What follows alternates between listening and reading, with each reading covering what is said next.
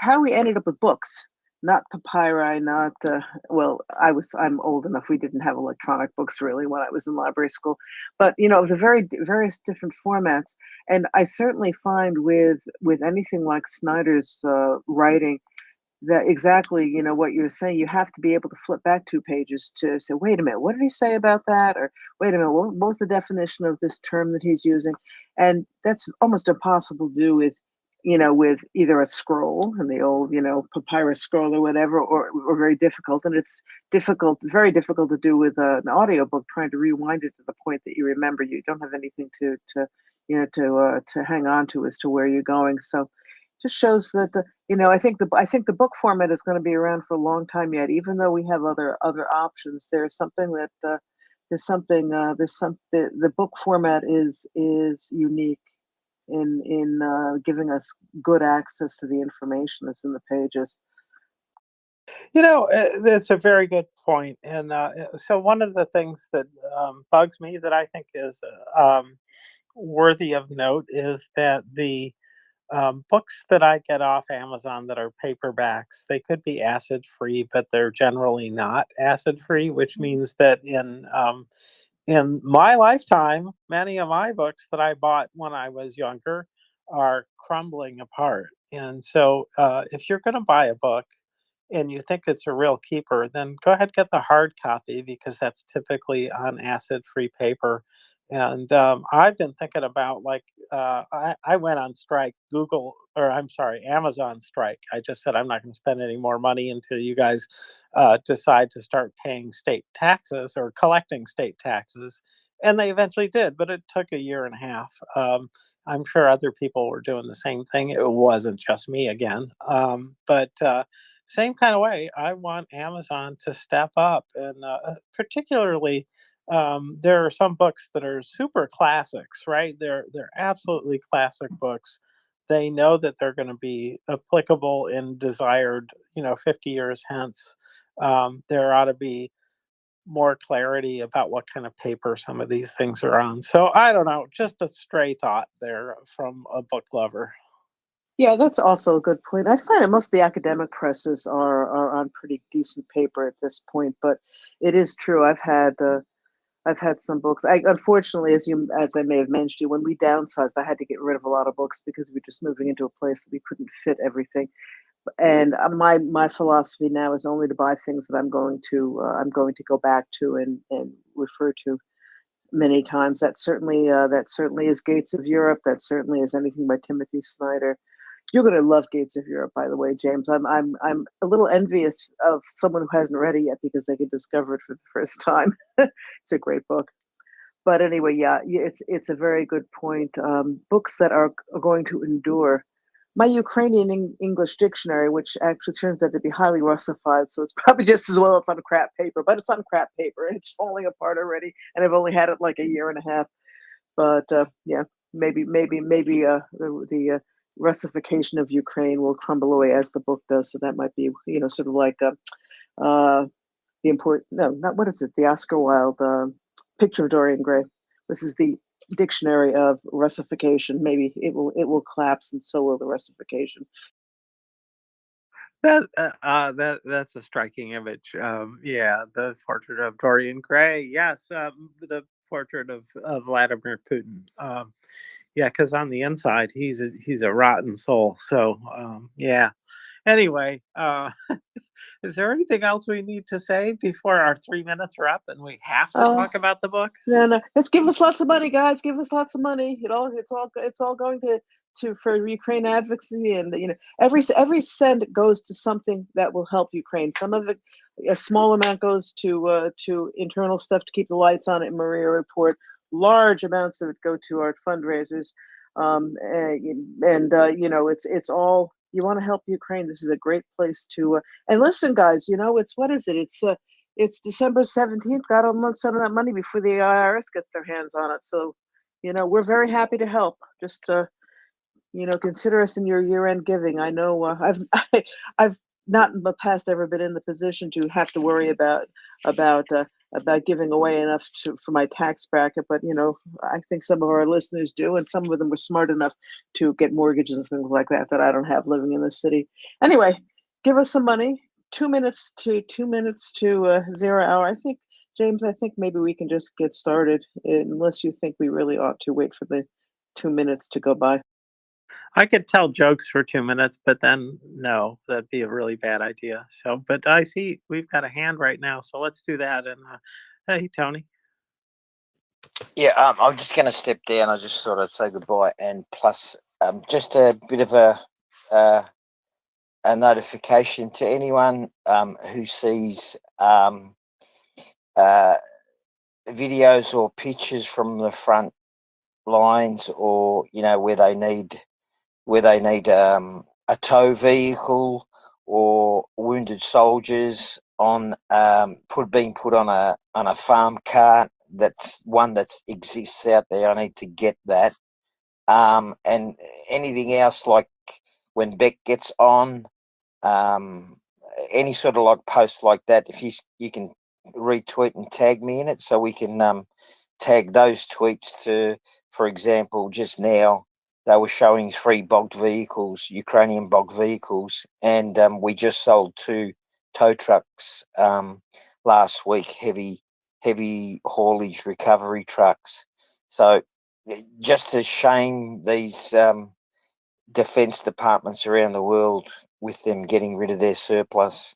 So please, if anyone sees any tweets, please tag me in them so I can copy them. That'd be great. So we can shame day at defense departments around the world.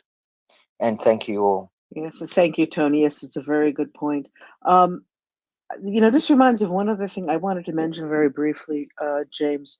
The Ukrainian Center for Countering Disinformation has pointed out that there's been a big uptick in fake Telegram accounts that purport to be Ukrainian soldiers or Ukrainian units complaining about the supposed crimes of their command.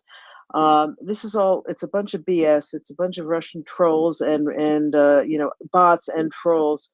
And it's the latest in the hybrid war of trying to weaken support for Ukraine.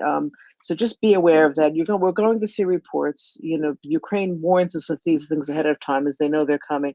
This is going to be the new disinformation campaign in the next couple of months about how the Ukrainian command is doing all these horrible things. Just be aware that we've already been warned about this, so when it starts up, you'll know where it's coming from, and it's not coming from truth.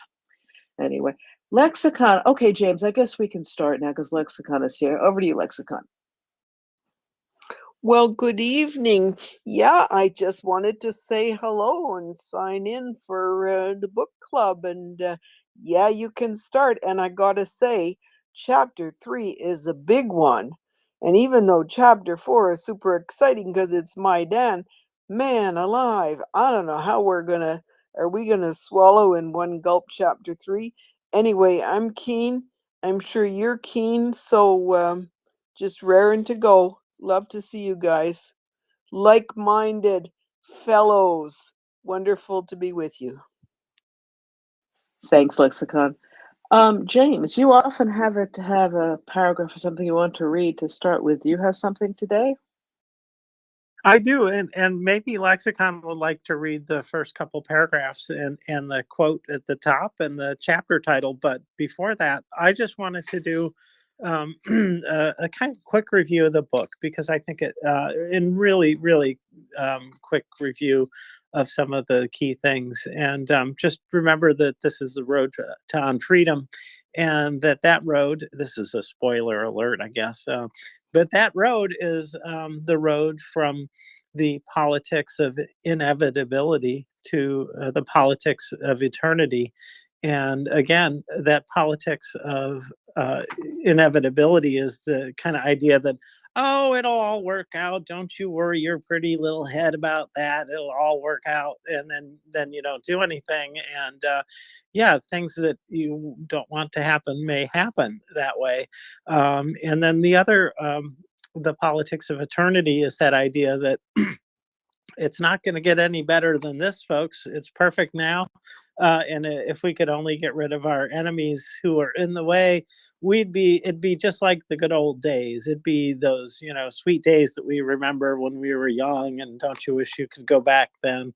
And it really distracts us from the future, which is coming all the time. History never stops. And we need to plan for it. We need to get ahead of the game and head things off at the pass, as it were.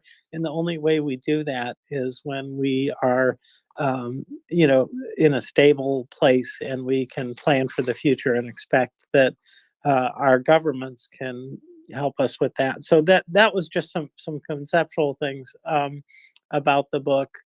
And the other thing that I would want to say is just some of the ideas that have already been developed in the book that are really important is that the difference between authoritarianism and democracy that have been developed already is that, and this is something that I learned from Robin, is that authoritarianism, one of the key things about it is ahistorical. It really doesn't care about history. When it needs new facts, it makes them up. And then it says this is the truth.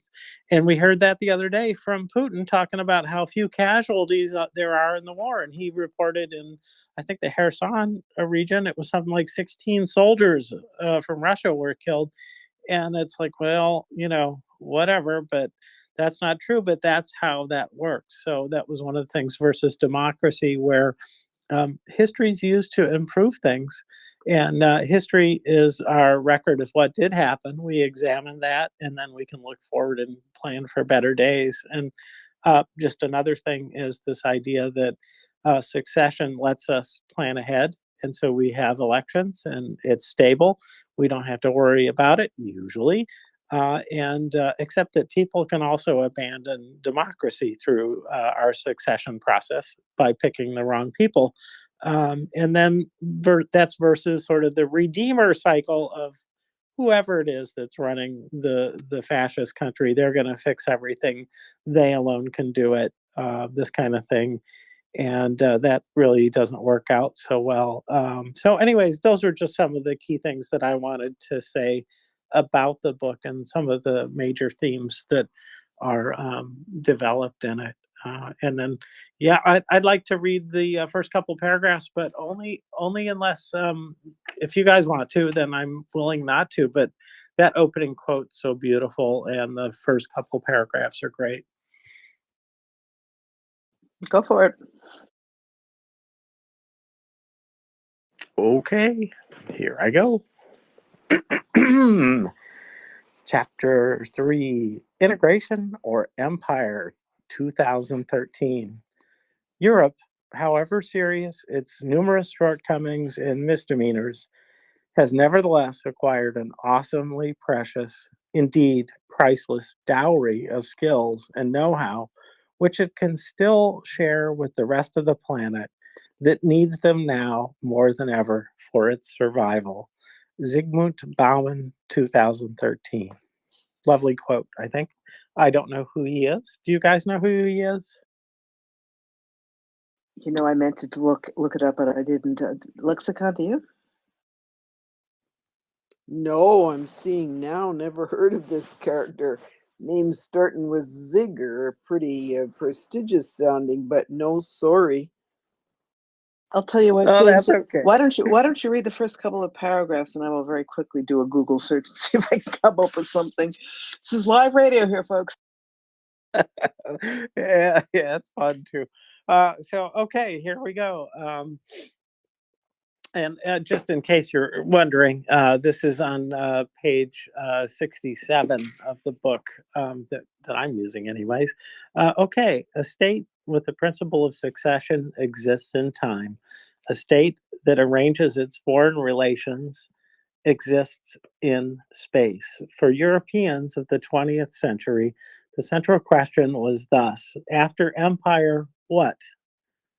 When it is no longer possible for European powers to dominate large territories, how could the remnants and fragments maintain themselves as states?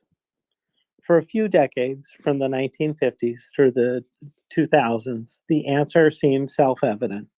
The creation, deepening, and enlargement of the European Union, a relationship among states known as integration. European empires had brought the first globalization as well as its disastrous finales. The First World War, the Great Depression, the Second World War, the Holocaust. European immigration provided a fundament for a second globalization, one that, in Europe at least, promised to be different. European integration lasted long enough that Europeans could take it for granted and forget the resonance and the power of other political models. Yet history never ends, and alternatives always emerge. In 2013, the Russian Federation proposed an alternative to integration under the name Eurasia, which is empire for Russia, nation states for everybody else. One problem with this proposal was that the nation state had proven itself to be untenable in Europe. In the history of Europe's great powers, imperialism blended into integration, with the nation state hardly appearing. The major European powers had never been nation states before the Second World War. Before the Second War, they had been empires where citizens and subjects were unequal.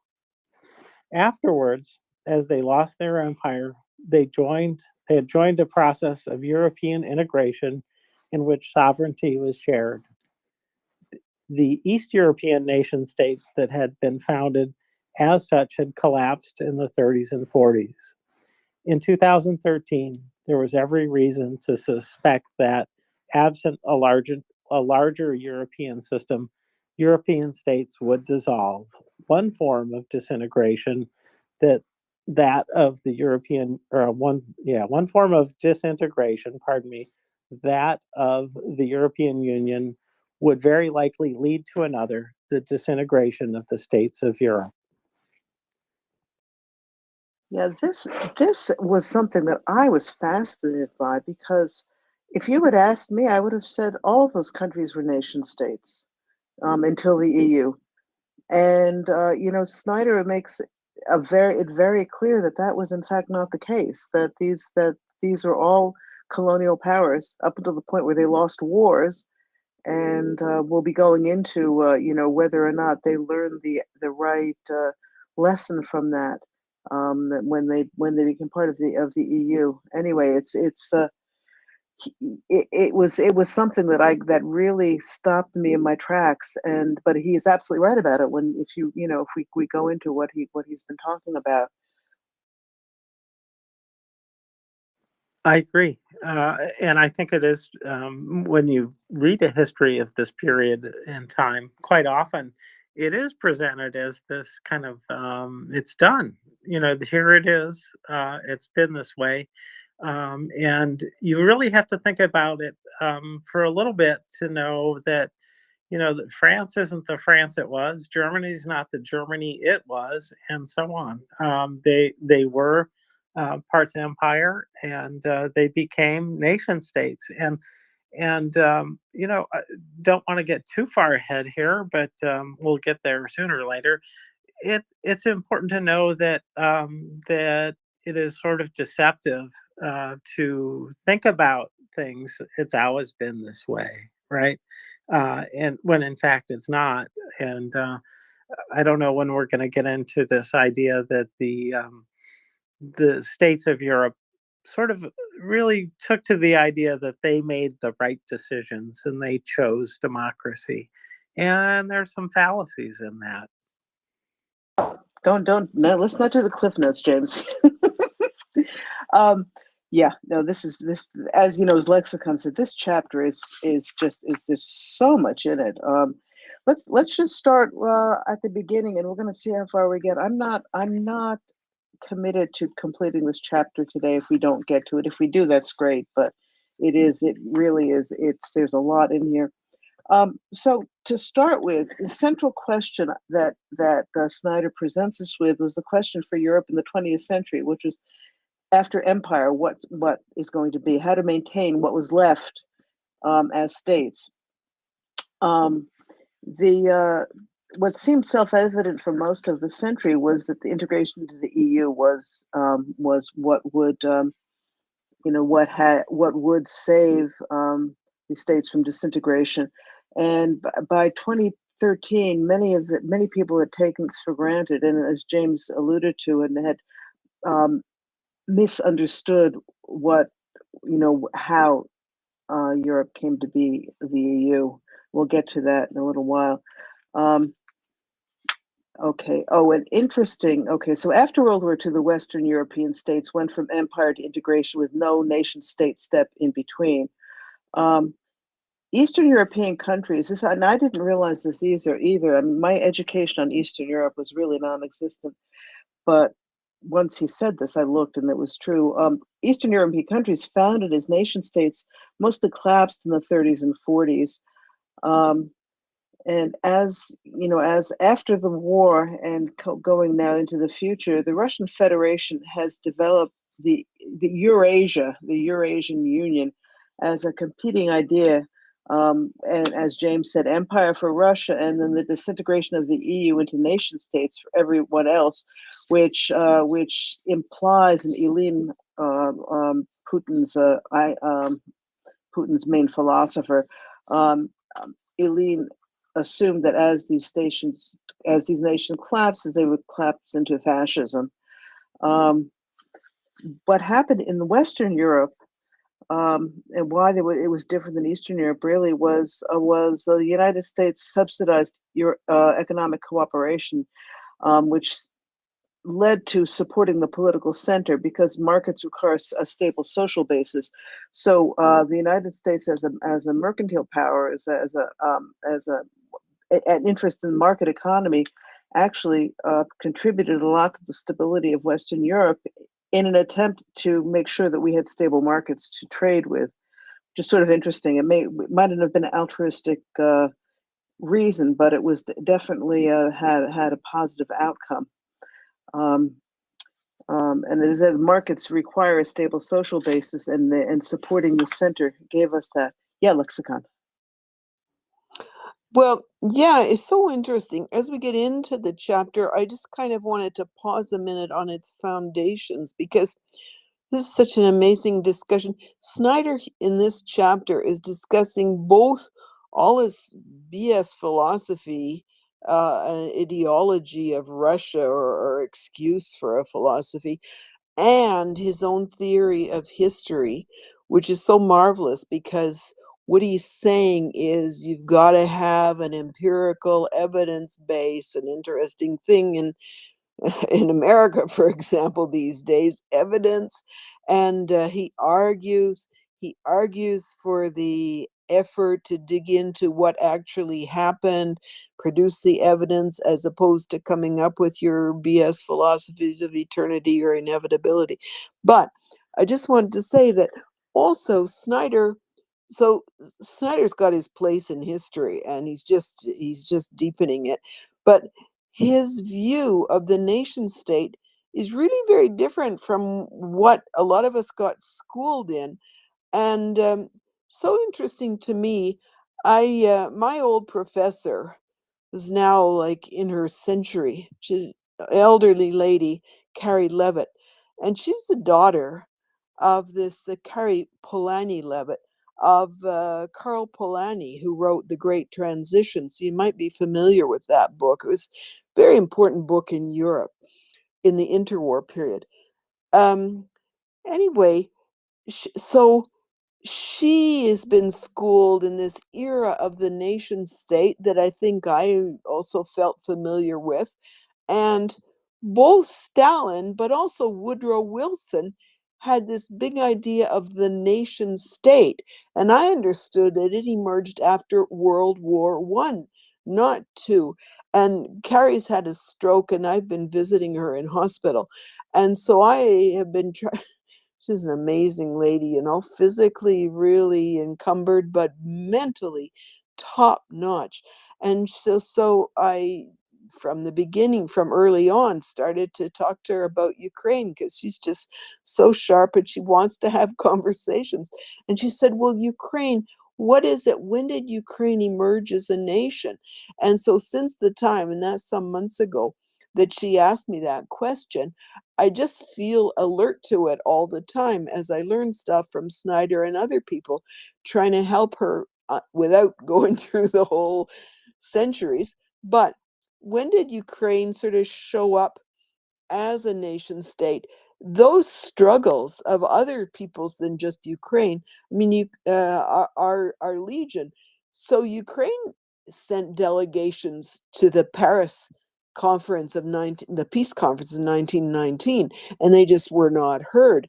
But at any rate, I just wanted to signal for people the an interesting difference between stuff we got taught. I haven't got a resolution to it as yet, but what we learned about the nation state, and the fact that I've heard about it from both, the good guys and the bad guys, is a very important concept. So when we hear Snyder saying throughout this chapter that these countries never really existed as nation states, and at the same time, we understand the struggle of Ukraine to be recognized as a nation and to have its statehood, I just think it's a puzzle that will be interesting for us to keep in mind. I don't know if you guys thought about that as you looked at the chapter. Yeah, thanks, Lexicon. Yeah, that is a good point, because these countries exist as separate entities. But yeah, I guess the definition of nation state is Snyder's definition is a little bit different than, as you're saying, than we were educated to. Yeah, and yeah, Ukraine. It's interesting because you can't, people say, when did it become a country? 1991. Well, as you say, 1917, for a couple of years, there was an independent, or the Ukrainians, what was it, Socialist People's Republic, I think it was called. Ukraine was one of the founding members of the United Nations, too. So yeah, it's very, and the aspirations to nationhood go back centuries before then. So it's not so easy to define. Interesting, James. No, I agree. It is a good question, and yeah, you mentioned the kind of two periods that I'm familiar with, where they had identified as a nation, and it's just funny how history also wipes away things like that in a single stroke, like my history book from 1975 that doesn't even mention Ukraine, and it's a history of the world, and it's just gone suddenly. But in fact, even before 1917, it existed, and it predates Moscow. Kiev does, and so there was a whole lot of nationing going on back in the day. Then, so it is really hard to say, and it depends on how you define it. And the way I took that nation state versus empire was that it was the terms together that really make each of those two make sense, right? That there's the nation state that's a proper state that's behaving like a state, respecting borders and stuff like that, versus the empire, which is like, here we come, we're going to take your land and stuff, right? And that model goes all the way back to the beginning of civilization, and we know directly, pretty much, that that style of governing got to Moscow in part through Rome, and so Caesar and Czar sound similar for a reason. So all this stuff has been going on for a very long time. So it wasn't just the Vikings; it was also the Romans. But anyway, hey Dee, how are you tonight? Good to see you. Hi, I'm good, thank you. And enjoying this space as always. Um, Back to the nation state thing. I think it's always important. And I certainly come from a part of the world where differentiation between nation and nation state is significantly important. I am Scottish, but I am also British and I live within the United Kingdom. So my nation is Scotland, of which I am very proud. However, I am a supporter of Scotland remaining in union with the other three nations that form part of the nation state that is the United Kingdom. So it is crucial that we do make differentiations between the terms of nation and nation state. Now, it is perfectly possible, in fact, in the majority of countries, to use a different word other than constantly using nation, it is in the case of the majority of countries in the world, their country is both their country, their nation, and their nation state. However, there are exceptions to that. I think also to add in, and someone mentioned colonialism. I think it can be quite difficult for former colonial empires.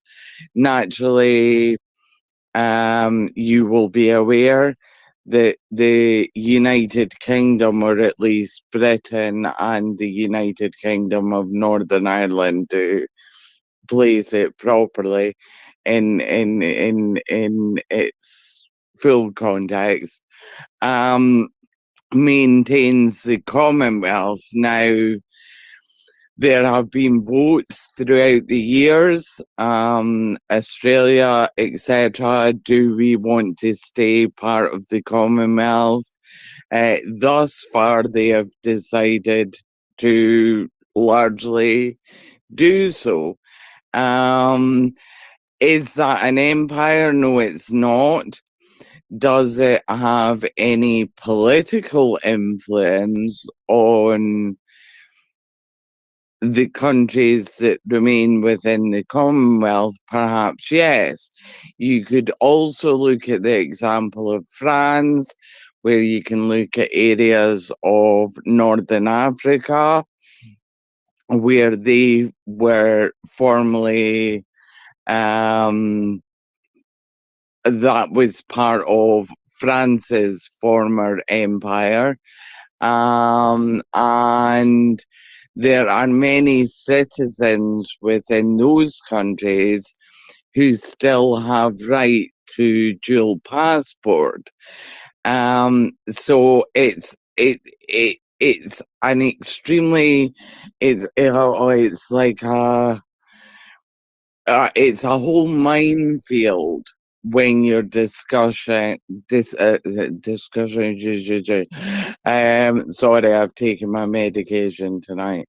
It's a whole minefield when you're discussing what means a nation, what means a nation state, what means perhaps Commonwealth member of a former empirical power, and what means the rights afforded to other countries that are now nation states in their own right, but their citizens have the right to maintain dual passport. So it's a whole minefield, and you've got to be under various articles within UN auspices, European auspices, etc., you have to be extremely careful about using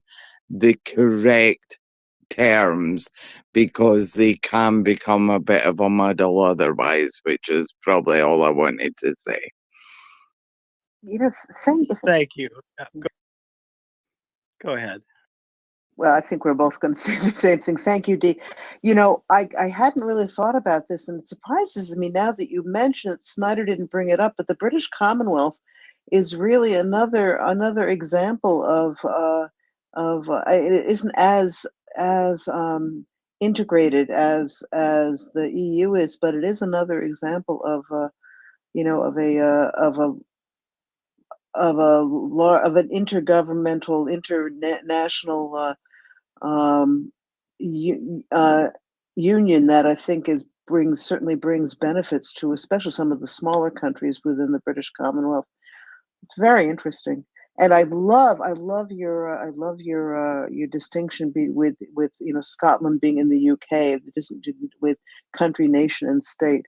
Um, we've got to get Timothy Snyder on here. I don't know how we're going to do it, but I mean, those would be have some really really good questions. I'd love to hear what he'd have to say about some of that.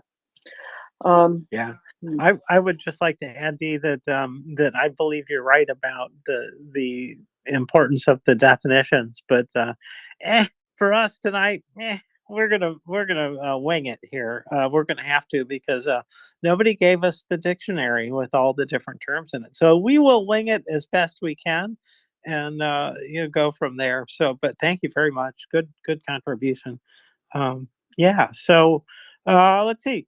Well, we got through 1 page, 2 pages. So, no, anyway. Yeah, plowing right along. um, yeah, But yeah, I'm sorry to interrupt again. But Lexicon, you're right about just how rich this is and how many fundamental things are in here. And it's easy to skip past them.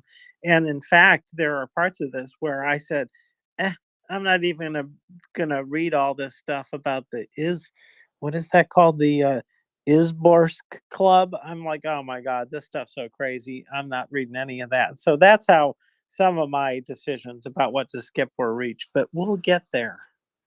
yeah. I must say, my reaction to this whole book is are these people joking? I mean, so much of this philosophy that the Russians have swallowed, just it's nuts. I mean, as that's a technical historical term, you know. But anyway, all right. Okay. I'm going to try to get through a little bit of this, and then we will stop and discuss again. Um, after the Europe had a soft landing after Empire, which is what the EU really was. They didn't have to struggle with the independent nation state and risks of collapsing into fascism that Eileen had expected. Um, and the states emerging from Soviet domination found the EU a safe destination after Empire. Um, and There's three principles of EU membership were established in this period. Market economy is able to handle competition.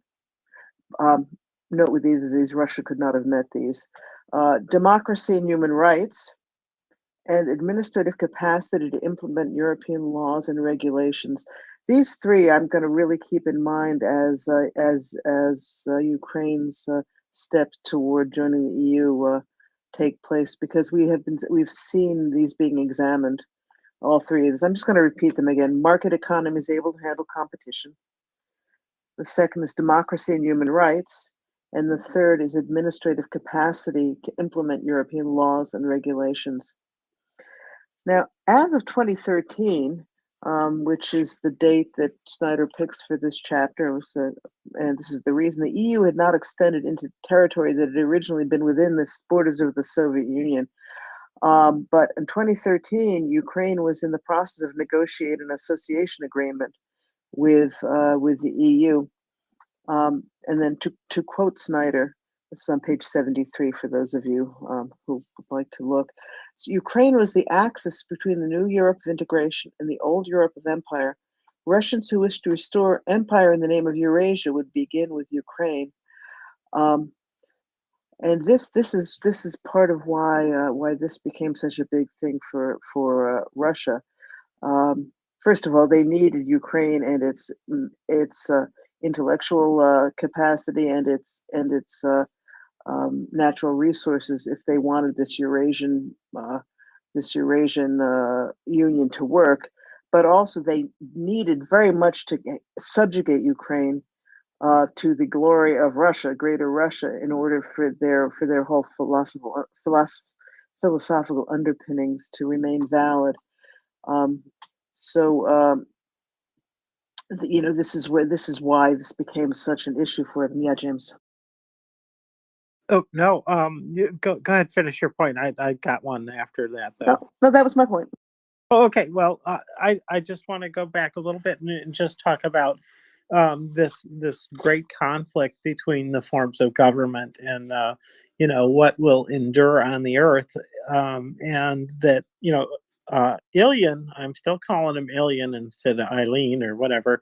That the villain philosopher from chapters 1 and 2 still hanging around in chapter 3, and he really thought that it was all about empire, that was what was going to last. And I have to say, back then there was some pretty good evidence that empire was very powerful and really could last for a long time.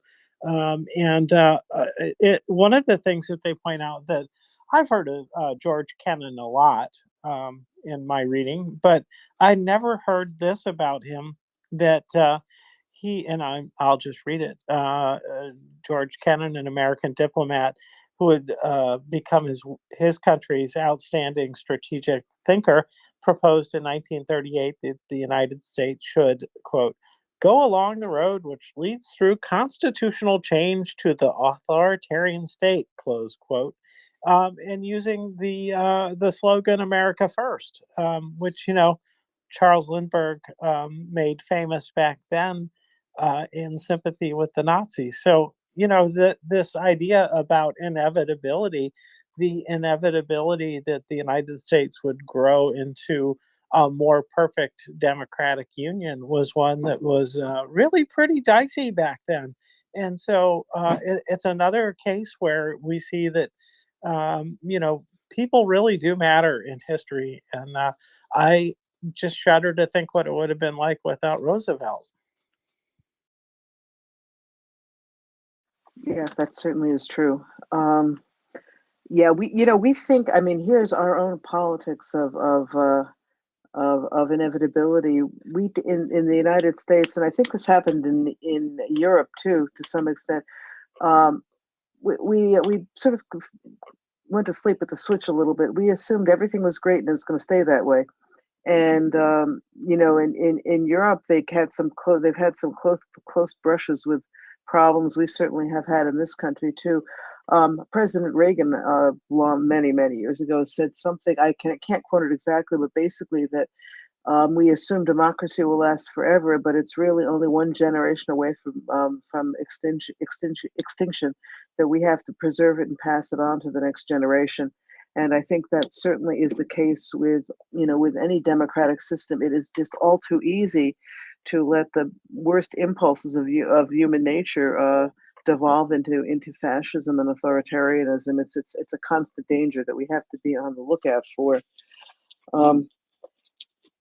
And this we certainly see in the choice of systems in Europe and in Russia. All right. Now this is something I found fascinating too, and explains a lot. Imperial power does not recognize political entities in what it regards as colonial territories. They claim that they never existed, and he gives examples. The Europeans in Africa, they assumed that there was no political entity that they had to negotiate with. They could come in and take and do whatever they wanted. Americans versus native nations.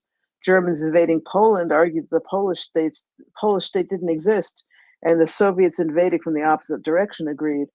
The same with the Russian annexation of the Baltics, Germany invading the USSR, and we hear this from Putin now. as far as Ukraine goes. That Ukraine doesn't exist. I mean, it's it's mind blowing. Ukraine doesn't exist as a nation. The Ukrainian language doesn't exist. There is no Ukrainian culture. That this is all as the as an imperial power. This is part of Russia's sphere of influence or great space, as we'll discuss later on, and there's no there's no recognition that there's anything else that they even have to be concerned about.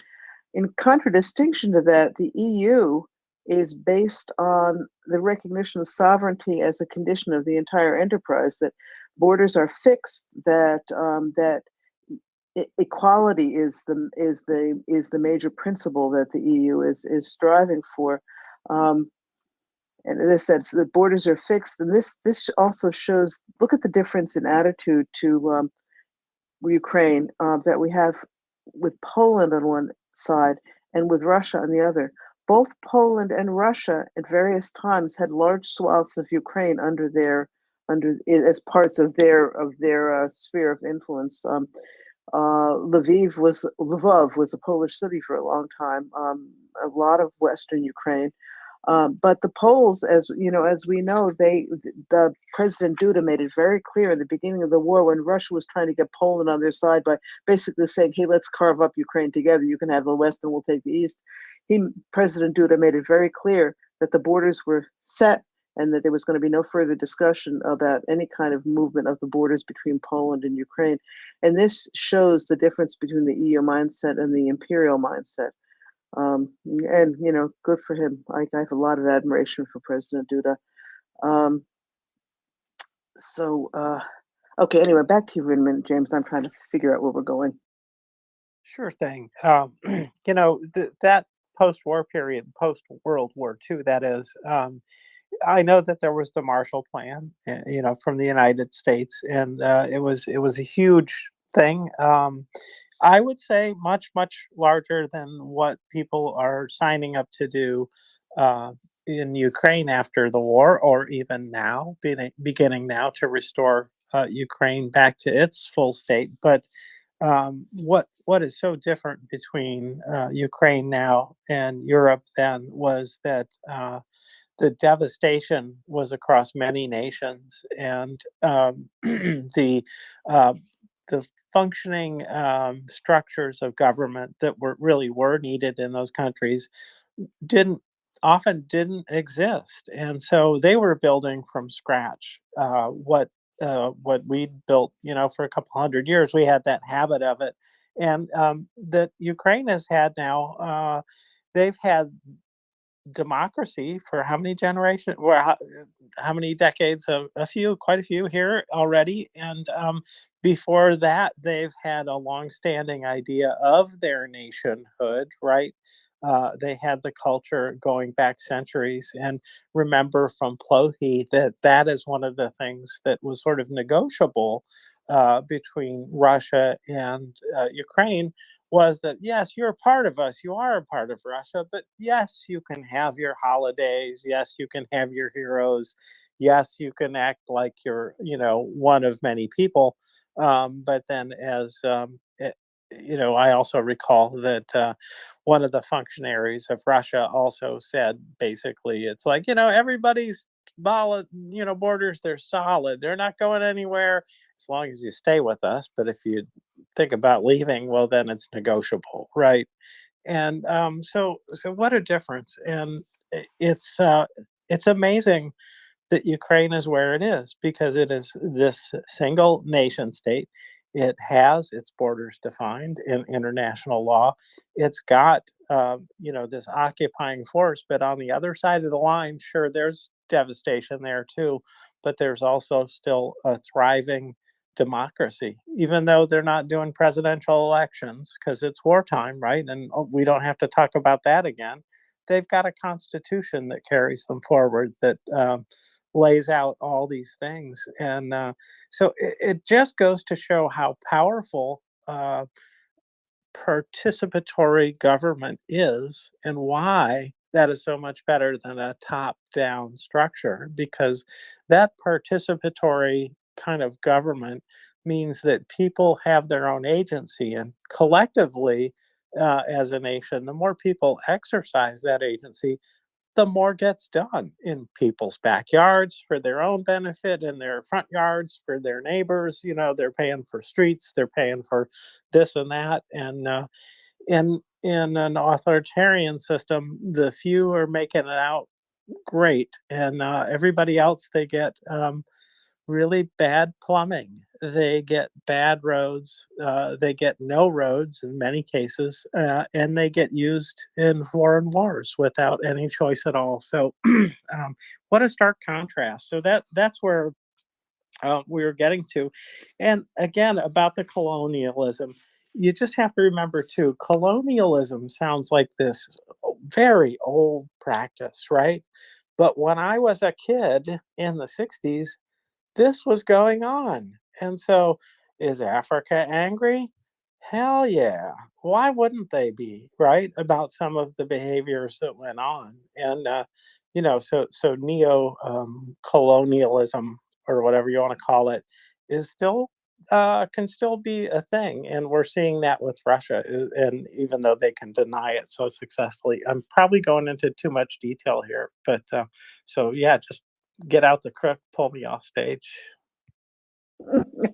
Oh, you're fine.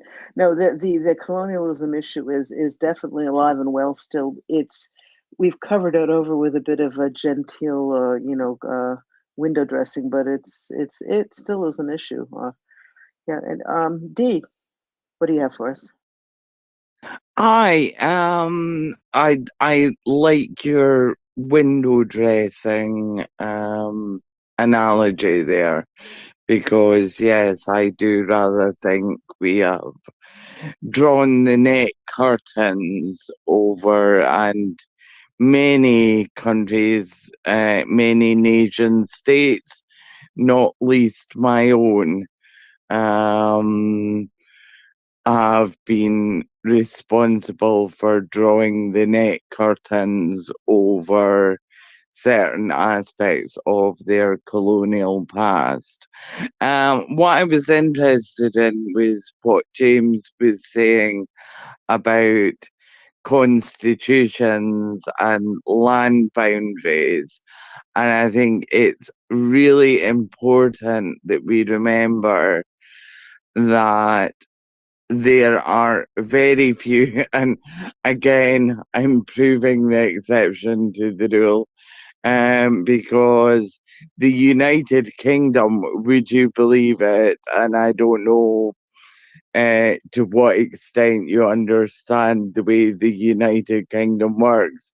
We are actually uncodified. We don't have a constitution. Every decision is made policy by policy, and we we simply don't have a constitution. We are uncodified. I believe there are only two others in the entirety of the world, nation states that is, that are uncodified. I believe one is New Zealand, um, and I can't. I want to say Iceland, but I could be wrong with that one. So I think it's important to acknowledge that after the Soviet Union's demise, all of the nation states involved in creating their own borders, boundaries, constitutions did so. They went about the lawful and legitimate process of setting their own terms as nation states. What we are now seeing from Russia is a complete abrogation of those that apply to Crimea and Ukraine. And I rather suspect that if Ukraine weren't fighting so damned hard, we'd be seeing them extending those even further within the European theatre. But the Ukraine is codified. Crimea was codified. So it's important to understand, as I say, the UK stands as perhaps the greatest exception to the rule in terms of being uncodified, and we don't have a constitution. And I really frequently, excuse me for swearing, but I really frequently bloody well that we did, because it would make life a lot easier on certain things. It would have made life a lot easier in terms of Brexit, if nothing else. I was a Remainer. And so, yes, for every nation, and that includes or nation state, that includes the vast majority of the world. Their borders are defined, their constitutions are clearly defined. Some of those constitutions might not be particularly well framed, and that's perhaps something that, you know, could be looked at down the line. But certainly the constitutions exist, and Russia's invasion of Ukraine is a breach of the constitutional boundaries set by the nation state that is the Ukraine. Thanks, Dee. That brilliant, really brilliant stuff about this. It's really important. And let me just see if I get any of these things right. Many of the laws and rules, the way that you would do things as a nation state within the European Union, were written into the European Union. And so when Brexit happened, suddenly it's like, what rules, right? And so I knew that I heard initially that maybe there'd be sort of a rush to get this all put together and wrapped up and right, recodify the whole thing, to an extent to replace what the European Union was doing. But you're telling us that that didn't happen? I think, James, the distinction is the Constitution, not the laws, which Okay. I found fascinating when I was in law school and was confronted by this. It's the UK has a constitution, but it's not written down. I mean, there are tomes, there are massive tomes on British constitutional law, but there is no constitution written down. It's a really fascinating thing. Yes, Wow. yeah, we don't have one, or not written down. It is basically built on a series of decisions made by our version of your Supreme Court. And we go bit by bit by bit, and is that going to be qualified as germane or is it not? And it can be quite a trying process. In regards to the EU, the UK left the EU under Article 50, and it was done in my way incorrectly. I'm a firm believer that anything that requires a change in constitution ought to require a supermajority rather than 50% plus one. With Brexit, we did 50% plus one, and it was 50 to 48 to leave, and that'll still be a day I mourn to this day. But the key thing that Ukraine needs to now make is the ACWIS and the terms of the Copenhagen Agreement. And I believe they are doing everything within their power to do so, even in the direst of circumstances that they are going through. They need to meet now. Economically, off the top of my head, their GDP needs to be 30%, and I think the same applies to their deficit.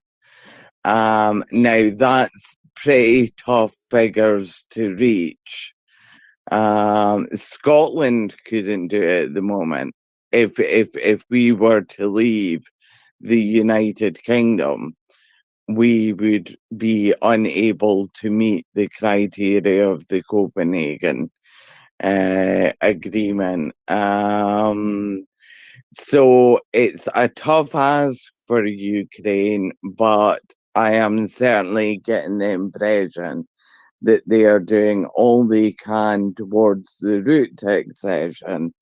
The one thing I would caution people on about getting too woohoo about the idea that Ukraine will get to join the EU sometime soon. The accession process is extremely long, extremely rigid, and there are very limited grounds for shortcuts, no matter, even if the political will were there for shortcuts. The articles that apply, which I believe are the Article 49, the article that applies for accession is extremely rigid and doesn't leave for an awful lot of wiggle room. So even if the political will is there from all the key actors within the EU 27 to accept Ukraine into the EU, it won't be an instant process. It can't be under the terms that apply under Article 49. Wow, thank you. Wonderful. Again, you're more than a bit of a legal scholar here, so that is extremely useful. And I think one of the things that occurs in this chapter is that we learn that the power of integration is sometimes what the collective, right, that is adopting yet another pup, if you will, into the family, that they're exporting the values. And what are the three values again, Robin? That they have to be there. The three structures. It's the it's the. Oh, really? You better read them. Yeah, I'll read them. It's Yeah, but market economies are able to handle competition, democracy and human rights, and administrative capacity to implement European laws and regulations. So yeah, so that, thank you, Robin. exactly that. They're getting exported to Ukraine, and Ukraine has been engaged in this process actually for decades and decades and decades. So they've been talking to Europeans about this process, and they've been moving extremely quickly. But I believe you are just right in saying that don't like think this is a short-term thing, and I think it's designed to protect the union, itself from kind of interlopers that will swing in and hey, we're all for democracy, and then pillage, rape, and destruction later, they leave, right? Something like that happens, and AKA hungry, perhaps.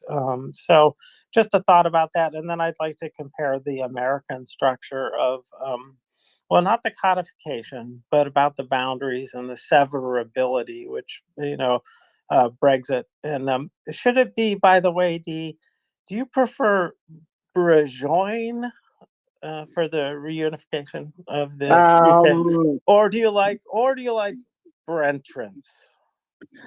um, I I don't like either, actually, frankly, because um, to put it simply, and for those who weren't typically following Europe up until more recently, the United Kingdom had the best deal out of every other, at that point, 28 members of the EU. We had the rebate, we had all sorts of extra special monies in terms of structural funding. We really did just have the best deal. So for us to have taken ourselves out, and now it's an EU 27, should we be in a position where a change of government within the UK, and I do hope for that change of government within the UK, should we be in a position where they make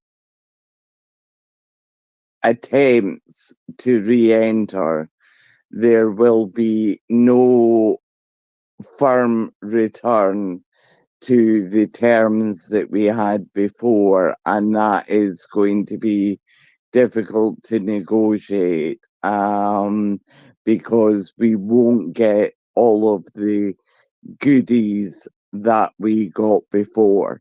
It would be absolutely absurd to accept, or to even begin to think that Brussels would give us the same deal that we had before. So I rather, at the moment, I avoid placing a term on it other than we are in for years of strife and disagreement, and we've had plenty of those already. We are in for years of strife and disagreement, but I I I would just look for re-entry, and I don't need to put a BR before it or a UK before it or any kind of. I'm not a big fan of portmanteau terms anyway, so you know. But yeah, we're not going to. We left an extremely sweet deal stupidly, and if we are to return to the table to try and negotiate another deal, we are not going to get anything nearly as sweet as the deal that we left. Thank you so much again for such an informative answer that goes right to the core of this chapter. It is a demonstrative of what can happen when the right forces work on the severability of nations, and divide and conquer goes back to the beginning of time. And we're facing pros at it, and in fact, there was quite a bit of activity on the part of you know who, right? That did this, and they did it brilliantly. They worked with Nile Farage and his party, Oh yeah, the and, pot farms from Russia and were the pot farm. definitely a significant part. And yes, Putin and Farage, and I probably shouldn't be saying this Well, publicly, let's but let's cut that short because um it's explosive stuff, and yeah, I brought it up because I wanted to just put the labels on it that were the party name that was, fighting for Brexit, and it was yeah, a bad thing. But here's the thing that I want to point out about this is that the the initial decline in the British economy was pretty severe, and that meant that Russia faced a foe who was now lesser than they were, and so who benefits, right? Who benefits? And again, indeed. right? So I just want to say kudos for you for bringing us so much information so fast about this critical topic. And if we don't wake up and realize that the differences between us are very small compared to the differences between us and the Russian way of imperialism and fascism, and it costs us our wealth, our health, and our happiness. That's what it costs the people. So ignorance costs so much more than education. We need like a national defense education review to make sure we understand our history, the way that we've gone wrong, so that we can avoid it in the future. And so Timothy Snyder's understanding of how the century that I was born in, how that changed over time, it's so important that we understand that in the right context. So this is the big thing, and this chapter is about this. But we have to get to the parts about the Russian philosophers and how they evolved, because we're going to add some new villains in this chapter, or we do in the Isborg Club. Prahanov, Ilyan's still there, but Dugin, right? Dugin's a big name. So these guys, and this Lev Gumarov, and then some of these other kind of things. We're going to get to that in more detail, but there's just a lot to cover. So this is a brilliant way to get to the very heart of the matter. Yes, it is. And I think we're an hour into the book club, and I think we've gotten through about 4 pages. So I think Lexicon was right. This is probably going to be a 2-week chapter. We have gotten now to what he calls the EU critical vulnerability. I don't know if he uses those words, but that is the message. The fable of the wise nation. And this I've never heard of said this way before, but it's a brilliant way to phrase it. And it's really, he says, it's the European version of the politics of inevitability. The myth is that the European nations long existed and they made good choices, especially learning from the war in Europe that peace was a good thing. That according to the fable of the wise nation was that there was this war and it was bad, and it was after the war there was peace, and the EU was a voluntary organization joined by a bunch of nations who decided that peace was better than war. Whereas what Snyder says really was that these nations were in an existential crisis. The empire was gone, and there was no history of a nation state for any of them, and the question was what was going to be in the future. So that really it was either integration or it was disintegration. And so that was what was chosen, but that this was not because Europeans were so wise to choose this. This was because there was a need and there really wasn't another option.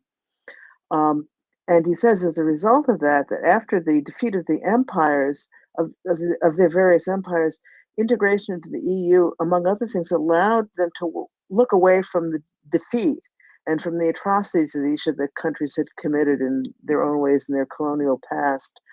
Um, what this did, I mean, so the myth would be fine; it wouldn't be such a bad thing. But what it did is it made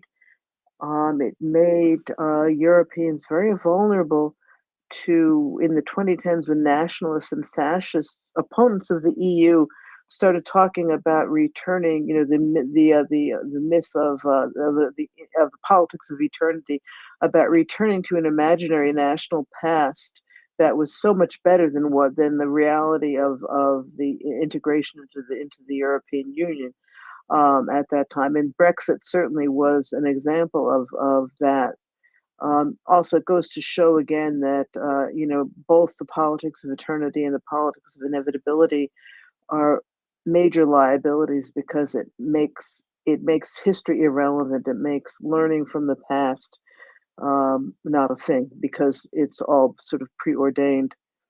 Um, Now, in the 2010s, the Eastern European nations had gone in a different direction. One thing, they hadn't accepted the Marshall Plan. They hadn't accepted um, financial help from the United States. So they ended up, more into the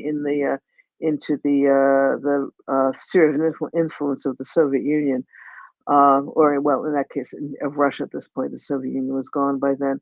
Um, the Eastern European nations made a similar mistake, but a slightly different flavor. Instead of the fable of the wise nation, Eastern European nations took the national victimhood myth, which took the place of really examining what had gone wrong in their brief nation states. That they didn't have an integration with the surrounding states, and they weren't able to maintain their structures on their own. Hungary is an example of that, where being in the EU, they've fallen prey to a right-wing authoritarian government, in part because of this victimhood myth. And in Greece, after the financial collapse, and I wasn't aware of this, but he says that the voters basically moved to the far left or the far right, and in doing that, they looked away from the EU with its requirements and toward Russian and Chinese investment. Is a dangerous position to be in. Yes, Lexicon. So yeah, I think Ukraine is so interesting in this bird's eye view over Europe, because by this year that Snyder's writing about, 2013, Ukraine has had sort of three revolutions, some people say, some Ukrainians say, because they've taken this revolutionary decision in 1991 to be independent, which is like, for Ukraine, being inside the boundary of the Soviet Union, unlike the Eastern European states. So this is one big step. They've done 2004 and 2010. And Ukrainians will say it over and over again. We don't like something, we speak up, which is like, not all of the states were like this, and Russia sure wasn't. But these are actions of a community of people. I mean, it's a whole lot of ordinary citizens who go out onto the street. So, like, that takes some nerve. And Ukrainians have done it again and again and again. So, I think that's very important. And so we're arriving here in 2013, but Ukraine is a country where the most ordinary of people have enough faith in, one is their own decision to speak up and go onto the street, and faith in their fellow citizens that others will join them. And it hasn't been without cost. I mean, they weren't shot, but it took some doing. And all of the layers of corruption and oligarchs and so on, and crooked police and crooked court systems were there, just as they were in other post-Soviet countries, but people still had the nerve to do this. So I think it's an important thing to remember, because the repeated action and vindication of your actions, that when you do this, you can change something. So you can take this history into your own hands. There's no politics of eternity or inevitability. It's saying that something Snyder calls for all the time. I think it's a reason he's drawn to Ukraine of all the countries he's worked on, that there's a gutsiness and a commitment to history, the way, and to freedom, the way Snyder understands it. Freedom means you make decisions and you do something about them. And so I think that when we get here to 2013 and Ukrainians are confronted with a policy turn in their government that they don't like, they do something about it. And so that's why this year, it's a reason this year is a really important one when you're looking at Ukraine. It's just so singular that Snyder publishes this book. I first heard about him. It's around the time that he publishes Bloodlands. I just am gobsmacked by the ability, the capacities of this man. But I just kind of early morning listening to my radio heard some interview, a review about this book, and understood what Bloodlands was about. And so he's a man he's in love with history because it's about the evidence of people deciding things. And this is not just great leaders making decisions, but about everybody making decisions, all the population making decisions. I just love the man. And I think that's one reason this year, this chapter is so important, the underscoring of what Ukraine was doing at this time, while all this other, as I say, BS philosophy is going down. Russia is already getting ready for what it does next year. Yeah, thank you, Lex. That's very true. One of the things that keeps on popping into my mind as we discuss this is, well, there are many differences between the Russia and Ukraine, but one of the, I think, seminal differences, and we see it in the willingness of Ukrainians to step up and stand up for what they think is right, is the Cossack tradition. That in the national anthem, it says "Що ми, браття козацького роду," that we are the Cossack nation. And the Cossacks were early, really Democrats in the small d sense of the word. Their groupings worked on democratic principle. They decided things together. It wasn't a warlord and his serfs. And so Ukrainians have always been willing to and been empowered in their culture to stand up for what is right. Obviously, it was hard to do that under the Soviets, but that's part of the Ukrainian character, and I think we're seeing it now. We saw it in the Orange Revolution. We saw it in the Revolution of Dignity, where over 100 people were killed.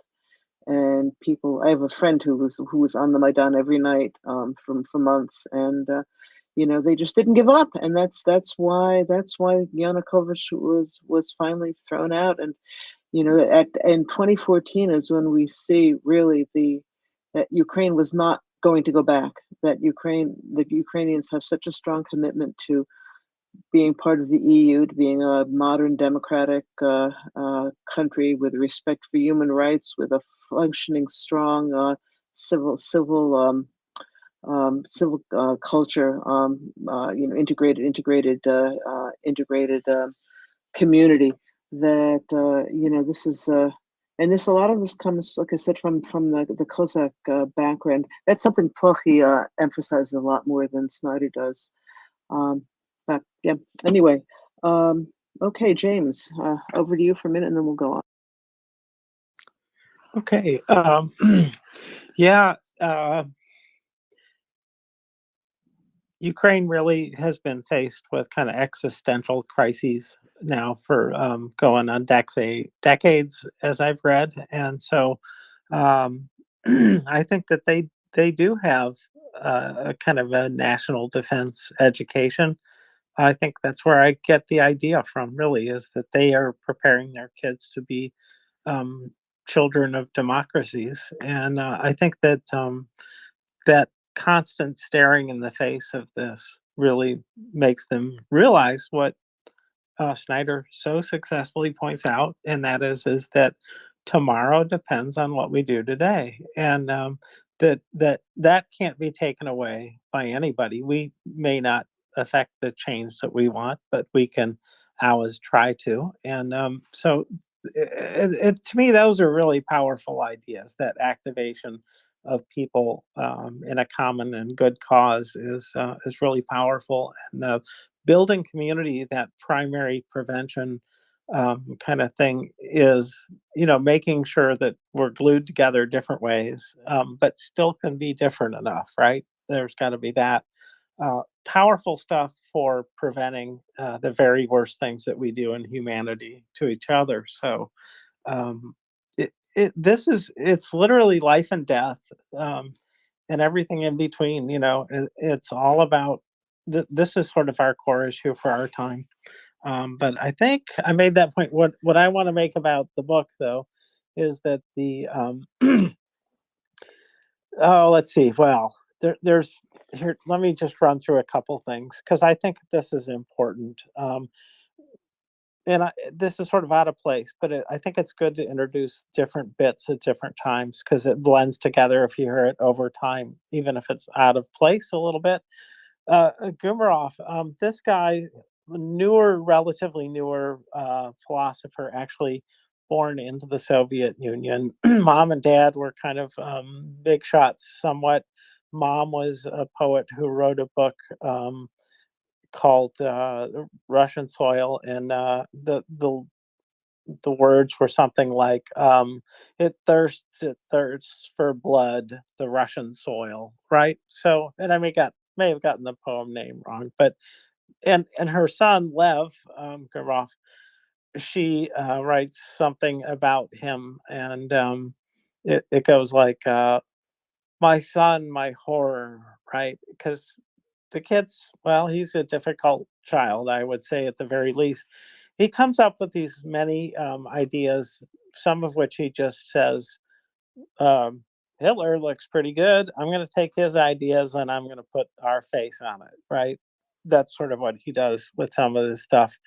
But some of his stuff is a sort of original work, I guess. And the one that really stands out is the batshit crazy is this, and that it is that the cosmic rays of the decayed old West are ancient. They're really old, and that cosmic energy is spent now, and the West is in decline because of that.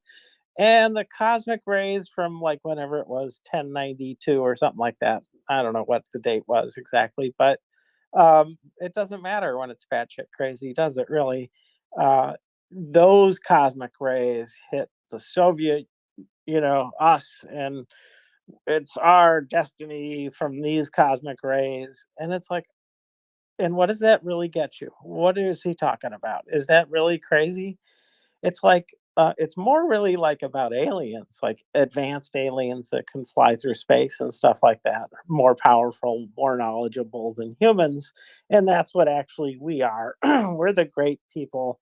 We're different. We're better than everybody else because of our alien roots, and that's sort of what he's alluding to. And it's like, okay, dude, and it just goes on from there.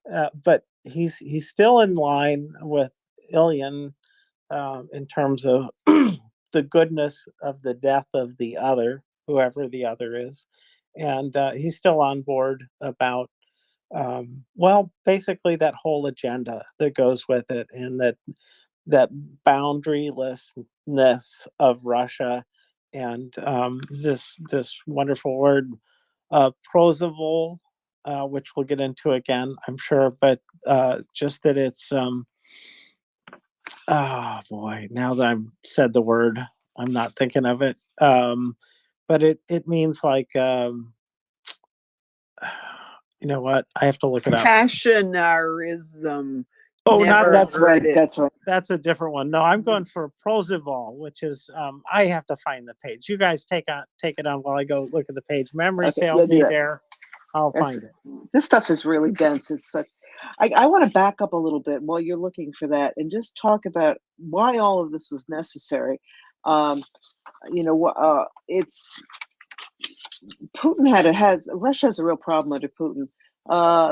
Their philosophy, they've gotten to the point there is no stable state with the succession principle. And they're right next to Europe, where everything is going well. They Russia can clearly not compete with Europe in terms of prosperity and freedom, neither of which they have. So rather than trying to repair their broken system, they've come up with, as James said, that is the technical term, batshit crazy theories. This is an assault to batshit, but anyway. And so what they have done is they focus on sexuality and culture. They focus on values. That it's all about values. Russia is the pristine, innocent holder of of good values, and the EU and the US are. It's a cultural depravity that is attempting to infect and to bring down the purity of the Russian culture. Well, one wonders, I mean, that question that somebody asked Putin at that idiotic town hall of his last week is, why is our reality look so different than what we see on television? But so so we got everybody muted somehow here. Let me unmute everyone. Okay. All right. That was me. I apologize. Yes, that happens. Fat That thumb. happens. Yeah, it happens. Okay. So Russia has a choice here. I mean, they could try to improve themselves, but much easier is to say Russia doesn't need to change, but the rest of the world has to become more like Russia. So as he says here, a great line again, what the EU might describe as failures of governance would be experienced as the flowering of Russian innocence. Um, you know, this is again, James, that I always go to say, what the F is he talking about? Russian innocence. Whoever thought Russians were innocent? I mean, they're sick. It's a sick culture. But anyway, this is what they tell themselves. And the Eurasian Union, it would be an alternative to the EU that would absorb. It would be about civilization. It wouldn't be about elections. They wouldn't. Dictators would be fine. Everything would be great, because what they're doing is Russia is the center of gravity, and they're going to purify the world and make it more like Russia. So anyway, back, James. Did you find that Yes, word? yes, Okay. I did. Proizvol, Proizvol, and it means arbitrariness. And so I was talking about Ilian, and that's as opposed to the rule of law, right? Arbitrariness is, well, today it's a nice day for me to build a highway through your yard, so it's legal for today. That kind of arbitrariness. But also, Putin is, using this guy to patch together his own kind of philosophy of the world with these other, Dugin being probably his closest, but Solzhenitsyn as well, right? He's got his field of these guys. Anyways, also, he presented lawlessness of Roosevelt as a patriotic virtue, and that's nutty again. And then it also is Proosevelt would be presented as redemptive patriotism. So this is, that, and he says the operative concept in the Russian language today is bespredel, boundarylessness. So this is this idea that there's no limits, because the leader, whether it's Putin or anybody else that takes on this fascist redeemer role. It's what they decide to do. And of course, they're doing it for the country, the good of the whole country, right? Sure they are. And that's why, couple hundred people really benefit, and nobody else gets their full share. So anyway, that was that term. And so that was about Ilian and at least one of the other people who becomes this Lev Gomarov, who's, cosmic rays guy. What Putin's pulling together and what he's come up with is his philosophy is we're going to do whatever we want and then call it whatever we want. And you're, as a citizen of the country, your redemption is greatest when you've subjugated yourself to the whims of the ability of the leader to do anything. That Putin is redeeming you by the lawlessness and by doing whatever the hell he wants. It's a very insidious philosophy, and this is what the Eurasian Union wanted to do. They wanted, this is the great blessing that they want to spread to the rest of the world, with certainly the rest of Eurasia, which basically includes from the Atlantic, the Pacific, and the European continent. That this is all the Russian great space, which is a concept from Carl Schmitt, a Nazi theoretician, who we'll get to in a minute. But let's go to Dan first. Hi, Robin. I don't think I've ever heard you swear. I'm shocked. Well, usually, I usually turn the mic off first. But I don't blame you. I sent James a DM the day I got done the 3rd chapter. I'm doing the audiobook, which is probably good, but even that, just the audiobook, I was cross-eyed after I got done. I'm going to have to go back and listen to it again. It's just, it explains everything listening to the 3 different philosophers. It's just crazy. Philosophers, I don't know where they got their degree. I mean, but I can understand why, this stuff is pushed on the populace and why things are the way they are. It's just crazy. What are they smoking? I'll drop down. Thanks. But I never heard you swear before. I was shocked. But I understand why. I think, Dan, I think it was mushrooms. I'm pretty sure it was mushrooms. In fact, there's a reference to crossing the Dnipro to find mushrooms. And I'll be damned if I can figure out what the hell the point of that was. But it was, it's like, wait, what? Okay. It was something about the richness of the Ukraine soil or something like this. But it's not like our philosophy. Yeah, I think the mushrooms part of that was talking about doing old-fashioned country kind of stuff rather than worrying about silly things like democracy and freedom and stuff like that. We can always go and pick mushrooms on the other side of the Dnipro. Lexicon. Well, that's it. So the guy who pronounced this incomprehensible line was just blowing off a journalist's question. So this is interesting because that's pretty important. The interview with this guy whose name begins with P, I'm not looking at the fine print right now. It's a big, long interview. And that interview, which happens maybe September, I'm going to say, 2013, so 2 months before Yanukovych goes to the meeting in Vilnius and doesn't sign the European EU association agreement, which has been policies for years. So that interview, he's a novelist, I think, and sounds like an important personage. So people listen to this interview, but so Snyder sprinkles quotes from it across a couple of pages, and in here. So I can't remember how exactly, but he basically says Ukraine is going to have to step in line or we're going to have to invade it. I mean, it's pretty amazing, and says to me that we know darn well there was never any question that about signing this agreement, even though it was government policy. And we already know that there were Russians saying in Putin's circle, saying, Yanukovych may not be quite up to the task, and we may have to replace him. I can't tell you where I've read that, but I sure have multi times.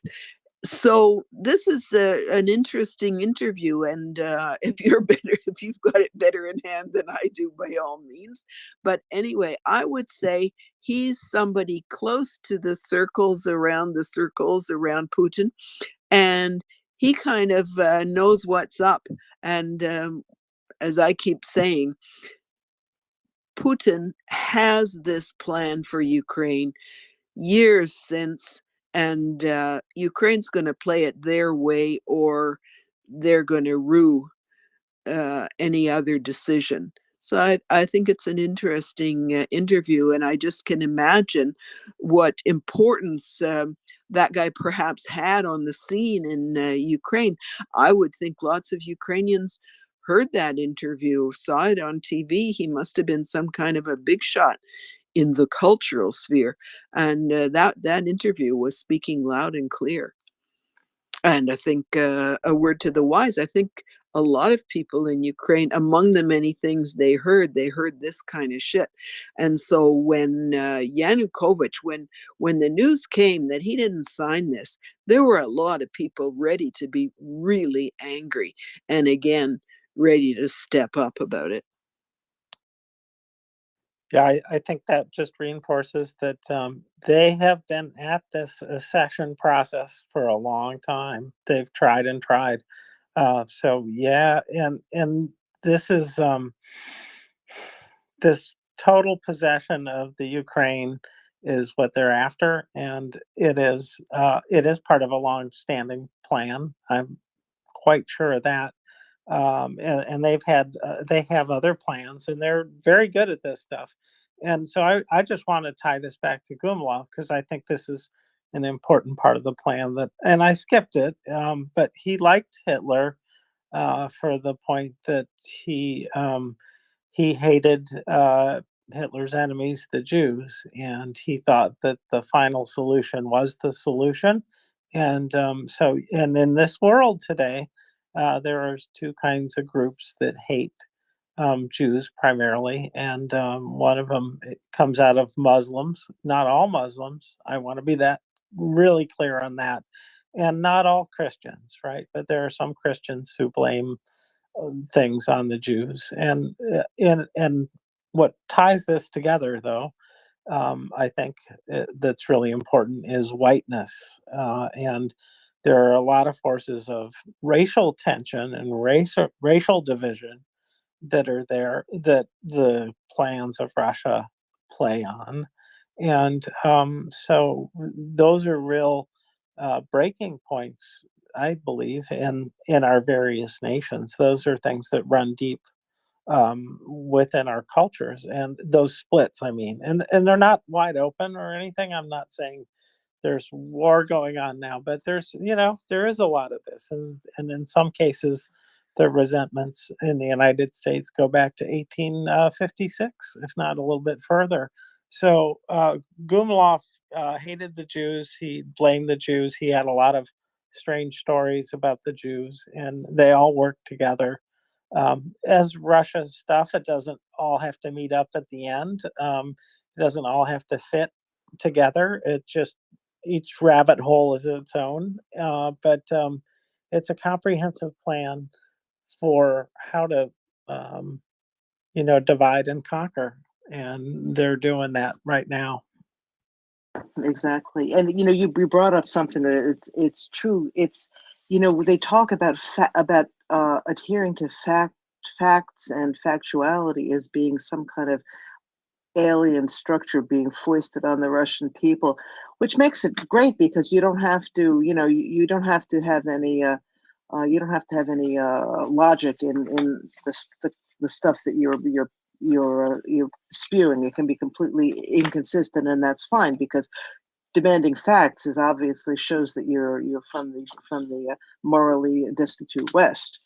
I just want to go through real quickly. You've alluded to some of it. I want to go quickly through this theory of Eurasianism, which again was necessary for Putin because he realized he's not going to compete with the EU, and he is trying to put together a competing organization, but also a spoiler that will either prevent states from joining the EU, or can certain states on the Russian borders can be forced into this union instead, and would make them subject to they're part of as what they call the Great Russian Spaces, which basically means Russia's sphere of influence. Any place they've touched in the past is their great space. That's a concept from the Nazi philosopher I mentioned before.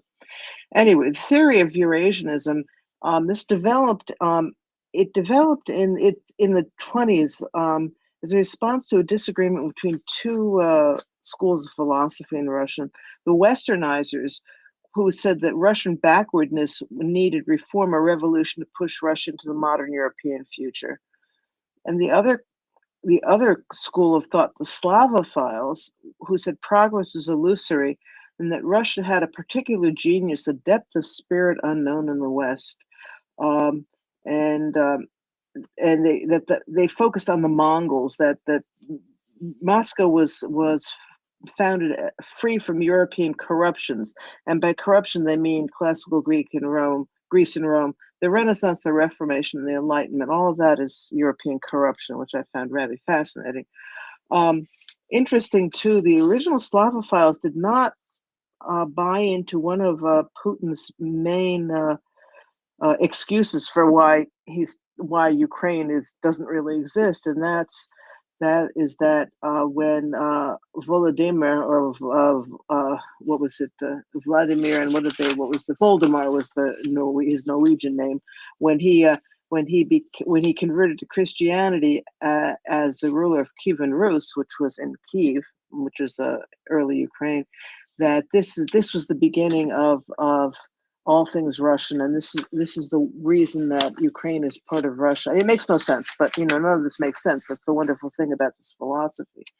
Lev Gumilev, who James mentioned, had, as he says, little grasp of history, and this is something that seems to go through all of these people that Putin relies on.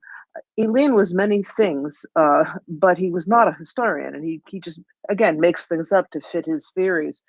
Gumilev, however it's pronounced, looks to Mongolia as the source of Russian character. They were sheltered from Western decadence. He goes into this ethnogenesis business about the cosmic rays, which is just too nuts for words. If you want to read it, go ahead, but it's just crazy. Russia, of course, got the latest dose of cosmic rays, which makes it the best somehow. And then, of course, the what we return to again and again in Russia through many centuries is their advanced contributions to anti-Semitic thought. Jews didn't draw life from cosmic rays; they drew it from other groups. So, sort of the vampire approach. It was a chimerical or false nation, and Jews are agents of a permanently hostile Western civilization and an eternal threat to Russia, with three elements: the soulless traitor, the drinker of Christian blood, and the agent of an alien civilization. I mean, these are all three tried and true Russian anti-Semitic tropes. As an aside, as a relatively religious Jew myself, I run into people, not so much anymore, thank God. People are waking up a little bit, but who have swallowed this Russian trope of Ukrainian Nazis, and how Ukraine is so anti-Semitic. Again, as Will was talking about earlier, that you can identify what's going on in Russia with what they accuse other people of. And Rabbi Bleich, who was one of the two people who are called chief rabbis of Ukraine. That's great. They're both two wonderful people. But as he points out, he says, Ukraine had a rocky 40 years in terms of relations with Jews, and some, there were things that Ukrainians were involved in during the Holocaust. Not large numbers of them, and many Ukrainians helped the Jewish neighbors, but there was some of that. But as he points out, there was a rocky period of 40 years, whereas in Russia, Jews have never had, 1,000 years, Jews never had a good day. And I think that's very important to remember when they start talking about the position of Jews in Russia and in Ukraine. In point of fact, practically every Jew who had the wherewithal has fled Russia at this point because they see what's coming. Whereas the Ukraine community has moved to the West. There was a big synagogue in Donetsk, and in other parts of Crimea there was a Crimean Jewish community. They've moved to Kyiv. They haven't moved out of the country because they're proud Ukrainians, and they want to stay at home.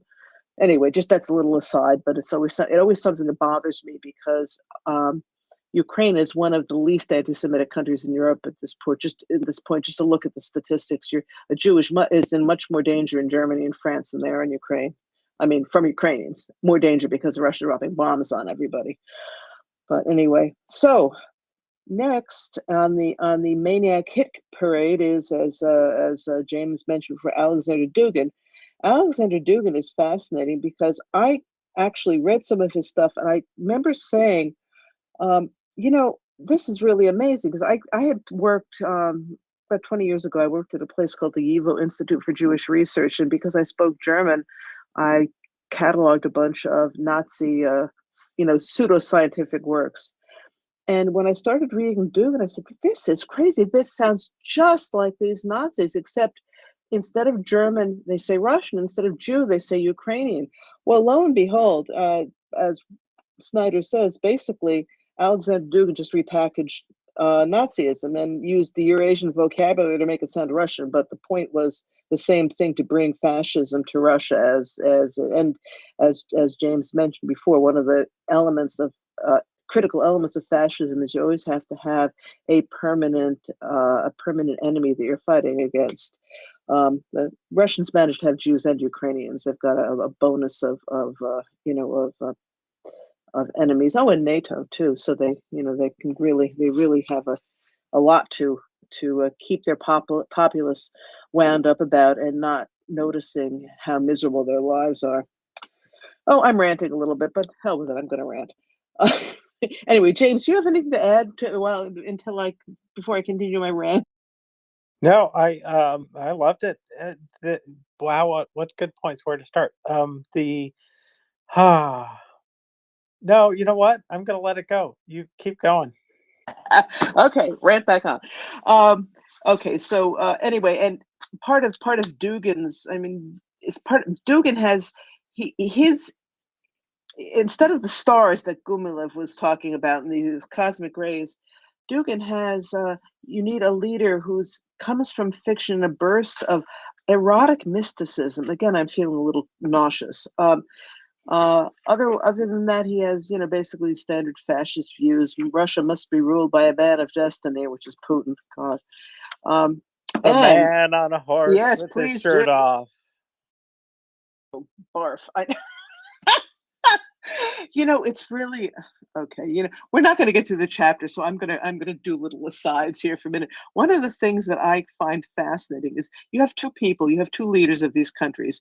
You have Vladimir Putin. He's about 5'6". He's a little guy. I mean, really, in every way.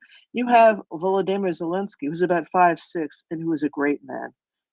He stands next to people 2 feet taller than him, and he's the center of the attention. Is it the president of Lithuania? I think it is, who really got Zelensky makes it up to his armpit, maybe. But it's just, I find it fascinating. Man of destiny. Zelensky is a man of destiny. Putin is a little venal, little bully who is unfortunately has managed to get into a position where he can do a hell of a lot of damage, but he's just a little person. Anyway, all right. Now, great space. Yes, go ahead. He's a prop. I would just say he is a prop, really. He got called up from the minor leagues, right? Because he fit their needs at the time. I believe that's a pretty clear interpretation of the book. What do you think? I think it is. 100%. Yeah, they did some kind of a survey about who Russians admired, and then they picked Putin because he fit some of the attributes. Yeah.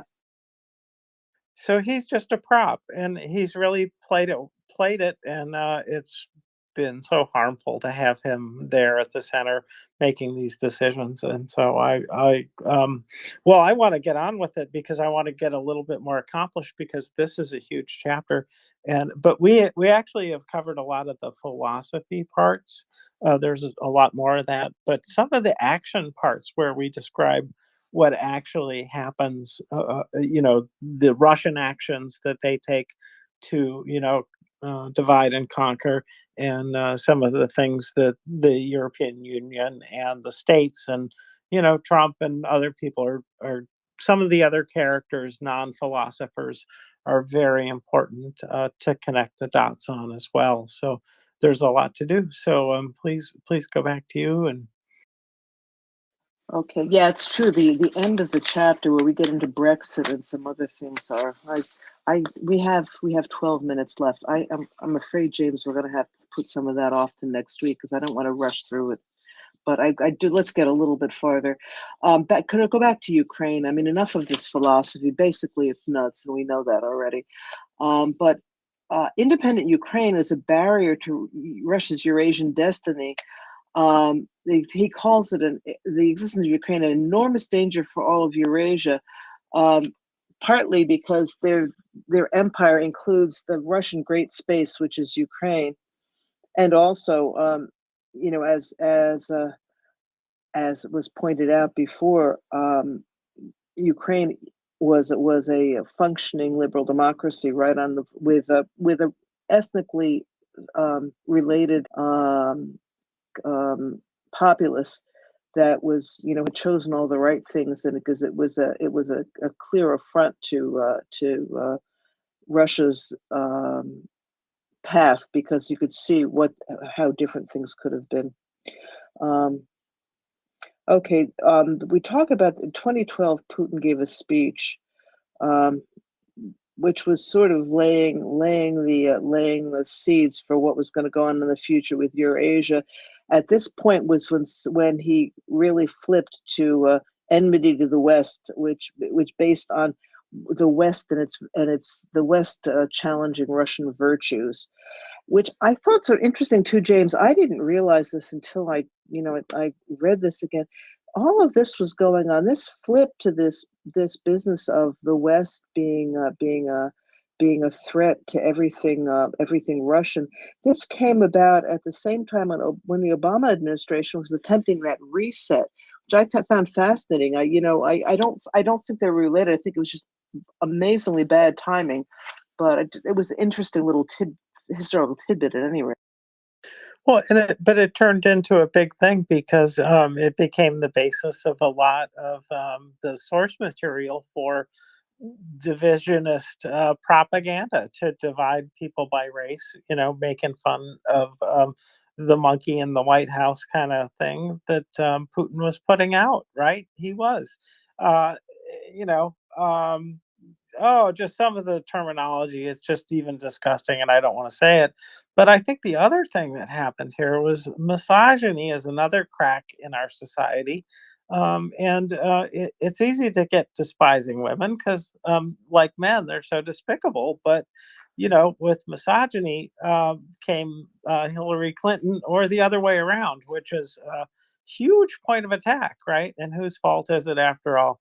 Hillary's emails. We all know that. And no, but seriously, remember they stole all those emails. They used that to destroy her reputation, and also a direct crack in the election in the United States. Right, another way that Russia prevailed, and so very important stuff in terms of their thinking about this and Putin's actions on the world stage that shaped a lot of opinion.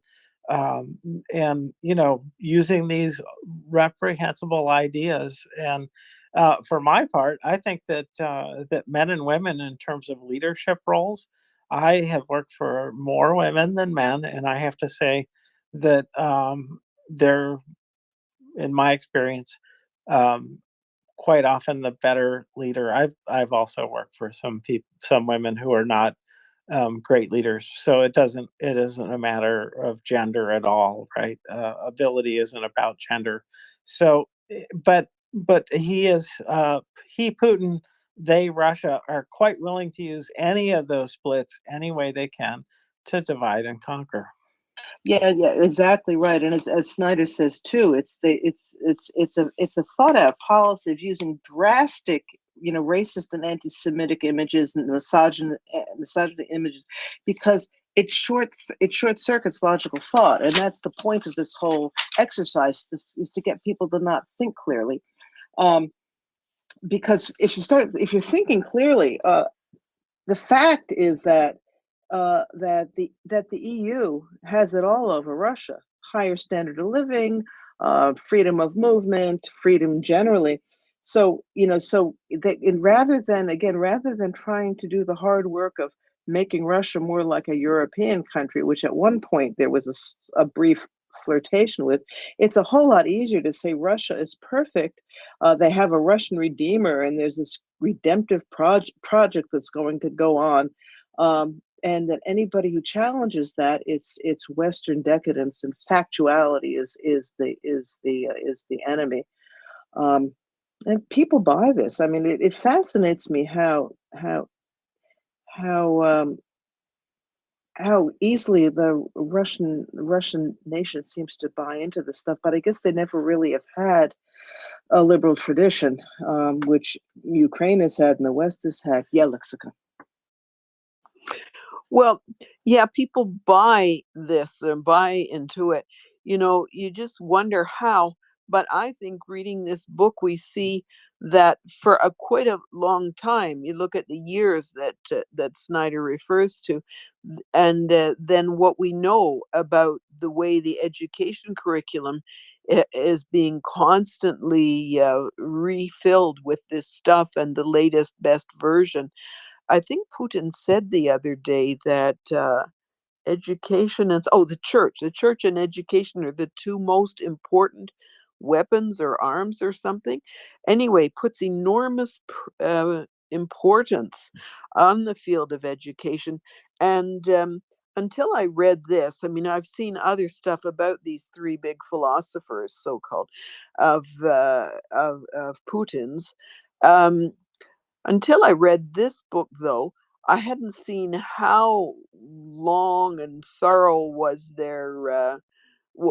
Putin's take up of them, and so his project to really imbue the whole Russian cultural space with these ideas. I doubt many people know who they all are, but the ideas are there. So I've been watching, from earliest days, Julia Davis's what's it called, media monitor, Russia Media Monitor, and I just found them hysterical, found them interesting to read the mood of what they want you to think in Russia this month and so on. But what I'm understanding now is that these folks, all your favorites, Solovyov, Simonyan, are taking up this stuff and just flogging it constantly. So this week, what Simonyan's been on about, among other things, is that Ukraine is ungrateful, and the worst fault in a person is ingratitude, and it's especially dreadful in a nation. And then she goes through a litany of all the things that we gave, starting with Lenin, or the Tsars, I suppose, gave to Ukraine, and how they were ungrateful. And there's various lights come out, and then the other. So there's those things, but then the other side of it is various lights talking about how Ukraine must be destroyed. So it's such a non-entity, but at the same time, it's so dangerous it has to be destroyed. But they're all just quoting lines out of these texts. As I say, I doubt they'd know to whom to attribute them. Most people, certainly most of the audience, but man alive, they have drunk the Kool-Aid. I mean, everybody, who knows, 80% of the population, whatever, and they're just refeeding it to them in gross dollops, day after day after day. Those people who simply sit and watch this stuff. So salutary experience to just check it out. Frankly, it's my go-to thing. reporting from Ukraine about our military achievement and overnight and yesterday, and then what's up on Julia Davis's Russia media monitoring. But I mean, wow, what a trip. You know it. And I'm really struck by her work. It's great to watch because she really does tell it. And what is also wonderful about it is I believe it is going to be used in court someday as evidence of incitement of genocide, and that if if not in person, then in absentia, then they'll get convicted. I hope so, and get hunted down, because that's what they were doing. And Putin knew it. Putin knew they were doing this, so he let it happen. So he definitely conspired. So there's just every charge in the book, every charge in the book, every kind of war crime, even outside of genocide. I mean, everything. So, yeah. Anyway, so very good, Anna. I'm so glad that you've just. It's very helpful. More voices on this, and the more perspectives that are well read on this, the better we can tell it. And so I'd like to ask Alex, if you are still here, or still awake, if you had something to say. I wasn't sure if you're hanging out or, and no pressure. Yeah, I always try to find something to say. I was reading about Cossacks that were supporting Hitler. It's interesting, yeah. I mean, Russians are creating this propaganda image of, yeah, like Hitler did use some nations in fight against Bolshevism.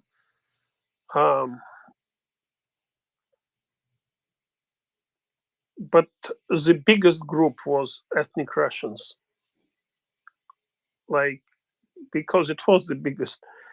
Like, the Cossacks were fighting for Hitler, almost all of them. There were no other Cossacks. I mean, Don Cossacks, Russian Cossacks. And but anyway, like, we all know that none of this matters for, like, facts don't matter for Russia. It's all just, sometimes it makes kind of no sense. Recently, like 2 days, this guy said that Russia never attacked. It was NATO that attacked them. He said that, like, he suddenly realized, not realized, but he suddenly said, remember that 2 years ago, Finland joined NATO. He said, now we're going to create Leningradsky military district.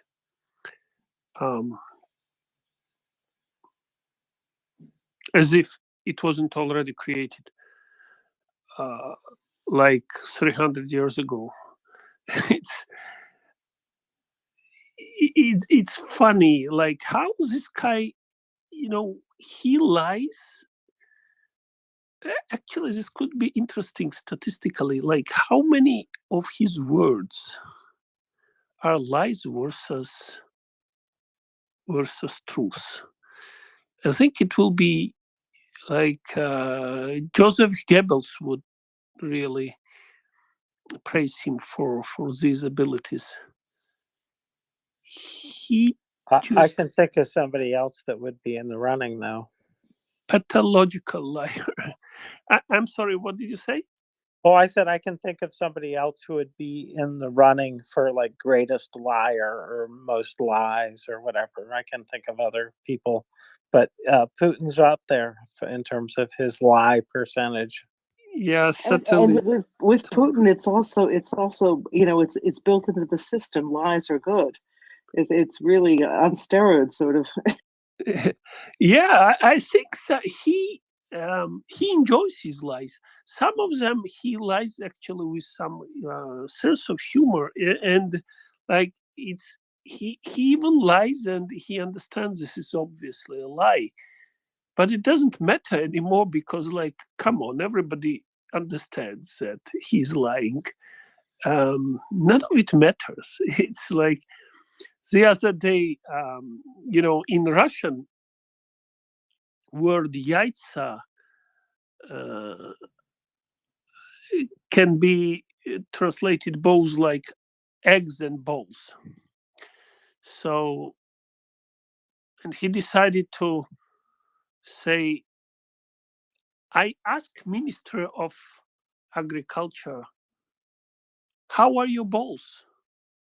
And he told me they are fine. And then I had told to tell him, but population has problems with eggs. And everybody is laughing to this joke.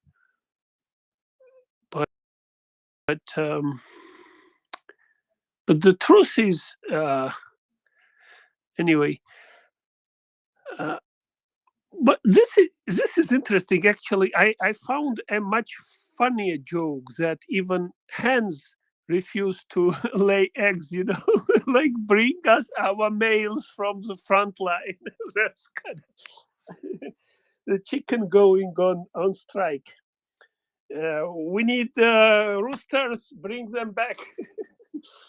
There is a big That's movement cute. now of widows, of Russian widows, to bring. I don't know where it will go, where it will end, but well, for one thing is sure that nobody will return them their husbands. It remains to be seen what will come out of it. Well, they may get 10 pounds of potatoes or some dried fish, so or a lotta, right? Well, looks like it does not work anymore. This is also propaganda image, right? Because for some, I mean, let's face reality here. No matter how you kind of piece in the eye, there is always somebody who kind of smells that, hey, it does. This may actually not be the water. You cannot replace a husband with with a bag of potatoes. This is a joke. But I do understand. This is like Orwell's world, and a lot of things are totally crazy. But even in Orwell's book, there was somebody protesting, right? I don't remember like the details, but and how the protest ended. But anyway, we'll see. Yeah, I should stop rambling. But I do hope that again, eventually, because Russian society will also get tired, and there are many places, or maybe this is because before Soviet Union like collapsed, and they were learning Soviet history and Bolshevik Revolution and whatnot. It was almost popular to learn how Russian protested. So they were never teaching in Soviet schools that Russian was always the slaves that could witness everything, even though the literature always was picturing exactly that, a slave that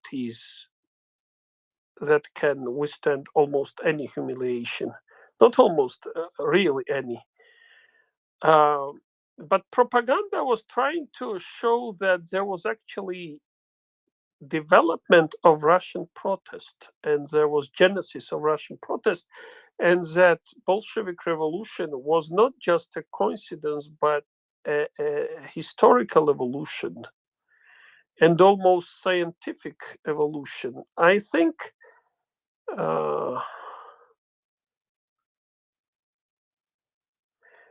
and I'm not trying to make any scientific kind of conclusion here, but they did provide some factual information where the system didn't really work. Because I mean, at least in 1917, there was a big fire in Russia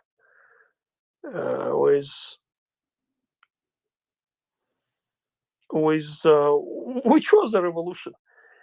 I'm not saying that revolutions are good, but sometimes they are needed. Anyway, thank you. Yeah, I should stop rambling. No, thank you. No, I thanks, appreciate Alex. it. Yeah. I put So, something in the nest for you too, by the way. That's for you, Alex. Thank you. I hope you can join us each time we do this. Thank you. so James, I think we've overstayed our welcome, so we probably should talk about what we're going to be doing next week. I would like we didn't get to, in some ways, the most interesting part of this chapter, how all of this impacted recent events in Europe, Brexit, and a few other things, and of course in the United States as well. So we're going to start with that next week, and maybe a recap of some of this, just to try to put a little more order. This is a very difficult chapter to organize, and then we'll move on to chapter 4. I just wanted to thank Alex, Lexicon, James, D. D, exactly. If D is still around, it's really, we didn't get through the chapter, but we had a great discussion, and that I think is more important than we can put another week into the book to have such interesting discussions, and I think we shed a lot of light on this, and I understand it better than I did at the beginning of the session. Also, just referring up into the nest, Freedom on Fire. I recommend it. I haven't seen all of it yet, but the part I've seen was really, really powerful. On what's been going on in Ukraine, and look at our fundraiser for Scruff, and give if you can.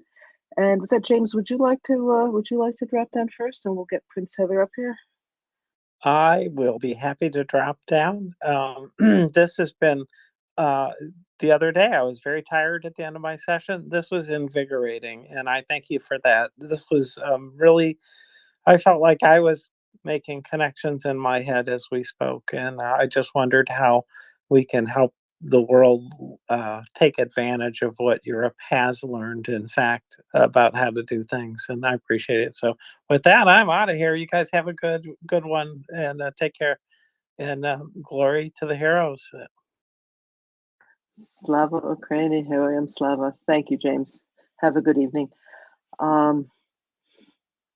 Yeah, this is as we've both been saying, this was a tough chapter just to wrap our heads around, but it is one of the things I got out, one of the most important things I got out of this chapter was a much greater understanding of the EU, and and not only how it's organized, but how important it was. I must say, I sort of thought the EU was, just this overarching bureaucracy, and what did Europeans need it for? Everybody with Brussels running everything. And I see now exactly how important it was, and how the alternative might very well have been more war in Europe if the separate European countries had not been able to form a united Europe as they have. I hope not, but it could have been. I just want to go for a second and take a look at what did we have. Oh, a couple of things. One of them was, I actually mentioned that, but there was also, I think we'll probably hear about this in next week's SBU chapter that Tracy and Prince Heather do, that Commander-in-Chief Valery Zaluzhny was moving into new offices, and they found listening devices not in his particular office, but in an area that could have been used definitely for discussions that we would not want to have Russia having an ear in.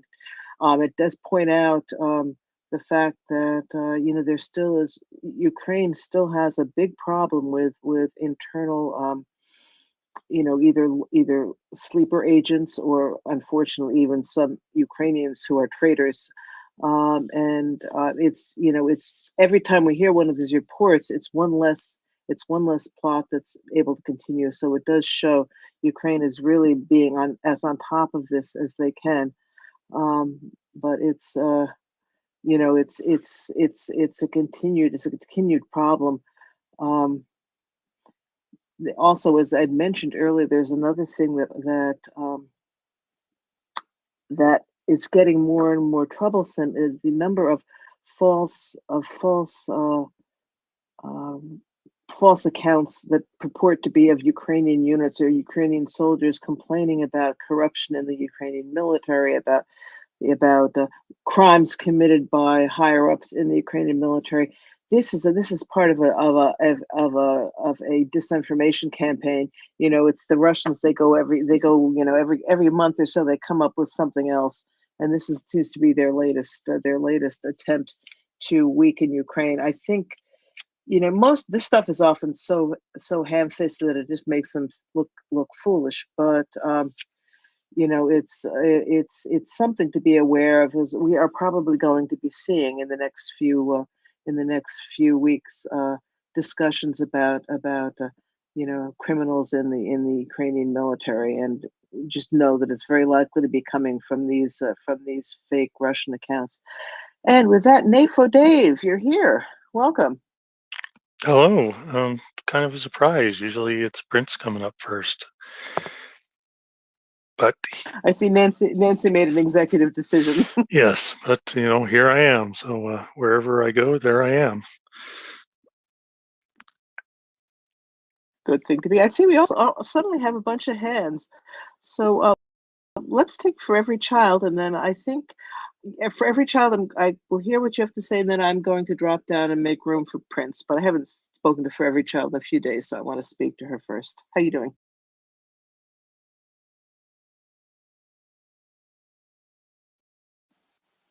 For Every Child? Are you talking to a muted mic?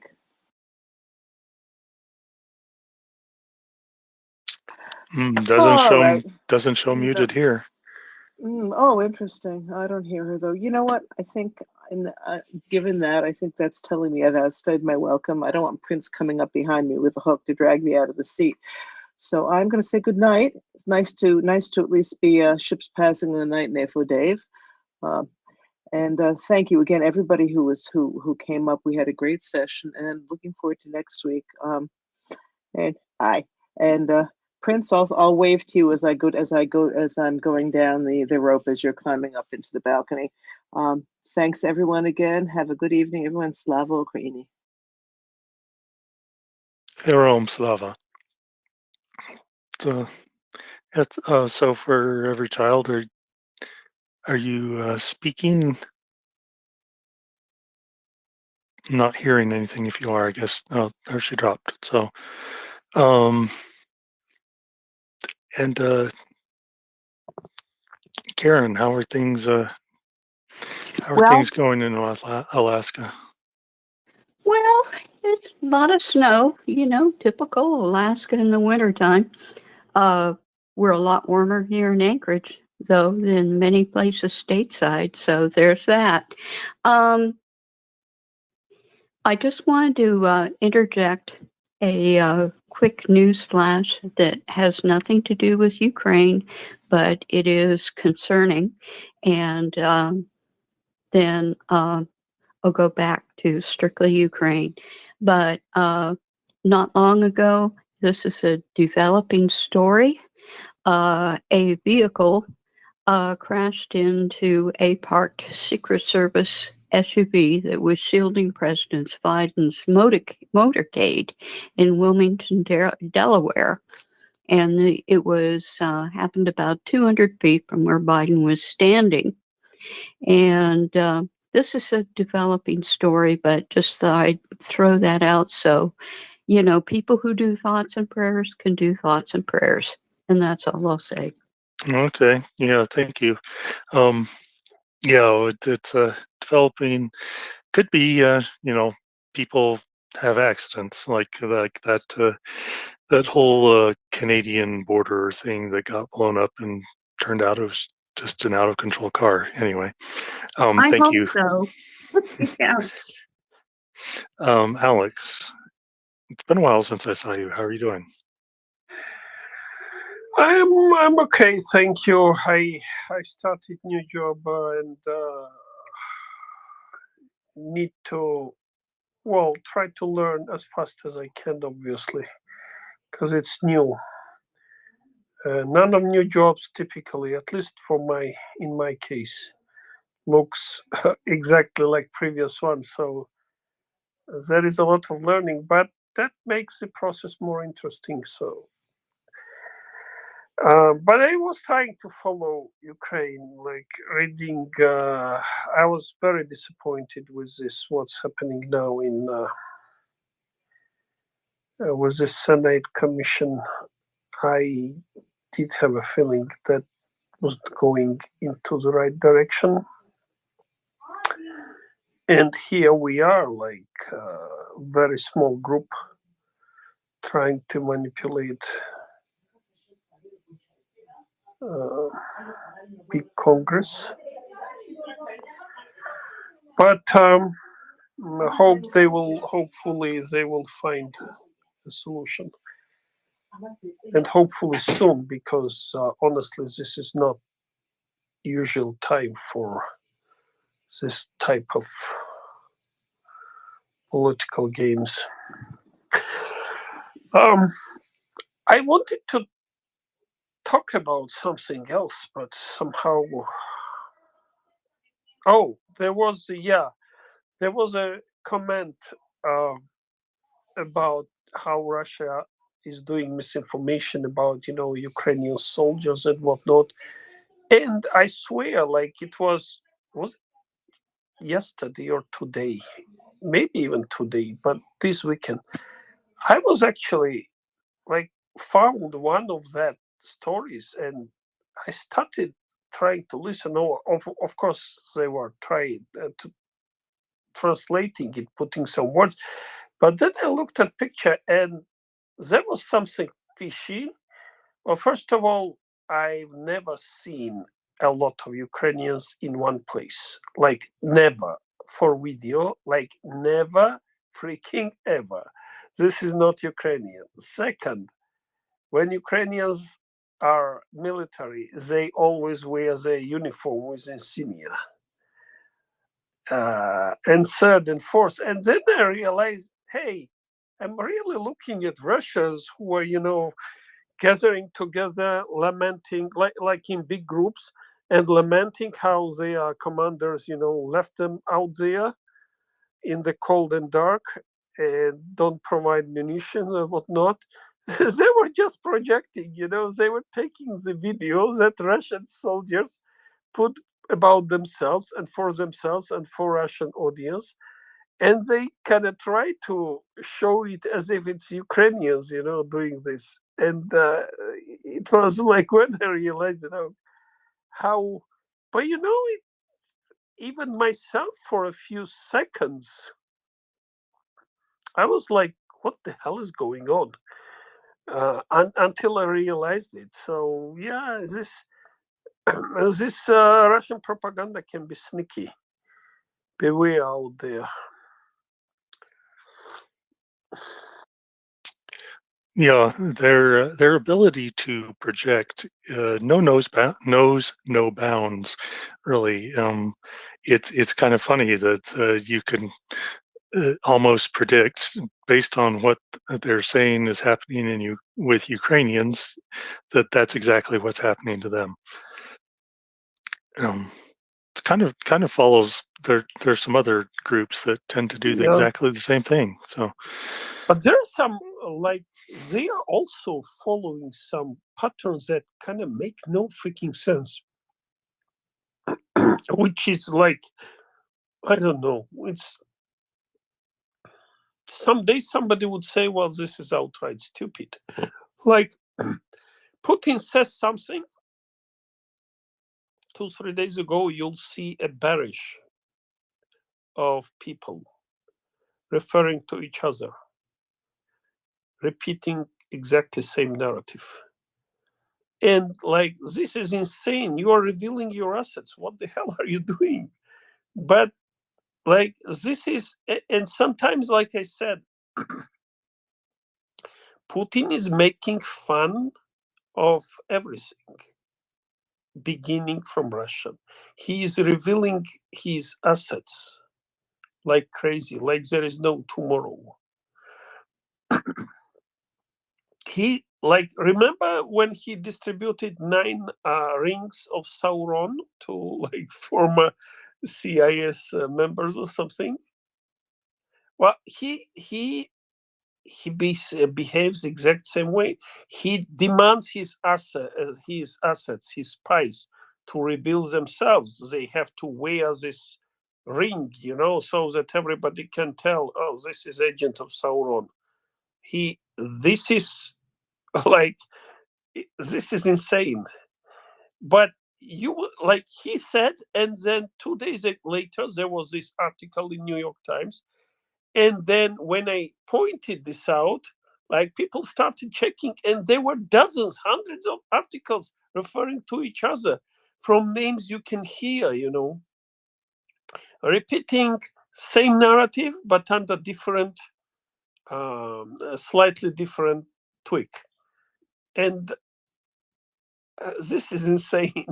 I mean, man, Well, it's yeah. this is exactly it. This fault is what Russia does. It doesn't have to make sense. That's kind of the point, is that it doesn't make sense, and so it leaves people confused and unable to decide what is true and what is not. And if you just flood the information space with all sorts of things that are, as you pointed out, these articles that are kind of the same, a little bit different, but they're all basically the same thing from Russian sources, and they're all referring back to each other, then it looks like there's this huge opinion building up when it's really just being amplified by a couple of people. But that flood of misinformation causes people to be confused because it doesn't make sense. That's kind of the point.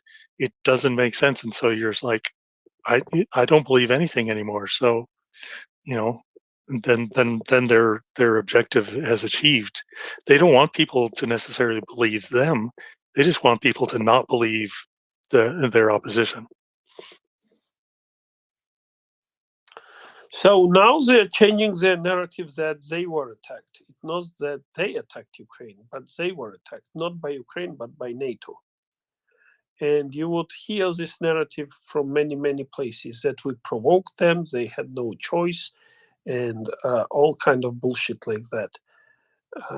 My question is like very straightforward. Are people this stupid? They're gonna buy into this shit that anybody provoked Russia to invade into Ukraine in February 2022, when I remember I was watching myself for weeks, Biden talking publicly, do not do this, not to do this. He was sending people to Russia with the message not to do this, Everybody was talking for weeks that this was coming. And there were opinions that, no, this is so stupid, Russians don't do it. But there was no doubt about the intent and about the possibility. And now flipping it, turning it all upside down, like as if they were attacked. I wonder who will bite. That would be interesting test for stupidity.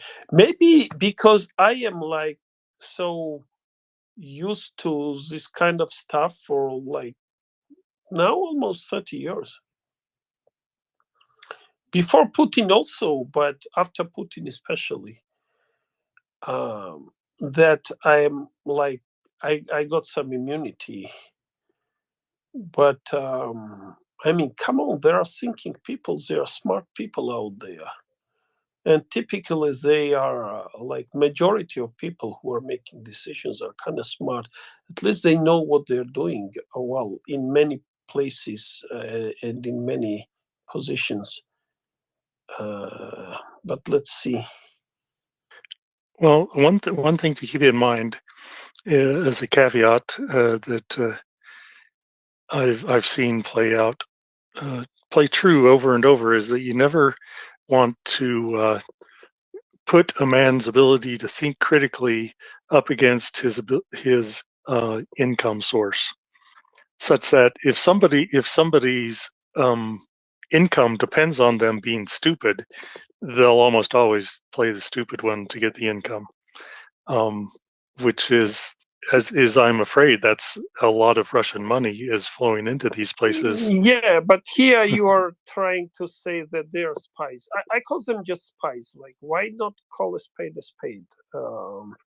Income money, like they are trying, especially these so-called entrepreneurs. I mean, we are coming out of period which was quite long, and it all started. I can't remind you when Putin came to power.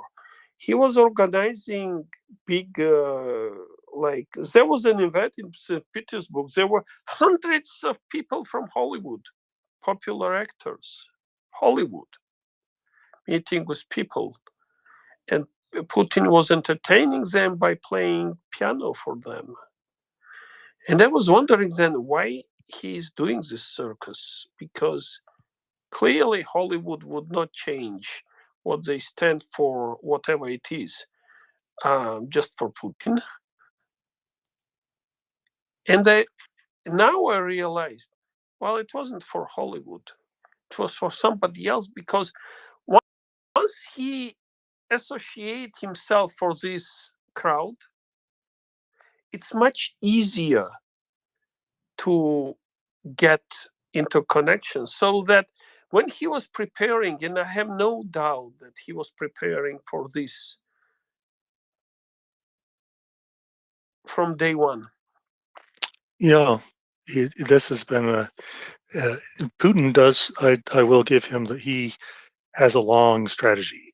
He plays the long game, and Right. unfortunately, American politics is built around a very short cycle of election cycles every 4 years and 6 years. We are between quarterly results and for your election cycles, and not even 4 years, 2 year election cycles. But anyway, so my point is, he made it easier. So he decided, okay, whatever I need to do, A, B, C, whatever aggression I need to do, I'll do it later. But now let me infiltrate, because this is golden opportunity for Russian spies, go and get more spies. And it was okay for quite some time to have rich Russian friends. Like, first, how Russians are rich? Well, most of people knew that they are crooks and criminals in many cases, but they were rich, no doubt about that. And you know what? It was okay. It's like in Corleone's world where, yeah, it's kind of, there is this dry law, but and the guy's criminal. He's smuggling uh, vodka or whatever, smuggling wine. But it's okay. We all, including Senate members, are consuming alcohol at this time. So it's kind of okay, as long as it's not something really terrible. And it was okay to have rich Russian friends. Remember, I think it was between at the beginning of Obama's second or first time, but anyway, there was a large Russian spy network, like sent out from US, and among them there was this woman, Masha Chapman. There were dozens, one of the biggest in history. And I'm pretty sure it was not all. But the interesting part was they did not have any specific task to do. Like none. Get connections. For this Masha Chapman, her task was to get in bed with people who had influence then or who may get some influence in future. Just that. And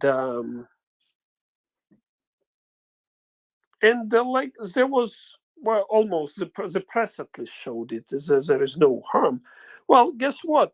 It's always like, like Don Corleone when he's doing service.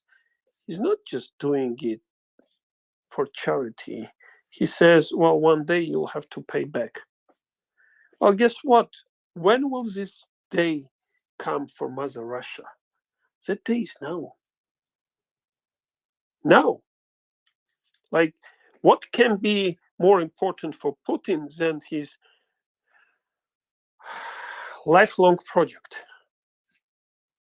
Because it's boring, in St. Petersburg, he did all that criminal stuff. He was smuggling drugs and a weapon and everything.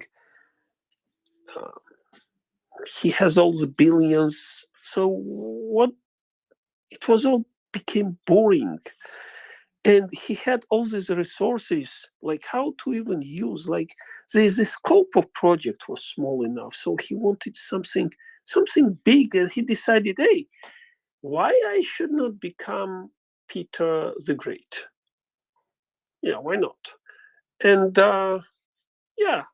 called couple, and like he's running everything like a special operation, and this one too. And he's making his spies reveal themselves like there is no tomorrow. Indeed, and because for Putin it does not matter. There is no tomorrow for Putin. He does not give a shit, if there will be no spies anymore anywhere else, because they will be all revealed. He needs all of them now. He will take Russia with him in grave, with all its spies, all its technology, all its know-how, even all its male population, and probably even big portion of female too. That's kind of his plan and his like big plan, life plan. Anyway, thank you for listening. Well, thank you for your perspective. It's always good to have an Eastern European perspective, especially from a country like yours that has lots of experience with how Russia operates. Norma, I've been trying to bring you up for several minutes. If you can hear this, we can't. Heather and I have not been able to, so drop down and restart. And maybe that will fix it, Twitter pox and all that stuff. Though I like to say Twitter pated for all of you who lived through Bambi. You know what Twitter pated is. And Prince didn't watch Bambi, I know. So, how are you doing? I didn't watch Bambi. I did not watch. I know you didn't. I did. You were traumatized. I watched it once. It may have very well been the first movie I was ever allowed to see as a child, and I was traumatized. It was not good. So, well, yeah, I am parental fail there. My parents weren't with me. It was. Okay. It was the one family that I was allowed to go and do things with, and my parents made an exception to let me go see Bambi with them at the drive-in movie for the first time ever in my life. And it was one of the few experiences, one of the few families I was allowed to hang out and go do things with that wasn't a relative or somebody who went to our church. But anyway, so Bambi traumatized me for life. I cannot watch cartoon related, even animal things. I change the channel when the ASPCA commercials come on. Wow. Yeah, no, I no. The Sarah McLachlan song comes on, and I am I'm trash, man. I'm trash. I'm running to the TV remote from the other room so that I can turn the volume off, turn the TV off, or change the channel. Those are the three options. It's it's a severe case. It's a severe case. Somebody tried to make me watch The Fox and the Hound about 20 years ago, and that didn't work out too well. But let's quit talking about my extreme passion and love for animals, and not not making me cry because of their plight. And go to James. How about that? Hey, Prince. Hey, Nate for Dave. Good to see you both, and glad to be here. And yeah, I get it. For me, it was Darby O'Gill and the Little People that really got to me. Scared the hell out of me. I left the theater early. I was a little kid then. But somehow, I don't know what it was. I understood what happened with Bambi, but it wasn't quite as traumatic for me. But boy, Darby O'Gill, I had nightmares for a while after that movie. Very strange that I had that, but that's what happens in childhood.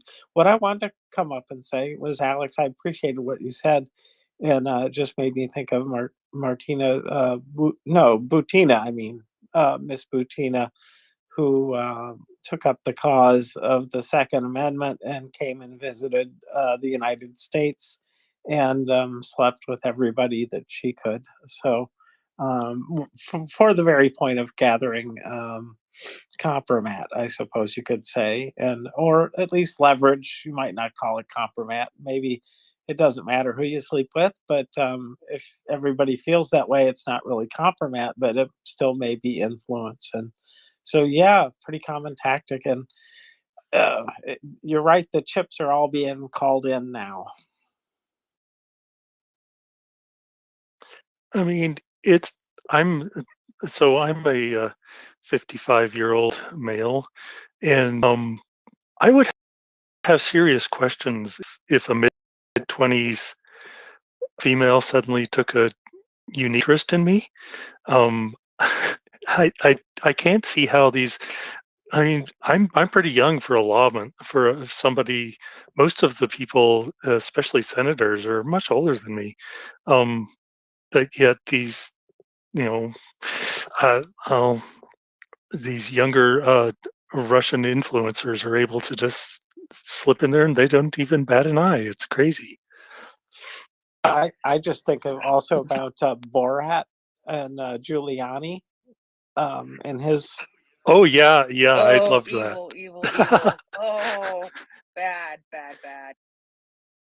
But exactly what you're talking about, Afa Dave. I mean, exactly. It's like, oh my God, and how embarrassing. And it is, it's going on. It's real. It's not just in the movies. It's actually going on.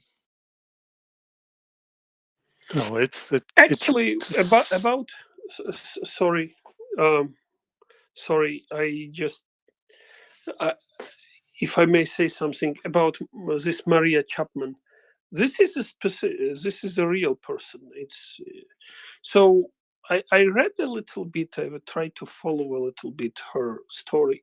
So her dad was diplomat. It was actually her dad who first put her in bed with a man when she was something like 14 or 15. And yeah, that was her job. She found particularly interesting. She was thinking as like very high level special operative like Matahari or something, a legend that would go into books. She didn't go far. She tried to play some roles in Moscow, but it was obvious that except for sex, she wasn't good for in anything. She wasn't good for any spy story. She couldn't even hold a gun properly, so it didn't work out. Um, but yeah, that's the story is amazing. Like how Mother Russia can use anything they can. But you don't underestimate their ability to get in bed. Especially if you are 55-year-old man. It's by then they are thinking that they are, the smart. And a lot of these people who fall, there are a couple of things. First, well, they think they are geniuses. They do believe that. That's one thing. Especially unfounded, unopened kind of, unfounded geniuses. And when somebody shows up and really sees how geniuses they are, well, that can be flattering. Second, like I said, it was okay to have rich Russian connections. Third, she could play a role, and she's so talented. She, I don't know, she's drawing, but she lacks connections. Helped me get into society, and whatnot. Don't underestimate their abilities. They know this stuff. They know what they're doing. The problem is you should not really flip flop like that. And I hope that Russian, like U.S. spy agencies, were not sleeping all the time.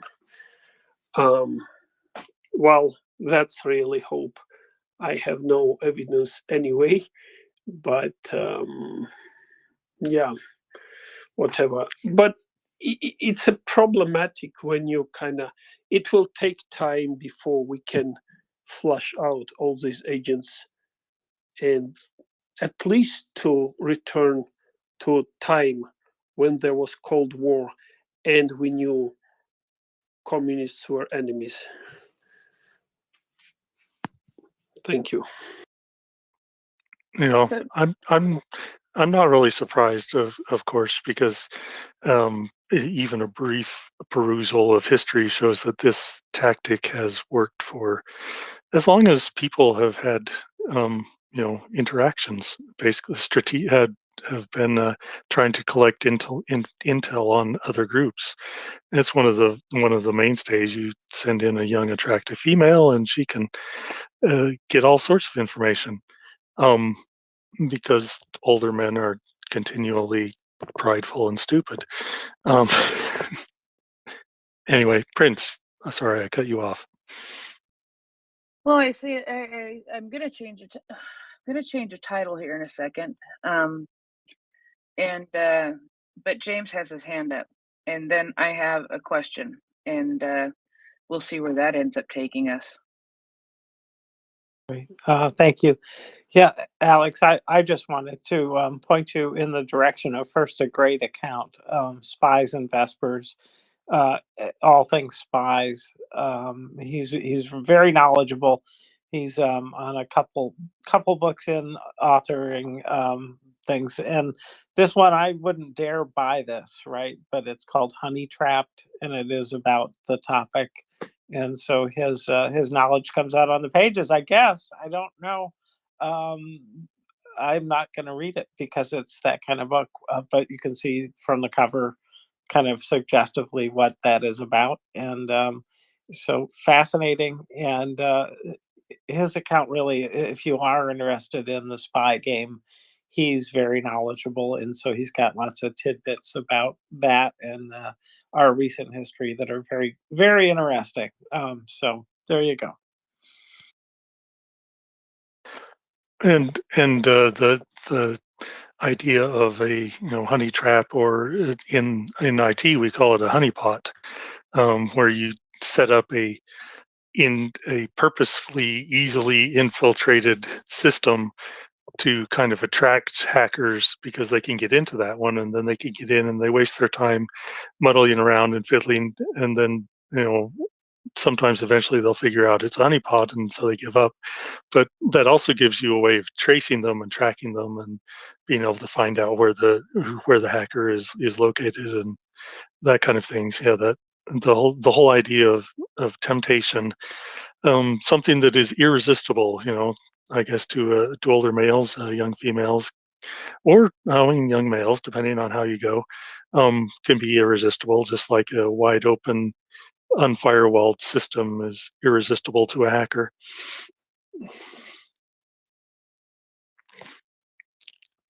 So what was your question, Prince, that you were going to send us careening off into a completely different direction? Yes. Well, let's see if the yes, it did update. So tonight we have the NAFO night shift. Who's persecuting who? Russia or Ukraine? Russia versus Ukraine. That's the question. Who is persecuting who? Yeah, I know. That sounds like an interesting question, doesn't it? Seems kind of self-evident, but apparently it's not. Otherwise, it wouldn't be a question. Well, I think it is rather self-evident also, but I think that there are a lot of things being said out there that is making it so that Russia is trying to say that Ukraine is persecuting Russia, when in reality it is Russia persecuting Ukraine. And I'm trying to give somebody hints that it would be a great time to come on up and talk. Our good friend Gina recently, there we go, recently wrote an article for the Kyiv Post, and there's been some interesting information going on about this. And Dave sent me a article or a video of Chuck Grassley talking about this not so long ago, shortly after the ecumenical delegation from Ukraine visited Washington, D.C. and did meet with lawmakers. And I have my own opinion about that, because I ended up really, really angry. Not at the Ukrainians at all. I ended up really, really angry at some of our lawmakers who declined to have meetings with them. Lawmakers who might have been able to have an impact when it comes to changing the minds of even in the United States about their support of Ukraine. And so, Gina, you had an article published in Kyiv Post yesterday, didn't you? I did indeed. I was very honored to. And I got a chance to look at this topic. But what I was looking at was, why are Americans falling for this? And in the course of my research, I spoke with two incredible academics and then also looked at the research of a third. And this problem, it's got some roots, and it helps to explain, or at least give some context to why people, especially in certain religious communities in the United States, are looking, they somehow know at some level that obviously Russia is the aggressor here, and they do hear the reports of what's happening in Ukraine, but they still look at Russia as being this bastion of traditional family values and Christianity, and it's allowing them to override facts and subscribe to a narrative. And when you look at the roots of that narrative, it's very, very interesting. So I don't know if you want me to kind of trace what I found in the course of, researching this article. You can read it on my timeline, and a couple of folks have been kind enough to tweet it out as well. And basically what's happened. I went ahead and I put it in the nest. I put the tweet. Yeah, it is, I think, the second tweet in the nest at this point, because the fundraiser is first. But this is the one that I tweeted out. And so it also links to Jason. The second tweet in that thread is Jason's article about the poll about educating Christians about what's happening in Ukraine and Russia as far as persecuting Christians helps to change the mind of Christians about supporting Ukraine. But yes, I would love to hear more. And it just really, really, really, really gets me. It makes me laugh that Russia is like the North Star and the truth when it comes to family values. That disgusts me. But please go ahead, tell us more. as a Catholic journalist, I find it very intriguing. And again, like I think that what's happening here is that people are kind of, and this is something that, of course, Timothy Snyder has certainly called out, and other scholars, we have a lot of illusions about Russia. Particularly what I'm concerned about, and it kind of is it adds another layer to the work that Jason and others have done in highlighting the actual persecution of Christians of all denominations and of other faiths too, because let's not forget, obviously, the Jewish communities and the Islamic communities, they've been persecuted by Russia as well, in Ukraine and in within their own nation. So but the thing is, what's fascinating to me is that you can hold up these stories of persecution to Americans and they will still say, oh no, I support Russia. So what does that mean? Why are you overriding these facts? And in the course of researching this article, I came across the work of Elizabeth Castelli, who is, I believe, at Barnard College, and she coined the term the Christian persecution complex. And that's a very potent and powerful dynamic there.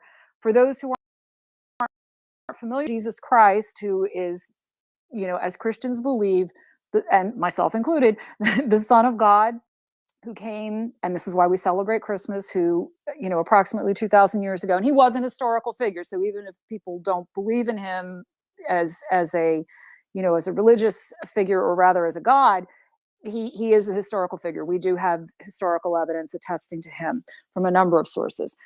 But at any rate, if you're familiar with his life story, he was, according to the gospel accounts and according to historical accounts, he was born in poverty, and he was an itinerant preacher who, in his short public career, prior to that he had worked as a carpenter, but in his short public career, he managed to, the Roman authorities and the particular religious authorities at the time, he came into conflict with them and was ultimately crucified, which was the worst form of capital punishment you could endure in ancient Rome. It was so bad that it was only reserved for non-citizens. This was like the lowest of the low, were crucified according to Roman society. But the upshot of it is, that is the central narrative of the Christian faith. It is and Christ, before he went to the cross, and a Christian would say, well, yes, he was sentenced to die, but he came to die. And I know that sounds strange, and I'm not here to give a religion lesson, but it's relevant to this, because what this Christian persecution complex does is it misinterprets what is a fundamental truth of the Christian faith. And that's very key to keep in mind, because we're not here, I'm a Christian and I have no problem telling people that. I'm not going to impose it on anyone, but I'm also not going to, denigrate my faith in the course of, discussing this. But it is a misappropriation of that, because Christ, was well aware of what he was doing as this, as a Christian would say, as a Son of God. He came to do just this. Through his death, he saved mankind from eternal damnation and death, and gave the promise of new life, not just his death, but his resurrection. But in the Christian persecution complex, that narrative is taken out of context, and it becomes entwined, as Elizabeth Castelli, the scholar that I referenced, who coined this term, pointed out. And her article, I think, was in 2005 or 2007, that she's done several pieces on this, and you can Google them and read them, or I think they might be linked to I'm not sure if they're linked to the article, if they put that in the Keith Post in the links. But what it got tied into in America was this kind of identity politics, and a real, what the historian Richard Hofstadter called this paranoia in politics, which he saw emerging back in the mid 1960s. And the idea was, if you disagree with me, you're persecuting me. And we've really seen that accelerate in the past 10, 20 years. I mean, like, even more than that. Castelli saw this really ramping up after the 2001 terrorist attacks, when Christians felt we're being attacked because we're Christian. Well, America felt we're being attacked, and we were attacked. But the idea, the notion that America is a Christian nation, or at least was historically a Christian nation, and then you had these terror attacks by Islamic extremists who are not representative of how most people practice Islam, but this was a particular agenda here, and that contributed to the development of this. And then you started to hear American evangelicals in particular start saying, we're under attack and we really need to band together and to fight. Now, what's interesting is that two things. The whole time that this is starting to really come about, according to Costelli, and then two other scholars I referenced were Melanie McAllister and Bethany Morton, and they're both linked in the article, and they've done a lot of work in this area. What starts to happen is that Christianity and religious belief in general really starts to decline. And if you're familiar with Pew Research Center, in recent years, and they do a lot of great work on a lot of topics, a lot of social science topics, you've got this decline in belief that's happening even as this identity politics dynamic is ramping up. The society's becoming more and more polarized. And then adding another dynamic to the Christian persecution complex, there are Christians who are persecuted, and persecuted badly in the world. I mean, there are many nations that are on, our State Department's watch lists, on many, many NGOs and human rights watch lists. I have personally friends who have escaped from Pakistan, who, at the risk of their lives, who have been jailed. Certainly, obviously, what's happening in Ukraine, where the Ukrainian Greek Catholic Church was, according to this Russian official who heads up the occupied Zaporizhzhia Oblast, outlawed in December 2002. They just came across this document, and it is legitimate. I did an article on this, and I spoke with researcher. Yes, Tina, can you hear me? Yes, I can. I'm just going to correct you. You just said 2002. So 2022. Thank you. So sorry. It's been a long day. Thank you. I do appreciate that. But at any rate, there are Christians who are persecuted. We just had and a lot of this is concentrated in Africa, in a lot of Asian nations. Right now in Nicaragua, the Catholic Church is being persecuted horrifically by the Ortega administration. So Christian persecution is real. Religious persecution is real. The Uyghurs are being persecuted by China, and they are Muslim. So, a lot of nations have severe persecution, and for Christians, they are very much a part of that. But the persecution complex, again, takes that narrative and really spins it, and it really warps it. Christians also, by virtue of the fact that part of it is the theology, and part of it is just human identity. You tend to identify with people who are, fans of a certain, musical artist. They could be living in Japan and you're living here. And if you both like Taylor Swift, you've got a bond, right? So part of it is that basic human identity and affiliation dynamic. But with Christianity, that sense of oneness that is shared in a faith, and in a lot of faiths, I mean, I would argue, but Christianity actually makes that very explicit through the notion of we are one body. There is this idea of the mystical body of Christ, that because we are one with Christ, then we are all one in each other. And there's actually imagery in the New Testament where St. Paul speaks of this. So this compounds. Again, I'm not here to give a religion lesson. I'm just saying this because it helps to highlight the hold that this has. So as Melanie McAllister, the one scholar I talked to, said, as Christians have become, more aware throughout the world, in regular contact with Christians in other parts, they hear their stories of lived persecution. That's what's operating, and that's why they're taking them into themselves. But, again, this Christian persecution complex in the United States is very much being exploited by Russia. And at the same time, Russia is kind of holding up that Potemkin village of, we're this great bastion of family values, which is not at all the case. And back in when I was in Ukraine back in the summer, and I interviewed Archbishop Yevstrati Zorya, he said, and he is the deputy, he has a very long title. It's Deputy External Communications for the Orthodox Church of Ukraine. And he said, what Russia is practicing is not Christianity. It is just a thoroughly perverted form of Christianity that it does not correlate. It's in service of the state. It has been for, hundreds of years. And if you look at what Russian society is, it doesn't reflect a Christian society. According to what Christianity holds up as its tenets. Divorce is extremely high, alcoholism, marital infidelity. One problem that Russia's had for years, and you'll see this in medical research papers that doesn't get talked about a lot, is a huge AIDS problem that's still largely untreated. And that's not in any way, shape, or form to put a moral judgment on that. I'm just saying that out of compassion for those who are suffering, would you not want to treat that, as a Christian? So, and church attendance is low, and, just a host of things that aren't holding it up.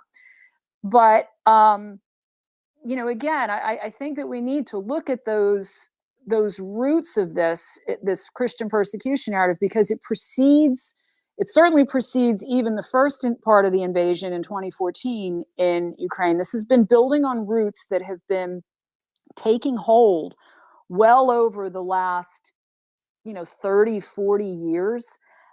And it raises the question, why are we willing to disregard facts about persecution, what's really happening in Ukraine, in favor of this narrative? Why is this narrative still having such a hold on us? And I hope that this article that I just wrote, by highlighting the work of 3 great academics, I hope it gets us to think more critically about that, because it can be so frustrating when you are trying to explain to someone, look at all these atrocities that are happening in Ukraine. Look at this. Do you see this? And they still want to believe that Russia is the good guy here on this, and that this is not the genocide that it is.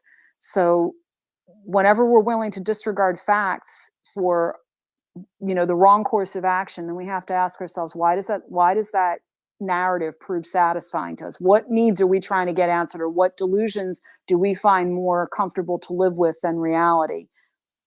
By espousing that, why are we willing to disregard reality? So, like I said, that's pretty much the basis of the article. Certainly, I would be remiss if I didn't mention that Donald Trump and others have very, very deftly leveraged this persecution complex, and it's something that I think.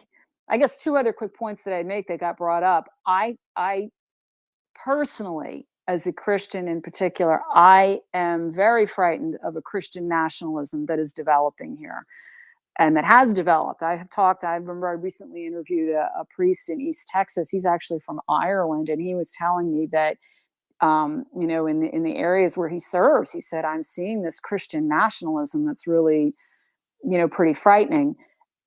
In the beginning of the full-scale invasion, I'll never forget, and I know I reference him a lot, but really, I couldn't encourage you more to follow his work, because his perspective on this is incredible. Archbishop Boris Godziak, who is the head of all Ukrainian Catholics in the U.S., he's a scholar, he's the president of Ukrainian Catholic University, he founded that university, he lived in Ukraine for, he's there constantly, he's there now, but he knows this through and through. He is the son of Ukrainian immigrants, but he has spent, probably the better part of his life in Europe and in Ukraine. And when the full-scale invasion, and he spoke at the Maidan, I mean, he was very much a part of that. When the full-scale invasion took place, I remember his early public comments always said, and in interviews with me, anytime that Christianity throws in its lot with the state, as an ally, as a partner to develop that kind of nationalism, it never fares well. And the case example is Russia. So this Christian nationalism is a disturbing trend, and we need to, because it can delude us into thinking that, from a religious perspective, for Christians,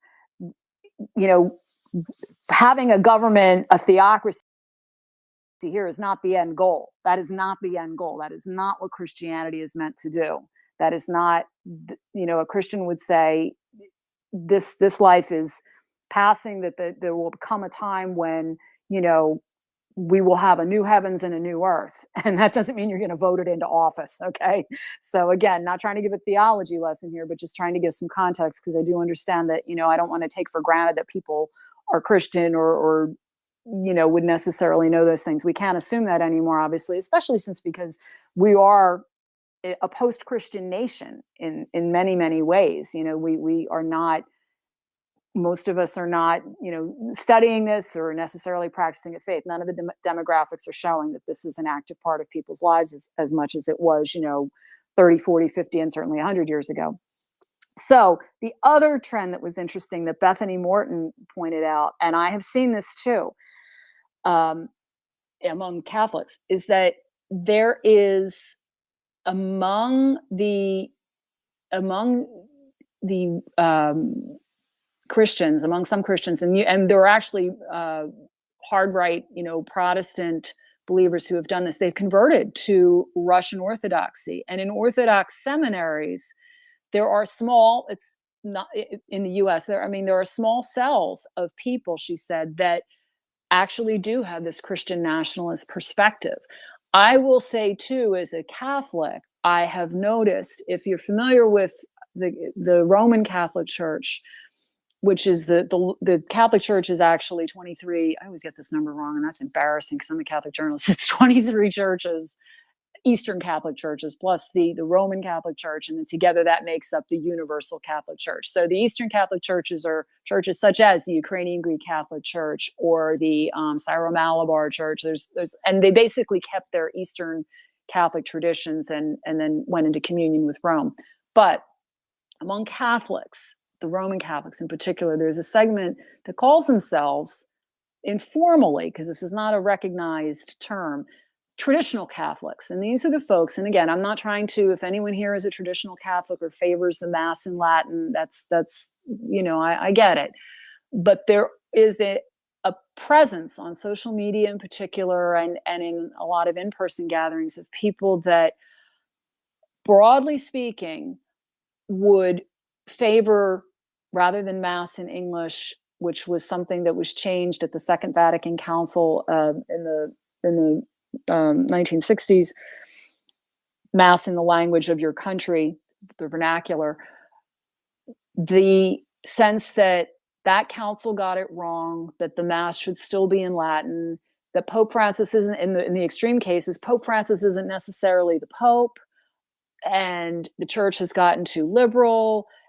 He's, in some of the worst cases, you'll actually hear some of them even call the Pope the Antichrist. And when I say this trend, I am not just talking about lay people who aren't priests or nuns. I am talking about people, some of whom are priests, some of whom are even bishops.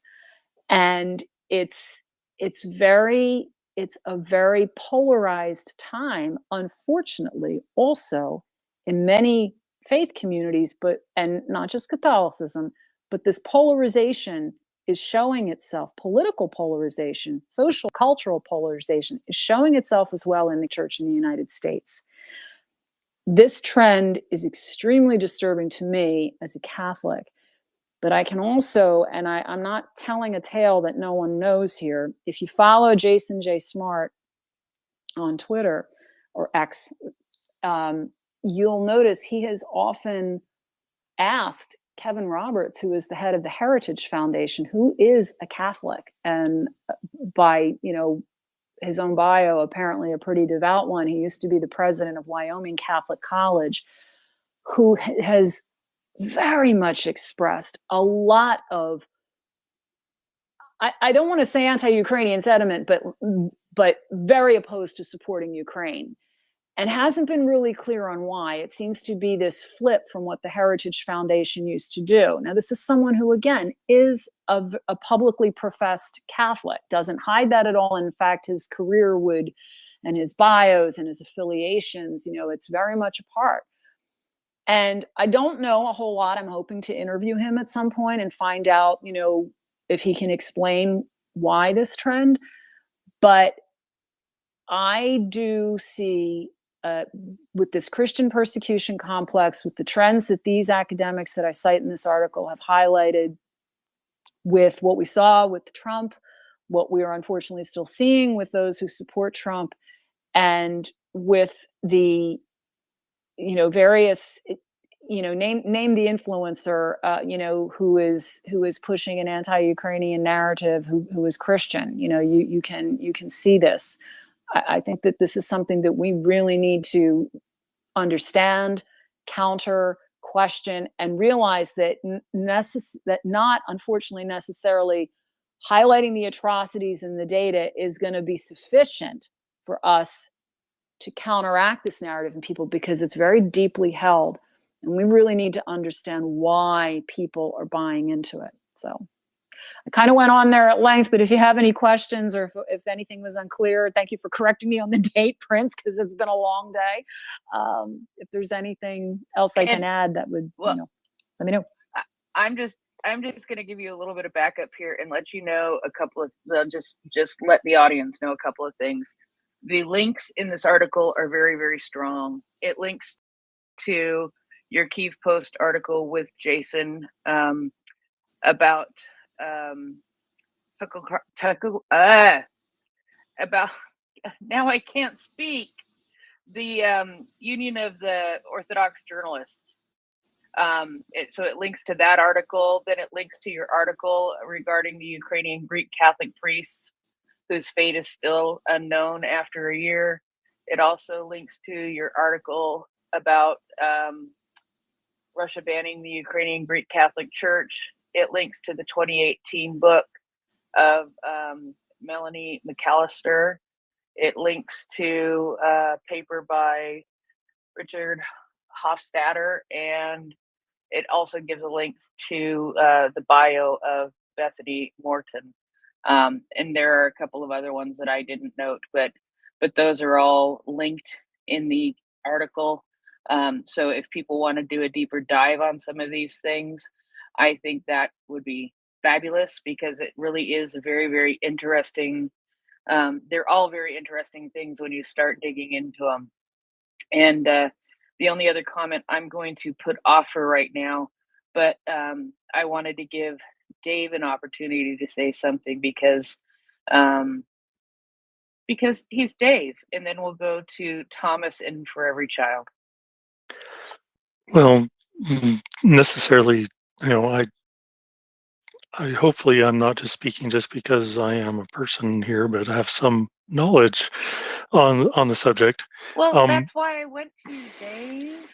Yeah, I know, but it's not. Yeah, so it's not just because I'm me. It's you want something from me. Everybody wants something from me. Of course. So the idea of this kind of this persecution complex that Gina, that you just talked about. I'm a member of the Church of Jesus Christ of Latter-day Saints, commonly known as Mormons or LDS Church. And this to me has been something that I have struggled with trying to convey what is going on to my fellow church members, because there's a very strong undercurrent of this persecution complex in our church, mostly I think dating back to the executive order that Missouri Governor Boggs gave in 1838, where he made it legal to kill Mormons if you were doing it in an attempt to remove them from his state. So if you don't believe me, just Google it. The extermination order made it, as far as I know, we've been the only religious group that it has been legal to kill in the United States, specifically for our religious beliefs. Ironically, well, not ironically, but sadly, that executive order existed until 1976. So during my lifetime, if I had gone to Missouri, which I lived in Oklahoma, so I went to Missouri several times, I didn't realize it, but if I had resisted leaving the state. Somebody could have killed me, and it would have been perfectly legal. So that's kind of the background of why we have this strong belief that people are out to get us, and that the Christians in general are being persecuted. And I've had some very good discussions with people in talking about this, because in 2016, Putin Russia passed a law about making it. Let's see, what is it? It was in 2016 that it made a law that all religious organizations had to register with the Russian government, and it banned missionary activities. That was the Yarovaya law. That was the Yarovaya law. I think it was named after one of the Duma people, but that was exactly it. That was just it. They really clamped down on the religious activities. Yeah, and because of that, I'm sure everybody is familiar with the trope of Mormon missionaries walking around knocking on everybody's doors. So all the missionaries, all the LDS missionaries in Russia were recalled after that. They were curtailed, and then in 2022, after the invasion, they were all brought back home, because it had become a very toxic society in which to try to proselyte, because of this law and because of the religious persecution that we've been bringing up in general against anybody that is not an Orthodox Russian member. And so a lot of my fellow members have realized that Russia is trying to pull the wool over our eyes, but it's been very difficult. And so I guess I just wanted to bring that up as kind of to correlate with Gina, that your research in Christianity overall that also plays out in our specific denomination as well. Yeah, and just to jump in, Dave, that's just an excellent point. That as you said, the LDS. I mean, you guys have been specifically targeted in the United States, and that when that resonates, intergenerationally, and it's you have a real historical experience there, that's going to intensify it. And I really do see the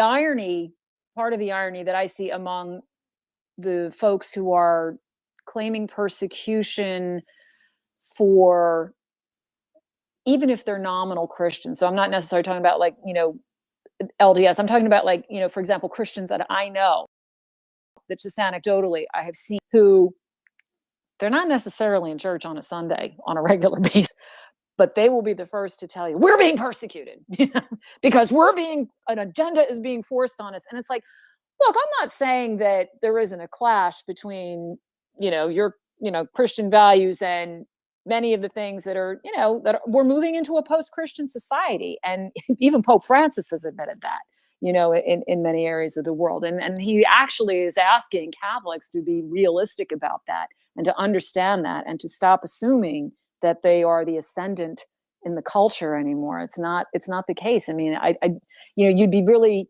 intellectually disingenuous to try to argue otherwise. The numbers, again, are just not there. But the interesting thing is that I really do see it as being this, this paranoid politics. It really does seem to be that pain point, that somehow disagreement with me is persecution. I mean, no, it's not.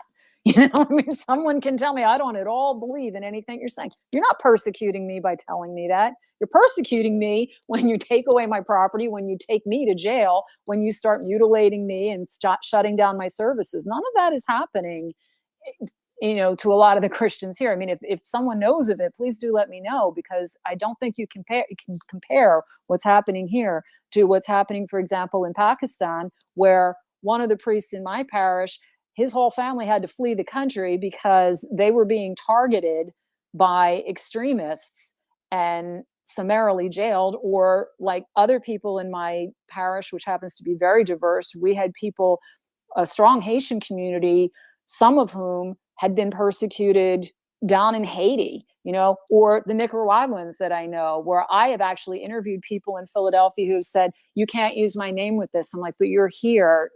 And they're like, no, but I have family there. You can't, please don't take my picture. Don't interview me. I mean, don't put my name with this comment about what's happening down in Nicaragua, because even though I'm here, my family could still be killed. You can't compare someone disagreeing with your politics here with that, where their lives are literally on the line. So that's just a point I feel strongly about, because I personally feel, as a Christian, as a human being, that it does a disservice to those who are truly suffering, who are truly being persecuted, like the 2 Ukrainian Redemptorist priests that we still don't know. They were taken in occupied Zaporizhia because they refused to leave their flock. We know they were being tortured, and we have had no information since. And the Russian authorities will not answer the question. They will not answer the question. Felix Corley of Forum 18, that's a human rights, he's a human rights researcher. You can go onto Forum 18, I think it's .org is the URL. I've interviewed him in previous articles, and he said they won't even answer the question, as to where these priests are. That's persecution right there. So anyway, I see there are hands up. So I just wanted to, thanks for sharing that, Napa Dave. I really appreciate you sharing those experiences.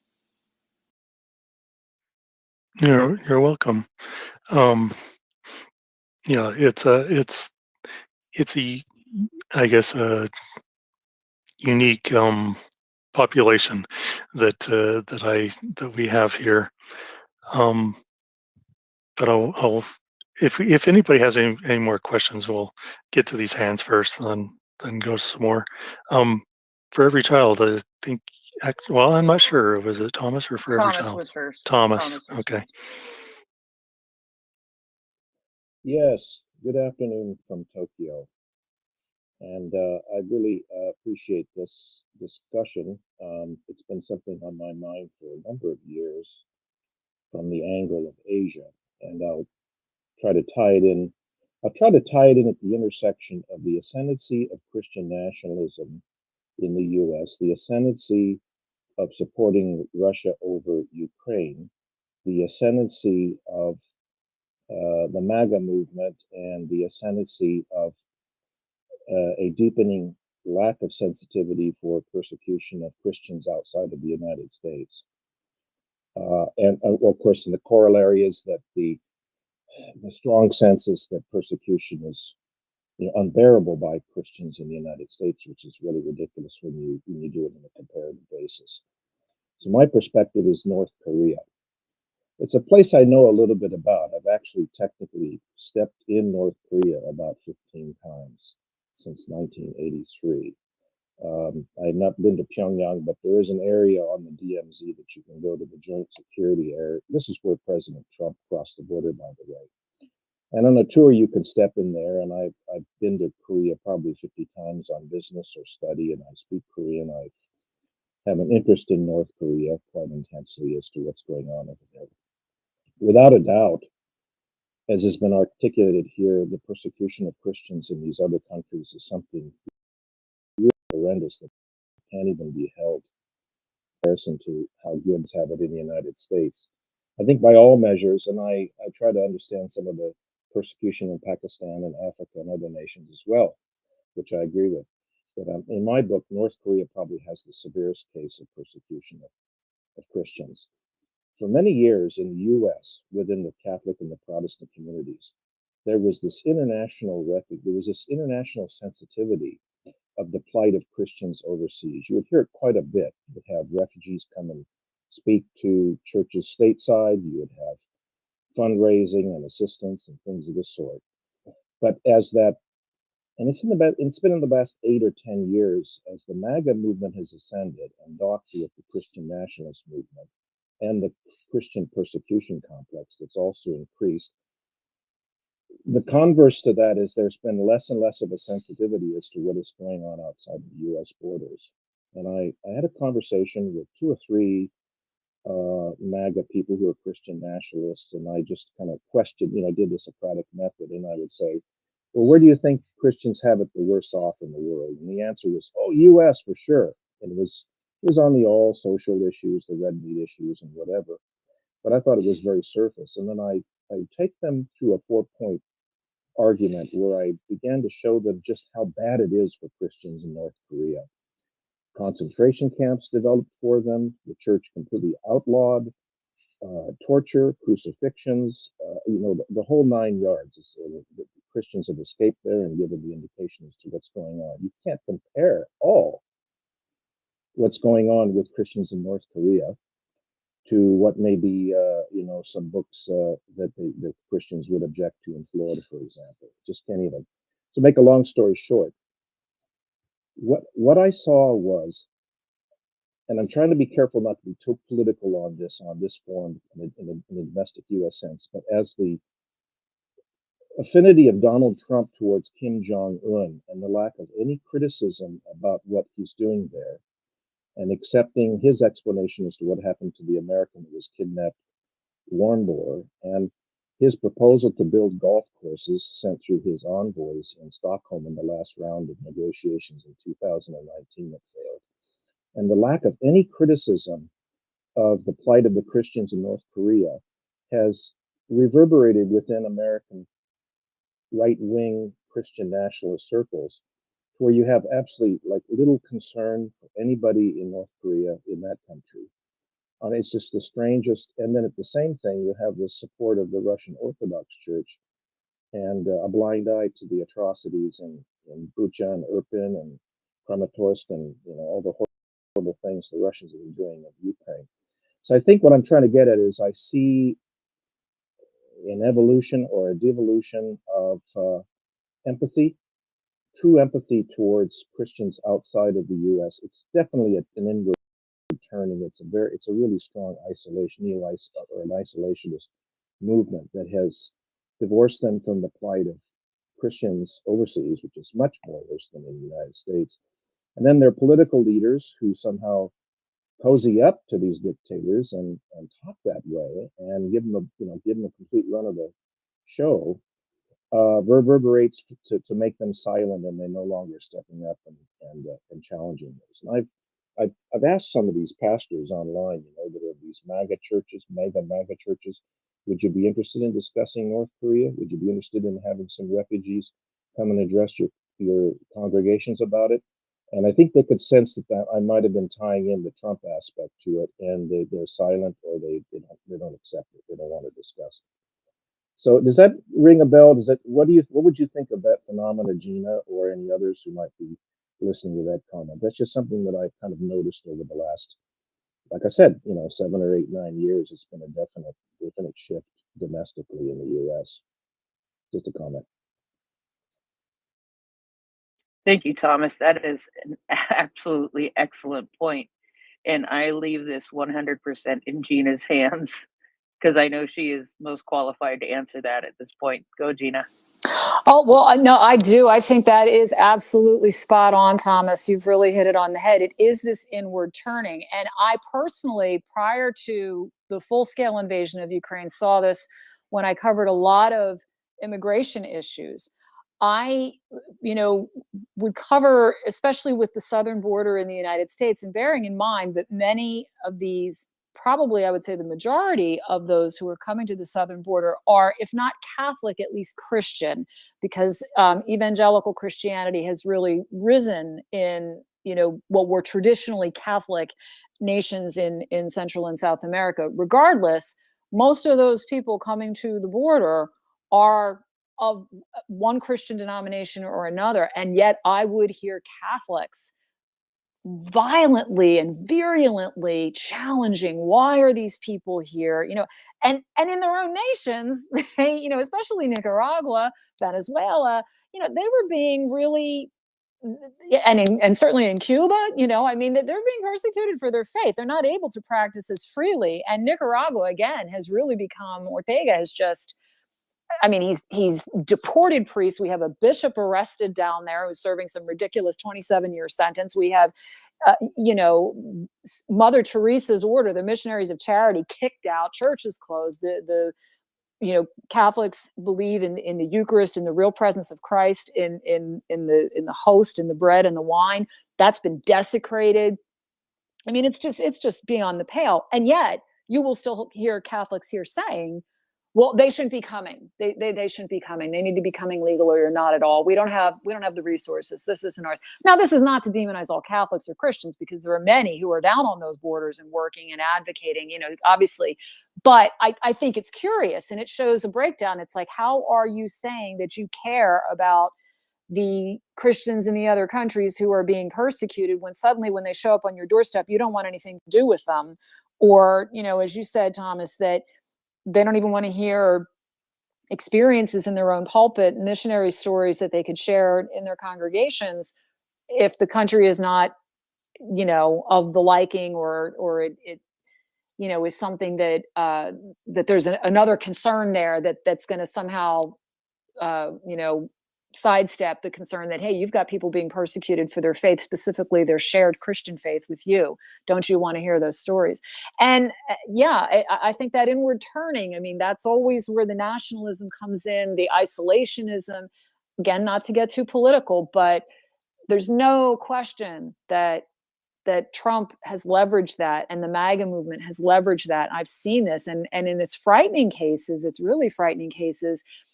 And I'm thinking of people, for example, like Nick Fuentes, who is a professed Catholic and has just actually come out with flat out, xenophobia and even and anti-Semitism. And then it starts to turn on people even within the nation itself. And that's the other danger, because nationalism doesn't always mean, okay, it's all us against the rest of the world. Suddenly that us gets smaller and smaller and smaller, and it starts turning on the people within the nation itself. So just to really, 100% what you're saying there, Thomas, fully agree.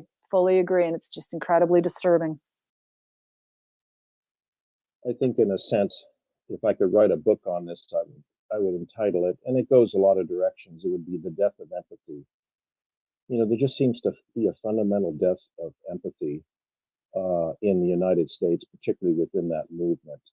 And you can see it in the lack of empathy towards people who got COVID, attacking doctors and nurses, the insanity of that, the lack of empathy for the plight of the Ukrainians, the lack of empathy towards the plight of the Nicaraguans, as you said, certainly the North Koreans. It's just like a blank slate. And it's so self-consumed and so America-centrific, and it's really, I don't know how we're going to reverse that, but definitely it's a dangerous movement. I think it's really, and then it's being exploited by Putin and by Xi Jinping and Kim Jong Un and all of them, all these very ruthless dictators. So, anyways, that's where I kind of come from too. I really would like to look into your writings. It sounds very fascinating. I myself am a graduate of Loyola Marymount in Los Angeles, a philosophy degree, so I'm Jesuit trained. And I did some work in refugee camps in Southeast Asia in the late 70s, helping the Cambodians and the Vietnamese and all of that. So I did, and definitely North Korea is one place that I would love to see liberated someday, and the persecution stopped. So we'll continue on that battle as best as we can. By the way, not to morph too much on North Korea, but the South Korean Supreme Court gave a ruling about 3 weeks ago that these Christian groups in the South that are making these huge balloons with flyers and in Korean and zip drives, or not zip drives, but USB drives and all the Bibles and all that stuff. They'd been stopped by the previous Moon administration, which was very appeasing to North Korea, and of course they were friends of Donald Trump as well. They stopped them from putting those balloons, and they were allowed to now send those balloons up over into North Korea. And that's really upsetting Kim Jong Un, because he's afraid of any kind of outside information Bibles, photographs showing how well the West is, and so on and so forth. So I'm hopeful that there may be some way to erode the stranglehold he has in terms of bringing in more information. So I didn't want to morph on that, but that's a point that's merits watching. And that's it. Just to jump Thank in you. real quick. Oh, I'm sorry. I was just going to say, Thomas, did you say you're in Japan? Yeah, I'm in Tokyo. Arigato gozaimasu for the sharing. That's I don't get to use like the 5 words of Japanese I know. So I was watching NHK earlier tonight. So again, arigato gozaimasu. Absolutely. Well, not only do you say it correctly, but your pronunciation is also good. So congratulations on that. We have She another does. Japanese speaker. Yeah, go ahead. I'm sorry. No, sorry. Go ahead, Thomas. I know we have John right. Yeah, I know Axel was giving me some Japanese the other day, and it was pretty good. So I think we've got some speakers around here. Yes, we have a co-host now who lives in Japan. So yeah, that's interesting. And Gina has a love for languages. I know that, and she will work hard to pronounce it right, and probably laugh at me when I screw it all up, because I do regularly, all the time. For every child, you've had your hand up. Thank you so much for your patience. No problem. I've got whiteboards where I take notes now, and I can keep track of myself. Yes, pronunciation is absolutely vitally important in every instance. I can digress just a moment to Japan if it's all right, and then go back to my original thoughts. But stop me if I feel too far afield. Um, Following World War II, the American soldiers that were responsible for administrating different activities in Japan did not speak Japanese and had to learn it in Japan. The Japanese decided that these American soldiers needed to learn to speak Japanese with female instructors who would teach them to speak as women, which is decidedly different from the way men speak in Japan. And I think it's probably similar in this country and many other countries that men and women have a different, perhaps have a different cadence. Nevertheless, it provided comic relief for the Japanese to hear Americans all speak like women. And now I will just leave that and go back to my original thoughts. Christian persecution complex. It's complex. NAFO Dave gave an example of what it feels like in his corner of the world. I was raised in upstate New York. I went up there when I was in second grade, and I didn't return until I was in 10th grade.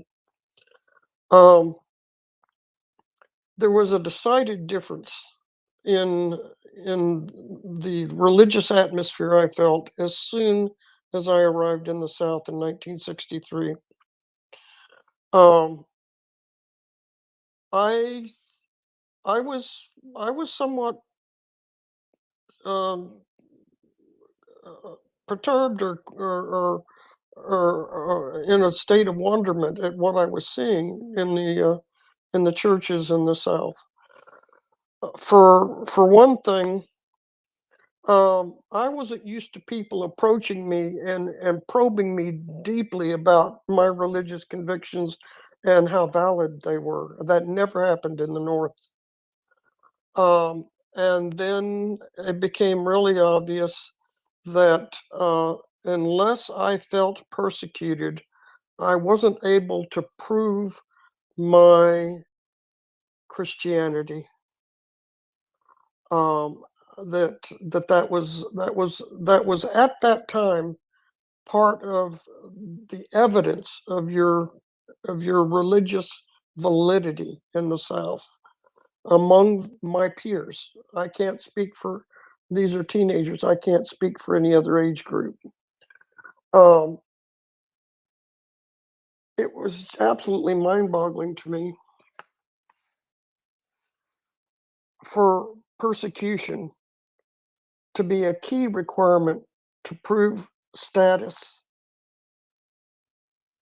as a Christian. And in time, in many years, I began to recognize this same thought as unless you feel persecuted and unless you can claim that you are being persecuted, that you do not qualify, quote unquote, as among the elite. And I think that quote unquote elect sense is deeply embedded in um, in the in what you're speaking of, Gina.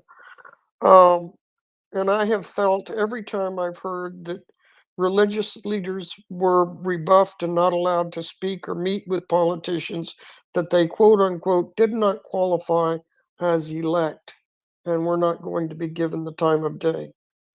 I hope I didn't get too political there, but that's just my lived experience. I am not an expert on anything. I am not Catholic, and I will not discuss religion because my work requires not having religion attached to what I do and what I think. That's just my feeling about it. Slava Ukraine. Slava, go ahead, Gina. Yeah, no, those are great points for every child. And one thing that while you were speaking occurred to me, again, I think these are just what I'm inviting us to do is question our deeper narratives, collectively speaking, and what's at work. Because as I said earlier, it just appalls me that you can't just present these atrocities to people and have them say, oh my goodness, of course we need to support Ukraine, or this is impossible. We need to, prosecute Russia for genocide here because we've got reports showing, all of these atrocities and people that have concluded this is a genocide. It meets the definitions of breaching the Genocide Convention. But another trend, and it plays into, what we were talking about for every child and also Thomas, I have noticed among a number of Christians that even, speaking of elect, among the Christians themselves, I talked about that kind of traditional Catholic element that while not all of them are like that, there is a contingent that is very heavily polarized and really skews to the hard right. And I think that you're seeing a lot of pro-Russian, sympathies there in the sense that they view Russia as this place that's really upholding the quote unquote traditional family values. But another element here is that sense of remnant. And if anyone remembers the Left Behind series, which was really popular, the apocalyptic series that, I think this is 20, 30 years ago, those books came out. And I think they had television movies on it. And the idea is that of all the Christians, only in the end, and looking kind of at the end times view of Christianity, which is part of Christianity, but it's you're going to get different Christians who view that differently. But the long and the short of it is that there is, among a number of Christian denominations, and there are thousands, that Christians believe that at the end of the ages, at a time known only to Him, Christ will return to earth in His glorified body, and He will, and that's when the final judgment will take place, and the new heavens and the new earth will be created. But there are Christians who feel this kind of sense that Christ is coming soon because things are getting super bad, and all those Christians that make the cut, it's only going to be us. We're the remnant. We're that faithful few who managed to hold out to the end and held ourselves pure and didn't get lost in the culture. And there is that strain out there. And again, I don't want to get into a big, long theology lesson. And I obviously among millions, billions of believers on the planet, you're going to get a lot of variation, not just among the various denominations, but among even individuals within the denomination. So I'm not trying to paint with too broad a brush. I'm just trying to highlight some key dynamics that help feed into this narrative. The other thing is too, as people maybe are not as well catechized in their faith, so you get this sense of, I mean, if you look at the Pew numbers and you see what they call the rise of the nuns, and that's not the religious nuns, that's the NONES, nuns. I have no religious affiliation. So you're going to have that rise. Well, if people are not affiliating with religions, then we have to look at, what does religious literacy look like? How well do people even know the faith of their maybe childhood? And if they weren't raised with any faith whatsoever, what is their knowledge of faith or religions? And you may say, well, if I don't believe in it, then why do I need to know about it? Well, you may not believe in it, but the reality is it's a part of the human experience globally and historically, and always has been some form of religious expression. And it's taken a multiplicity of forms. And we can't really understand human behavior if we're going to, because we don't have a personal inclination to it, eliminate what's really a major part of the human experience, and that has dense ties with not just personal belief, but also with culture, with politics, with history, with choices, with art, with literature. We need to be able to understand this, at least even if you don't subscribe to the beliefs. So where that gets back into the Christian persecution narrative is that, and I see this in, among Catholicism, as I said, these different kind of, flavors of, these trends. You're not even necessarily talking about people that know their faith all that well. They may think they do, but they don't necessarily know the teachings of the Catholic Church on, different points of theology. Here's a case in point. It doesn't tie necessarily directly with Ukraine, but it can show how disturbing this trend can be.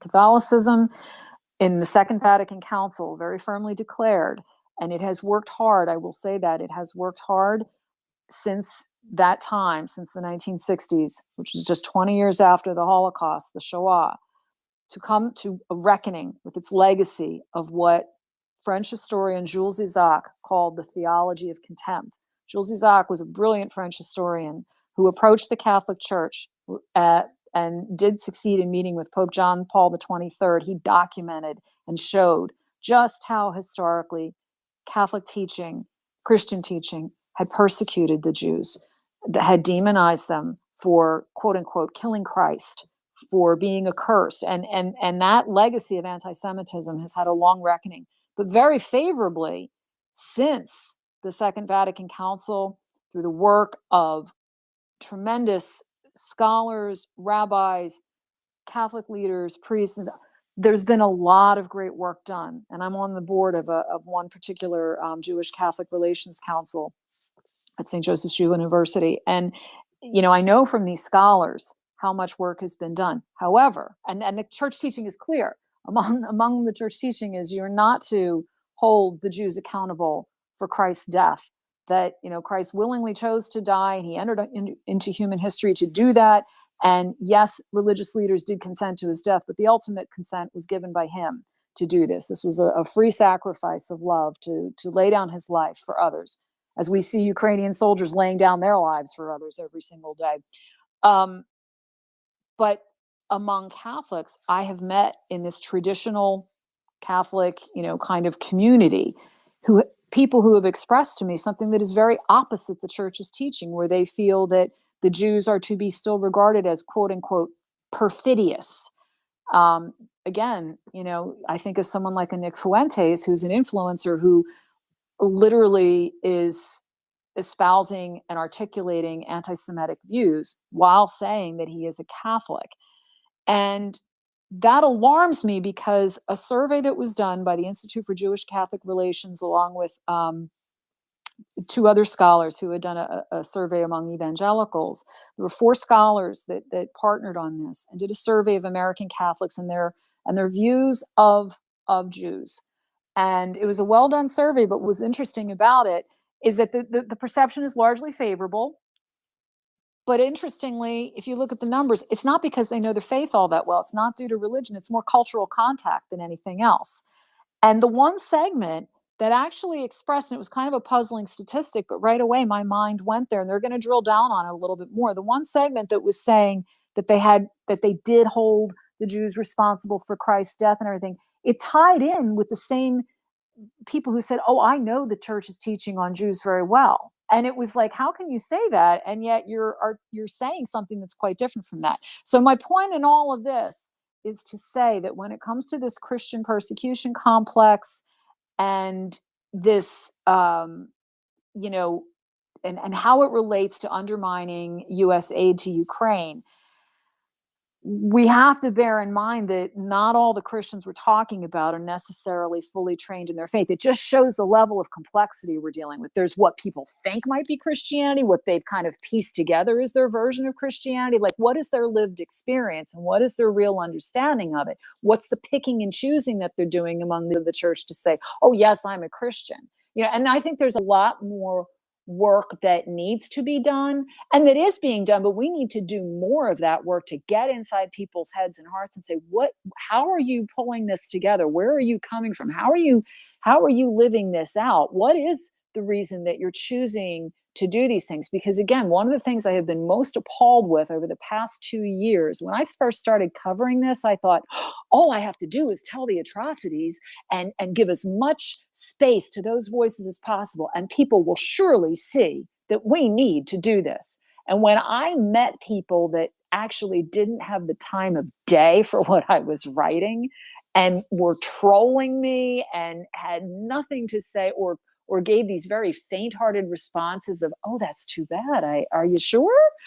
And when I went to Ukraine and came back and started telling people, I remember seeing the cars at Irpin that they had collected. And I've got pictures that I've posted this picture several times where they were telling us this wreckage of cars, these were people trying to escape Russian shelling.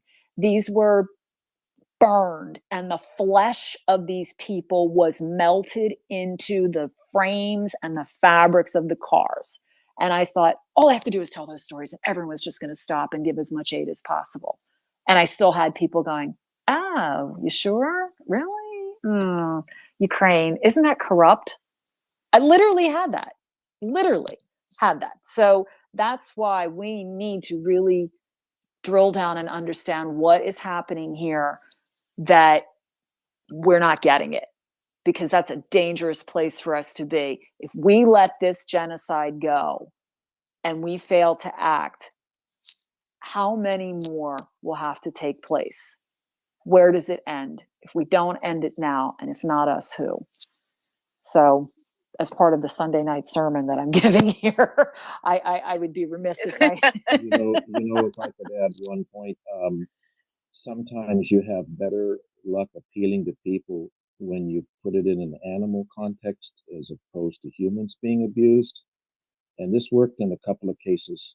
I was up against some people who doubted the Ukrainian situation in Bucha, for example, and they were responding the exact same way to me. And I said, not to get too graphic here, folks, but I said, "Do you like golden retrievers?"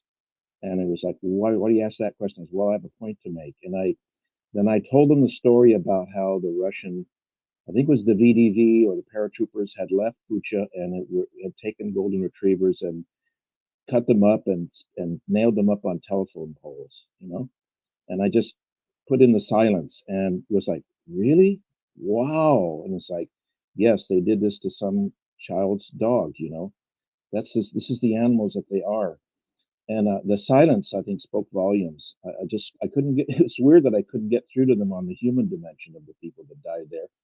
But when I told that story a couple of times, it seemed to get through. You ever heard anything like that? I don't know if Gina's going to answer that or not. And, what I'm just going to say is I can relate to that. I really honestly can. And David and I were talking about that just a little bit ago. He was teasing me about Twitter Pated and watching Bambi, and I cannot watch Disney movies because they do mean things to animals. I can't watch ASPCA commercials. I start hearing Sarah McLachlan, The Arms of the Angels, and I am gone. I will run to the TV and turn it off before I let something like that happen to my psyche. If it, I feel like it's from having watched so much death and destruction in movies that I'm almost desensitized to it. Now, does it make me mad? Does it make me angry? Yes. Does it frustrate me? Does it hurt me? Does it hurt my soul to see the dead bodies that I see every single day while I'm looking at coverage of things that are happening in Ukraine? Yes, it does. But I can look at that. I can't look at the animals. I can't look at the animals that have been hurt and have been injured and who have been killed over the last 2 years in Ukraine. I can't do it. In fact, I'm tearing up now just thinking about it because I have accidentally seen some of it, and it affects me in a different way, and so it makes total sense to me, Thomas. Gina, I don't know if you have anything to add, but I also know it's getting late and I wanted to try to get through the hands and let you go. I was hoping to be able to do that about now, but we'll get through these last couple of hands if that's okay with you. Okay, James, please go ahead. Hey, yeah, listening raptly to this is very interesting. So, panelist, I guess. I think there's two forces at work here that I don't feel were addressed, and one is white supremacy, and the other is oligarchy. And I just wondered if you could expand on that, and I'll expand on what I mean by that if you need it. But I don't think you necessarily have to need any more. Go ahead, Gina. Oh, that's a great point, James, because that actually did come up in my interview with Bethany Moore. She had mentioned that one of the things that was interesting about historically Russia, she did call out that there was a racialized component to it. And, Russia has long been seen, she said, by Christians in the United States as a prime missionary territory. And her quote was along the lines of, they were so close they were already Russian Orthodox. We just needed to, get them connected with the Bible to have a true experience of Christ, and they'll convert. It was seen as this great mission field. And, and especially I think she said in the 19th century. And then after, after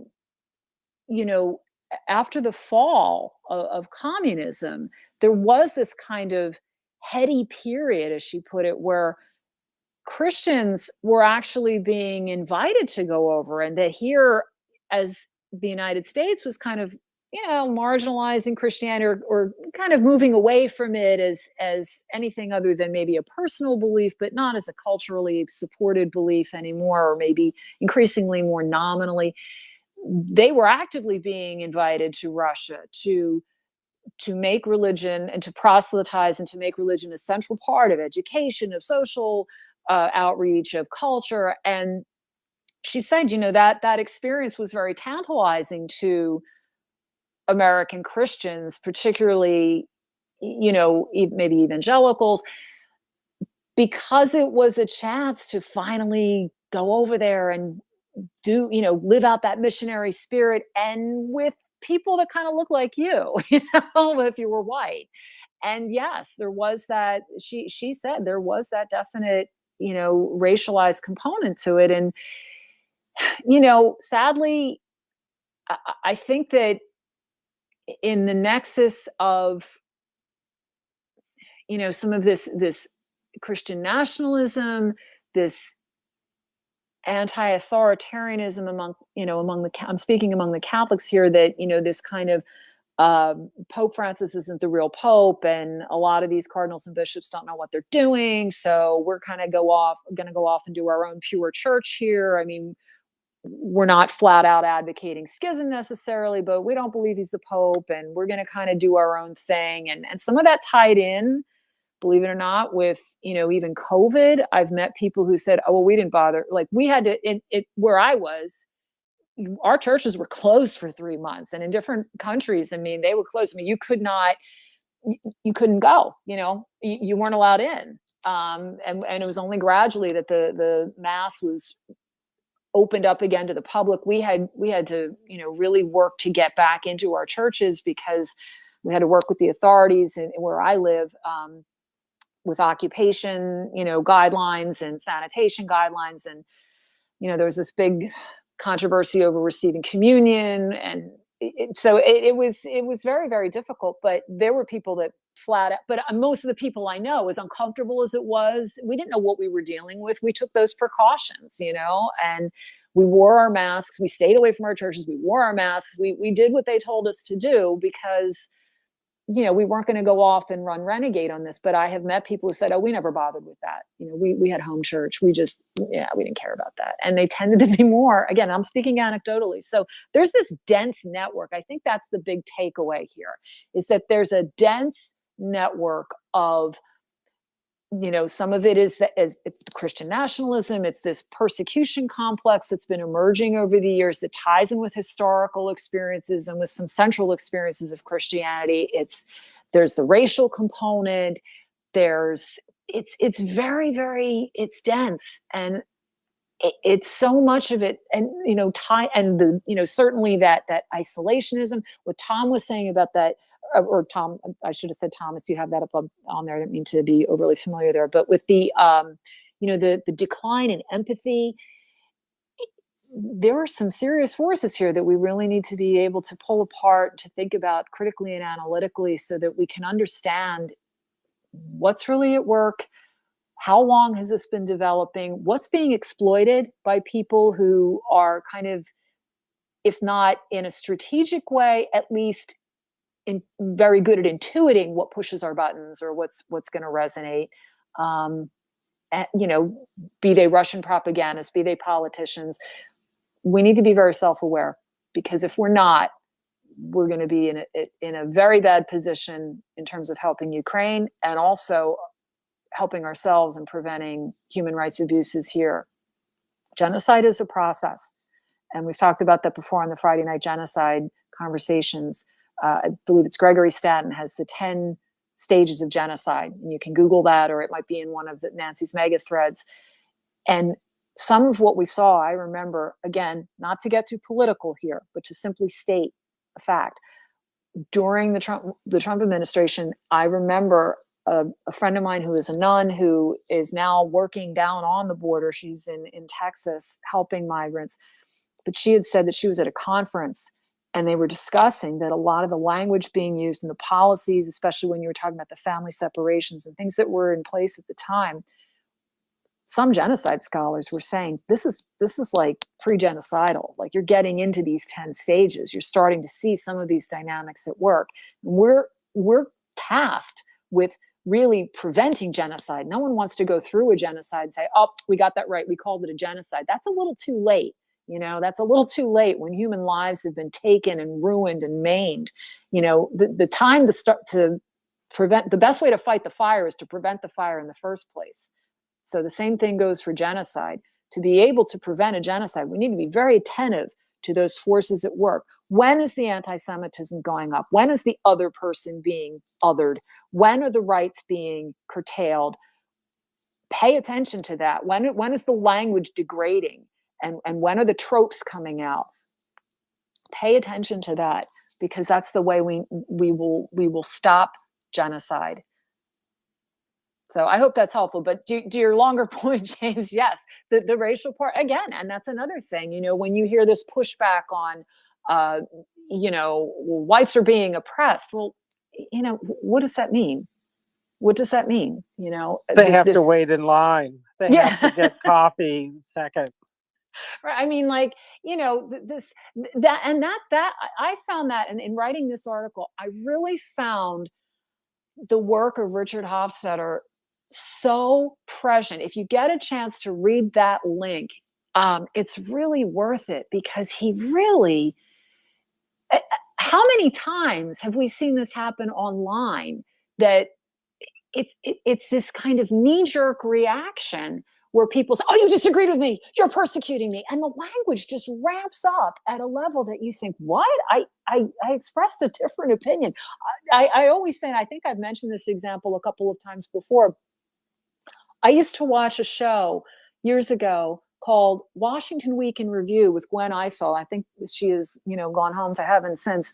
But it was this wonderful show on public broadcasting where I would, after work, come home on a Friday night, sit on my couch and watch this. And I didn't really particularly care much about politics at the time. And I would watch these people who disagreed with each other sit and talk in civil tones. And they were all reporters and experts, and they would just kind of analyze things. And one would say, no, Bob, I think it's more like this. And, Gwen Ifill was the moderator and everything was nice. And then I'm like, all of a sudden, fast forward a few years and every little discussion turns into a shouting match. I remember one of the columnists, Richard Derflinger, who used to write for Catholic News Service, which was my former newswire.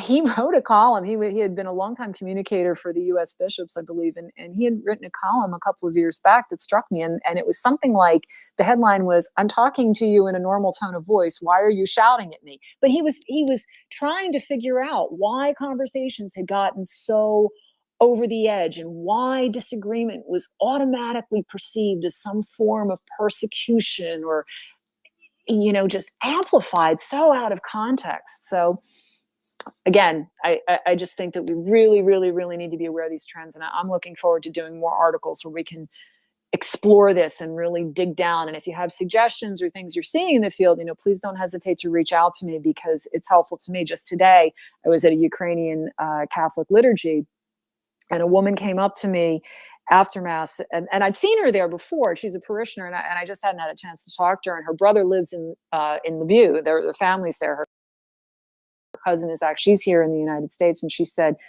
listen, we're starting to see this among Catholics. And she said, my brother has been trying, he wants me to get you in touch with him so that you can investigate this more, but that there are narratives among even Catholics in Ukraine's diaspora who are, being kind of pushed into this. And we know that Russia is sowing this division. It's part of the Maidan 3 operation that we've heard, this propaganda operation. The idea now is divide and conquer and really go full bore on trying to undermine Ukraine's sovereignty and its cohesion as a nation and as a people. But even in the diaspora, she said, they are starting to see these, these trends, these kind of attacks to kind of foment division among the Catholics in the diaspora. So again, I have to do more research on that, but I just thought that was, something worth noting that these forces are out there, these divisions, these narratives, and they need to be questioned, and they need to be analyzed, and they need to be challenged wherever possible. Thanks, Gina. I really appreciate your answer. I think it answered it well without tapping live wires. So I appreciate your skill in that. And I thank you for that. And I wonder when we will have to get around to talking openly and honestly about the genocide on October 7th. And then I guess lastly, well, that's enough right there. I'll leave it there and just say thank you for everything. And Thomas, it's good to hear you speak about this. And I think that there's real persecution of religious when they are doing what their faith demands of them. And when you're doing that, you're probably pissing off someone powerful because you're helping out the poor, maybe gain rights or something like that. Oh, I knew that would hit a button there. I knew that would hit a button. Go ahead, Gina. Well, one thing I would be remiss in saying this, or not saying this, is that when you have met people who have been persecuted, and again, this speaks to why I think that this persecution narrative really does such a disservice to the people who've really endured it. People who are, it's not that enduring persecution is easy when people have been in these situations where their lives are threatened, where they've been maimed, where they've been so badly abused, where they've watched people die, where they've narrowly escaped death themselves. It's not that at all. But it's not that it's easy, but you will find that people who have really suffered Christian persecution in a way that honors their faith, they're not running around with a fist in the air and an axe to grind. They are some of the most incredible people you'll ever meet. The Ukrainian martyrs are just one example. If you ever get a chance, Google some of, the Ukrainian martyrs who have endured persecution, who paid with their lives for their faith, for their refusal to leave the people, especially under Soviet repression.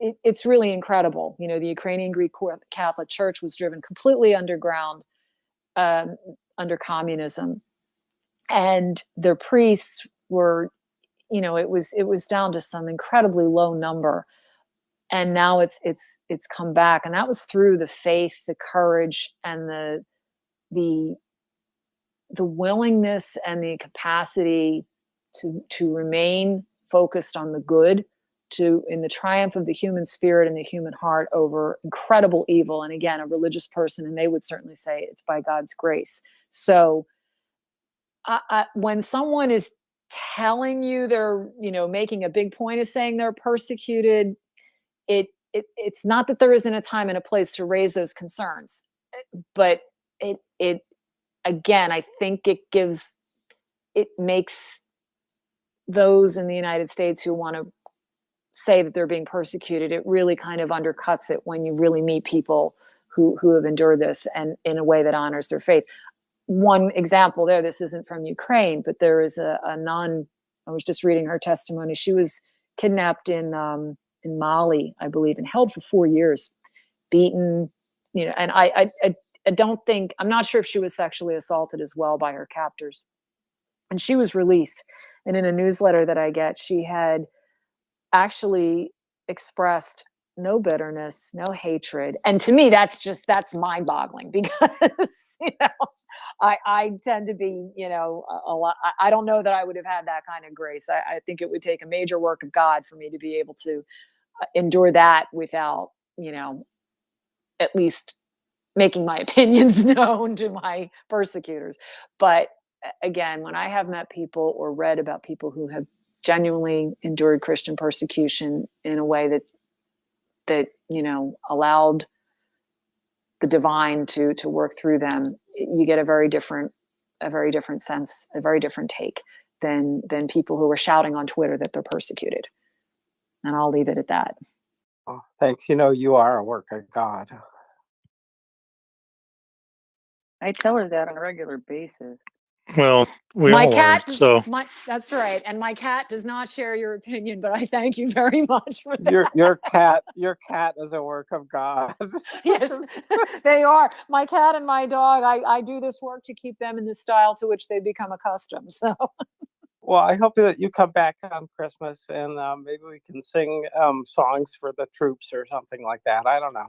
oh, that That'd will be be good. wonderful. I'll actually be celebrating with our Ukrainian Catholic community, so I will be more than happy to, take some video, and it's always a beautiful liturgy, and show you some Ukrainian Christmas traditions as they're lived out here here in the US. Okay, see All right. now, Gina, we're gonna have to talk.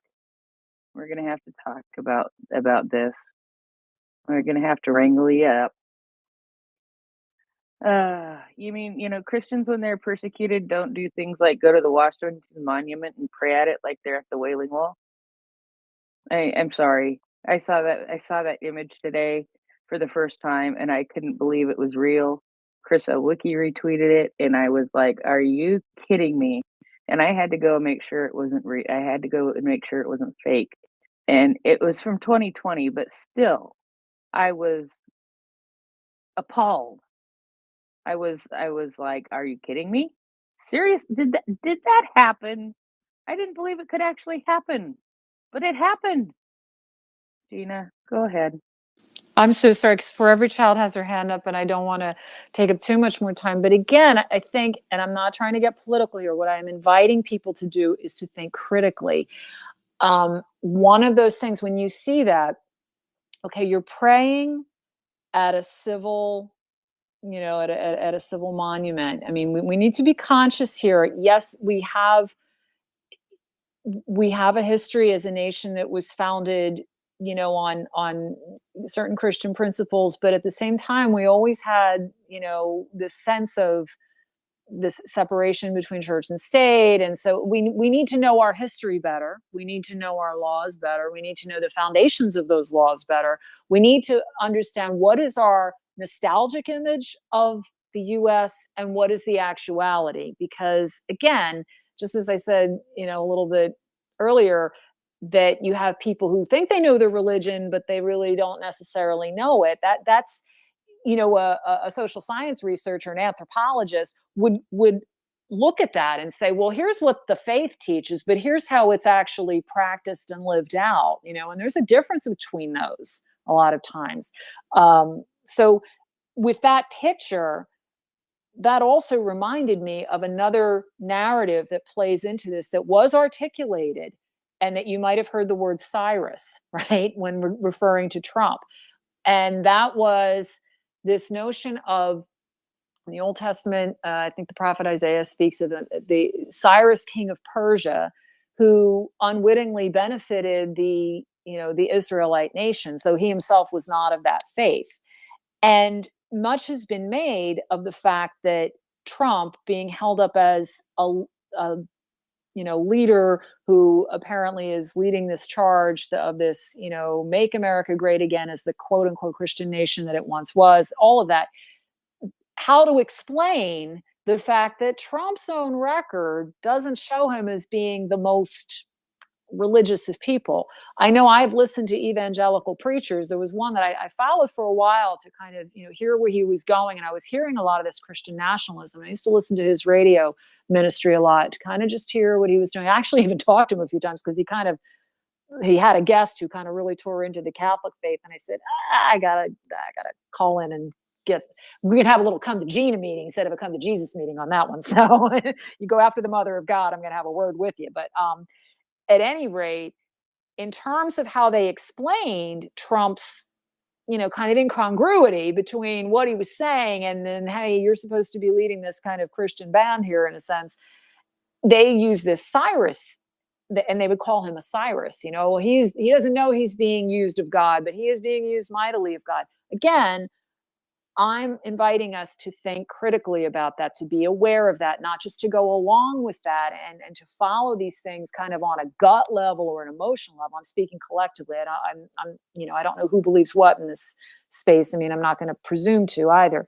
But we as a nation need to think critically before we throw in our lot, behind a leader. Why do we feel this person is worthy of our time, our attention, and our support?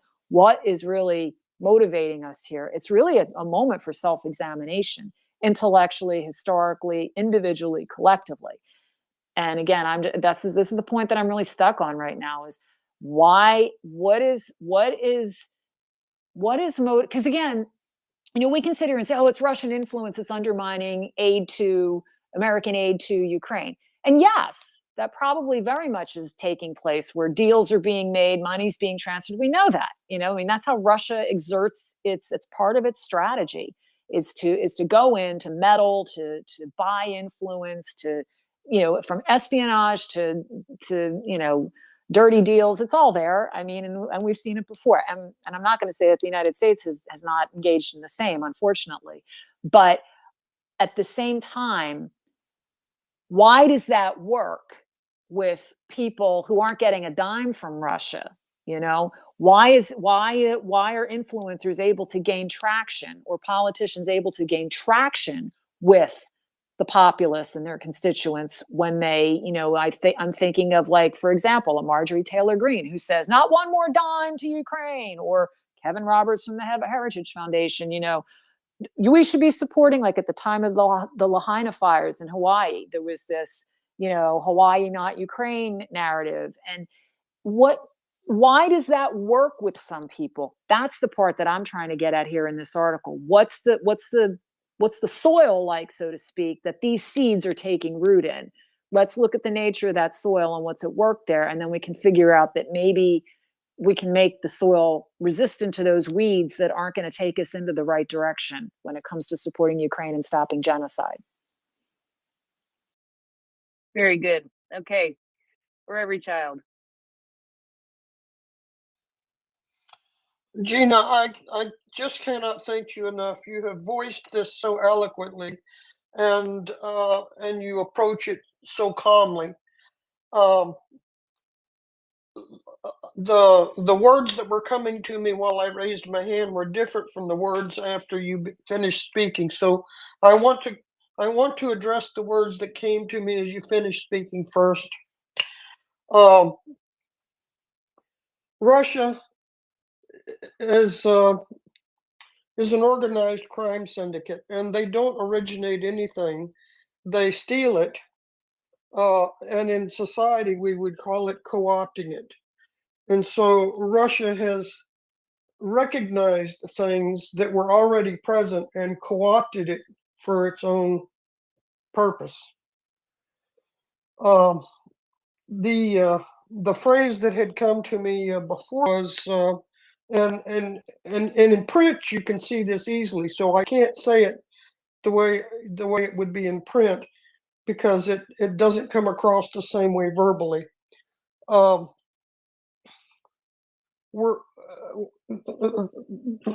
before I get to that, I want to say that this is another face of genocide. And yes, we have to understand it, but then we have to go beyond that and learn to prevent it. And so the phrase that had come to me was, I am witnessing society being turned into a minefield. And in print, I would write it as society being mined. I can't say that verbally because it would require too many extra words to explain it and lose its impact. But nevertheless, in the same way that Ukraine is being mined, our society is being mined and prepped for a genocide that is absolutely terrifying. Slava Ukraine. Go ahead, Gina. Oh, I just think that's brilliant for every child. I know exactly what you mean. At least I think I do with that image. And that's exactly what it is that we, we're seeing things normalized that weren't normalized before, and we are being primed. And that's why this self-awareness and this self-reflection and this critical approach, on our Friday night sessions, Nancy's always the one that reminds us that as emotional as we can feel in looking head on at these atrocities and in the frustration that we feel when we so clearly see the wrong that's being done, and we so clearly see that we have the laws and the structures in place to stop this and to prosecute and to hold Russia accountable for these atrocities, we're so frustrated. And if you're like I am, of Irish descent, where you're ready to, you get very passionate about things. I'm not saying that's true of all Irish people, just mostly my family. But, you want, it's very easy to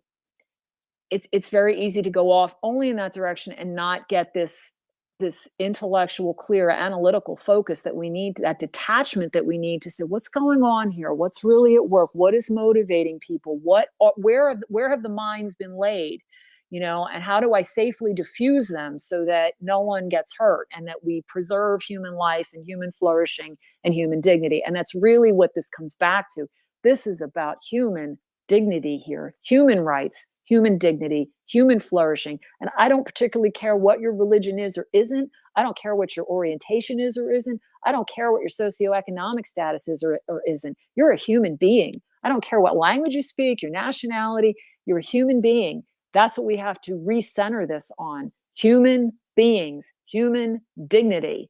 This is an abrogation of human dignity, and we cannot allow it to continue any further, anywhere.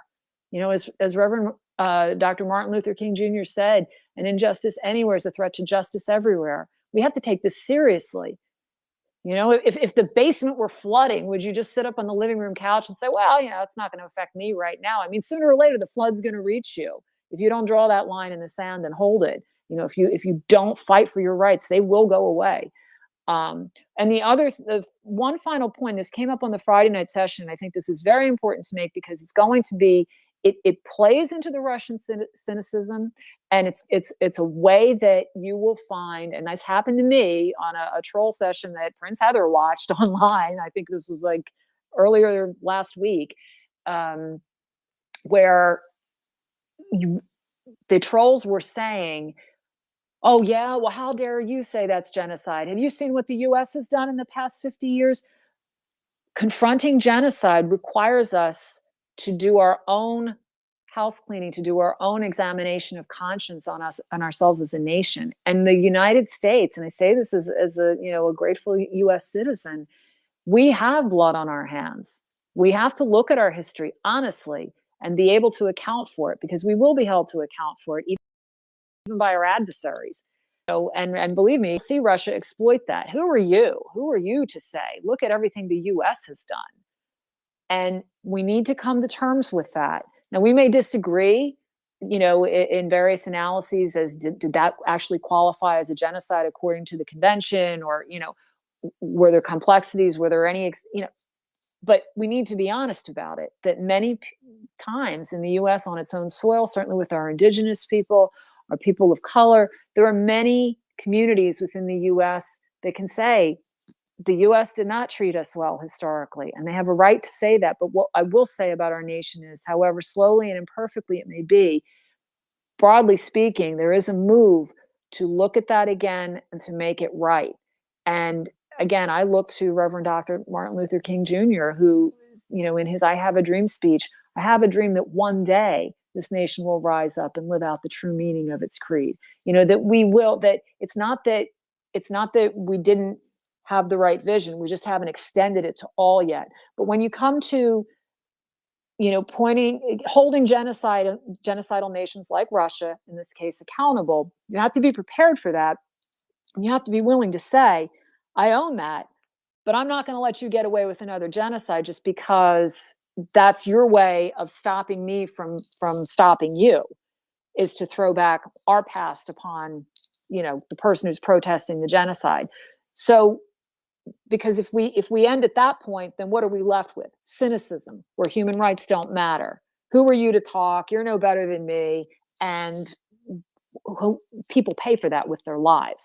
So even with an imperfect past as a nation, we still must fight to end this genocide in Ukraine and to hold Russia accountable to the laws that we have in place, which the Genocide Convention is clear, and it's clearly been violated. The New Lines and Raoul Wallenberg reports, among many, show that, and we discuss them routinely in our Friday night sessions. Please, if you haven't had a chance to read them, go through Nancy's mega thread, take some time to read them, because you don't have to, you're not making anything up when you say, oh, well, this is a genocide. If you're trying to, tell people in your life what's going on in Ukraine and why we need to be there and support Ukraine, you can point to the evidence that's already been collected. You can point to the experts who have done the hard work of listening to the stories and compiling the reports. You don't have, it's not a, I feel or I believe. It's, no, it is. It is, professional investigators have systematically gone through these accounts. They have compiled, and they are continuing to compile the evidence that we have this, we have this evidence to show that this has in fact breached the Genocide Convention, and we are compelled as a signatory of that convention to act, to prevent and to punish. Part of that prevention of further genocide is the aid to Ukraine. The punishment comes with holding Russia accountable once this victory has been achieved, and we can have the tribunal, whatever format that takes, that will allow us to hold the perpetrators accountable. Okay, I wanted to wrap this up a half an hour ago. Now Will has his hand up. Hey. Yeah, for one. Hey, Dave, you're back. Yeah, I'm back. I'm going to butt in before Will, because you said you want to wrap. One point that I think we've haven't touched on in this whole person, is the idea is that if you are living God's commandments, then Satan is going to want to try to stop you from doing that. And that usually comes down to some form of persecution. And so there's this very foundational idea that if you're living right, then you're going to be persecuted for it. And that if you're not living right, then Satan doesn't care about you. And so you're not going to be persecuted. I think that's a very fundamental mindset of many Christians that that that leads to this whole persecution complex idea that they think that if they are living correctly, then they must be getting persecuted somehow, because Satan wouldn't worry about them if they weren't. Oh, he's got that right. Oh, did I just have flashbacks to my childhood? Gina, go ahead.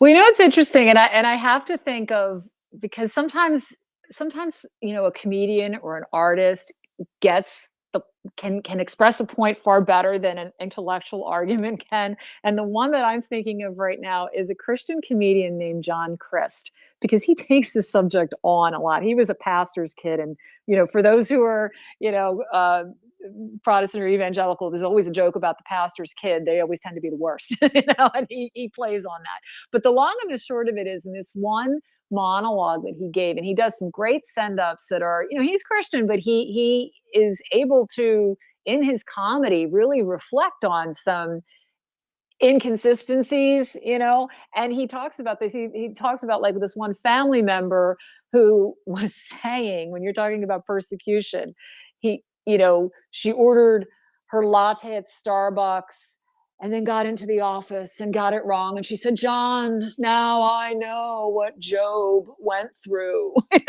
Or another relative who has this multi-million-dollar house, and was giving them a tour. And he said, a quote from, one of St. Paul's letters in the New Testament was in the kitchen, again, multi-million-dollar house. And it says, "We are persecuted, but not beaten down." And I'm paraphrasing Paul there, but he's looking around like, you're in like a multi-million-dollar house. How are you persecuted? So I think that's absolutely right, Dave, is that, there is this sense of, well, you're going to be persecuted. But I think and this is where Christians, maybe in affluent nations such as the US, on balance, understanding not everyone here is affluent, but on balance, there is that sense of, well, persecution, and again, not trying to get theological, just trying to break open the mindset here. Persecution can take a number of forms. For example, when persecution doesn't have to be an external force, a government or a culture or a society. I think that anyone who is in any kind of a spiritual life, trying to walk a path towards goodness and charity and kindness and patience on a daily basis, you're going to find that a lot of the pushback actually comes from your interior life, from confronting yourself, from confronting maybe unforgiveness in your heart, and memories of people who've hurt you. The persecution, if I were a priest, I would probably kind of point people to look at that. If they weren't experiencing persecution on the government or social level, look at what you actually experience in your daily life and internally. Christians obviously believe in a spiritual reality, and a reality that includes God, an all-powerful God, but that also includes an enemy, the devil and his demons, and the way that those interact. We don't see them. We don't run around going, "Oh, I see a demon." It doesn't work that way, because they're invisible. They're spiritual. They're not corporal. So, except in very rare cases, most people do not have that kind of a supernatural experience of seeing them. But what they do have are experiences of maybe getting, thoughts or promptings or inclinations to be unkind, to be harsh, to be rude, to be judgmental, to be unforgiving, to reflect on previous hurts. So I would submit that, the persecution, maybe this is what's not getting clarified, is that people that are quick to run to the external persecution. And again, the idea here is not to give a theology lesson, but it's to kind of give an anthropological and a social and critically, a cultural criticism here, is that we need to understand what's going on in these people's minds and hearts, whether we believe as they believe or not. And that maybe misunderstanding of what the persecution really was supposed to be. I always like to say that one thing that I think is really critical is that, and this is ideally what people are supposed to do when they study the Bible, or at least if they're not able to study it in depth, have good preaching that helps break it open for them, is you have to go back to the original sense of the manuscripts and the words that were used. Because one of the things, and I'm no Bible scholar, but when I was in grad school for theology, I mean, one of the things that I studied under a woman who was just brilliant. She was brilliant as a scripture scholar. And, for example, Greek, which is the language of, the New Testament by and large, except with some Aramaic in it, but that's a much more robust, biblical Greek is a much more robust language for conveying a lot of spiritual concepts. For example, the word love, there, what the one English word expresses is actually expressed by a number of different words in the original manuscripts. So I would, if there are any scripture scholars in the audience, please weigh in on this. What does persecution mean? What did that mean in the original texts? And how is that being understood now? Is it supposed to necessarily be something external, or is it maybe something more internal? And again, not a theology lesson, but if we're looking at a Christian persecution narrative, kind of have to break apart the Legos here and see how these are all interlocking and fitting so that we can better understand what's really at work, and then how that relates to Ukraine, how that relates to people not being able to protest more loudly when Ukrainians are being persecuted in Russian occupied areas for their faith. And not even just in those areas. Anytime a church or a house of worship, any faith, is being attacked in Ukraine, even if it's not under direct Russian control, but just the fact that we've seen so many religious buildings of various faiths attacked, and certainly the people attacked, even if they are not in the occupied areas. So I hope that gives a little bit more just a little bit more food for thought, some things to think about as we consider these topics in the coming weeks. All right, Gina, do you need to, sorry, Gina, do you need to go? I can do maybe 5 more minutes or so. Okay. Sorry, I'm laughing. Well, Will has his hand up, and so yeah, we're going to hear from the resident atheist. Yeah, that's what I was thinking. I was like, Will, can you keep it down to 5 minutes? Well, I can keep my bit down to 5 minutes. What this article you're writing about strikes in me, Gene, is the question to ask is what is the social contract that's being made between these people and the folks that they would recognize as leaders? We were discussing at length yesterday how Putin, how the economy is collapsing in Russia, and evidenced by the increase in Ponzi schemes and rip-off things and scams that are going on all over the place.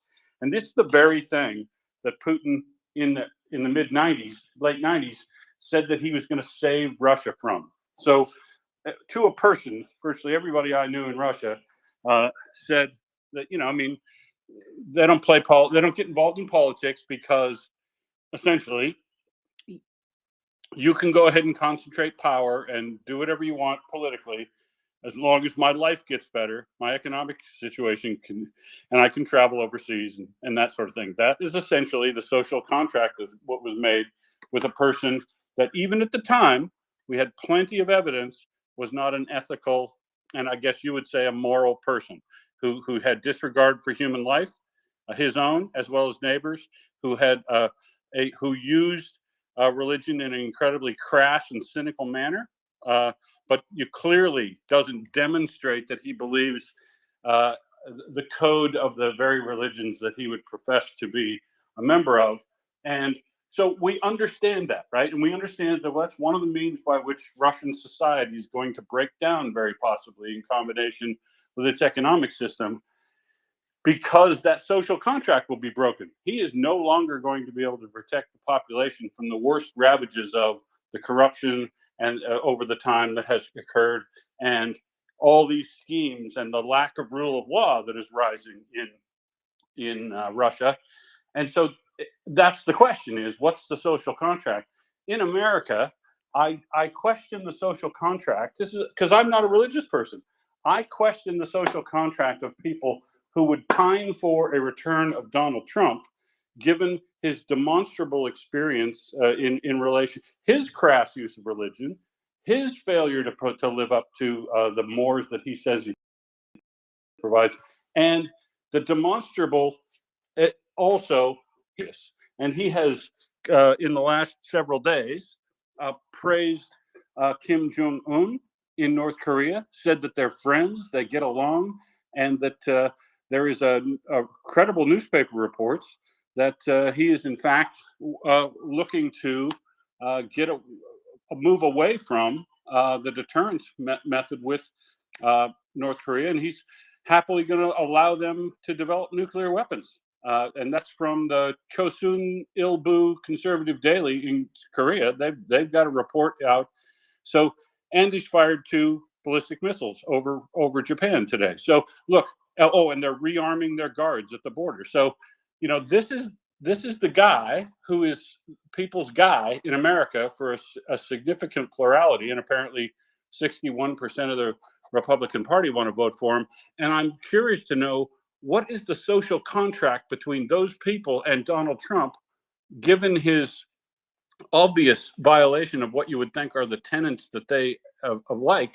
But what do they plan to get out of it? What's he going to bring them if he clearly is creating situations in Japan and South Korea which are strategically very damaging and would suggest that he might not be a very deep thinker in this area, and his already previous experience in Ukraine and his and involvement with Russia, including in the 2016 campaign, where where there's plenty of evidence now, including federal prosecutions of the FBI officer that should have been in charge of oversight of this, that what's the social contract in America that Donald Trump brings to these people that would make them want to support him again? Because, and I hate to draw the parallels, but the parallels between Putin are not, they're notable, I'll say. I'll note them, is all. Go ahead, Gina. Well, you just brought up a really fantastic point, and I think that's another thing that we really need to keep in mind: the social contract. What I was, saying in more of a religious sense of, what is or actually more, I guess, of an anthropological sense, what type of narrative, what does this satisfy in us? What is this deep narrative in us that needs this? What you had said was just that, the social contract. That's the political way of looking at it, the political science way of looking at it. And that's exactly right. What do people hope to get out of this? And without going into divisive issues, but I think that we all know that among many Christians who probably, and I know, I mean, I met them, who were deeply uncomfortable with the notion of having Trump as a candidate, and finding that they really didn't like any of the candidates, but because of the way they believed on certain issues, for religious beliefs, personal inclination, whatever, they said, he's the one that is actually on that issue the way I need to be on that issue for moral reasons. So happy about this, but, and that's something that we need to pay attention to, because again, since we're talking about Ukraine here, we have to ask ourselves, just as you said, well, why are we willing to override principles? Like, what is our hierarchy of principles here? Or what's the benefit? What's the pull? What's the benefit? And it's probably operating on a number of levels. That there are certain political goals that people want to see accomplished.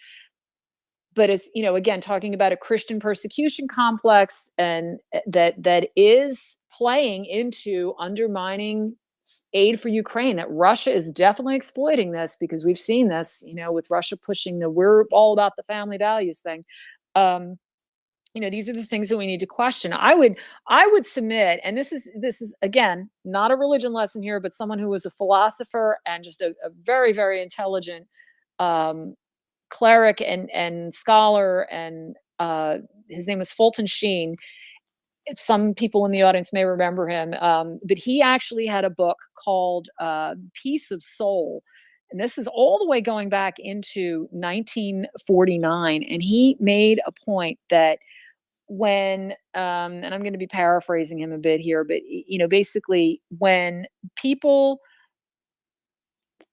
dictators kind of come in when people have really lost their foundation, and they've lost that momentum to kind of hold to their own principles. In some cases, I mean, it's a little bit more complex than that, because obviously, not in history, people didn't always have the wherewithal to fight dictators, due to lack of resources and stuff. But in a modern society, in a democratic society, why would a dictator take over? What are we forfeiting here?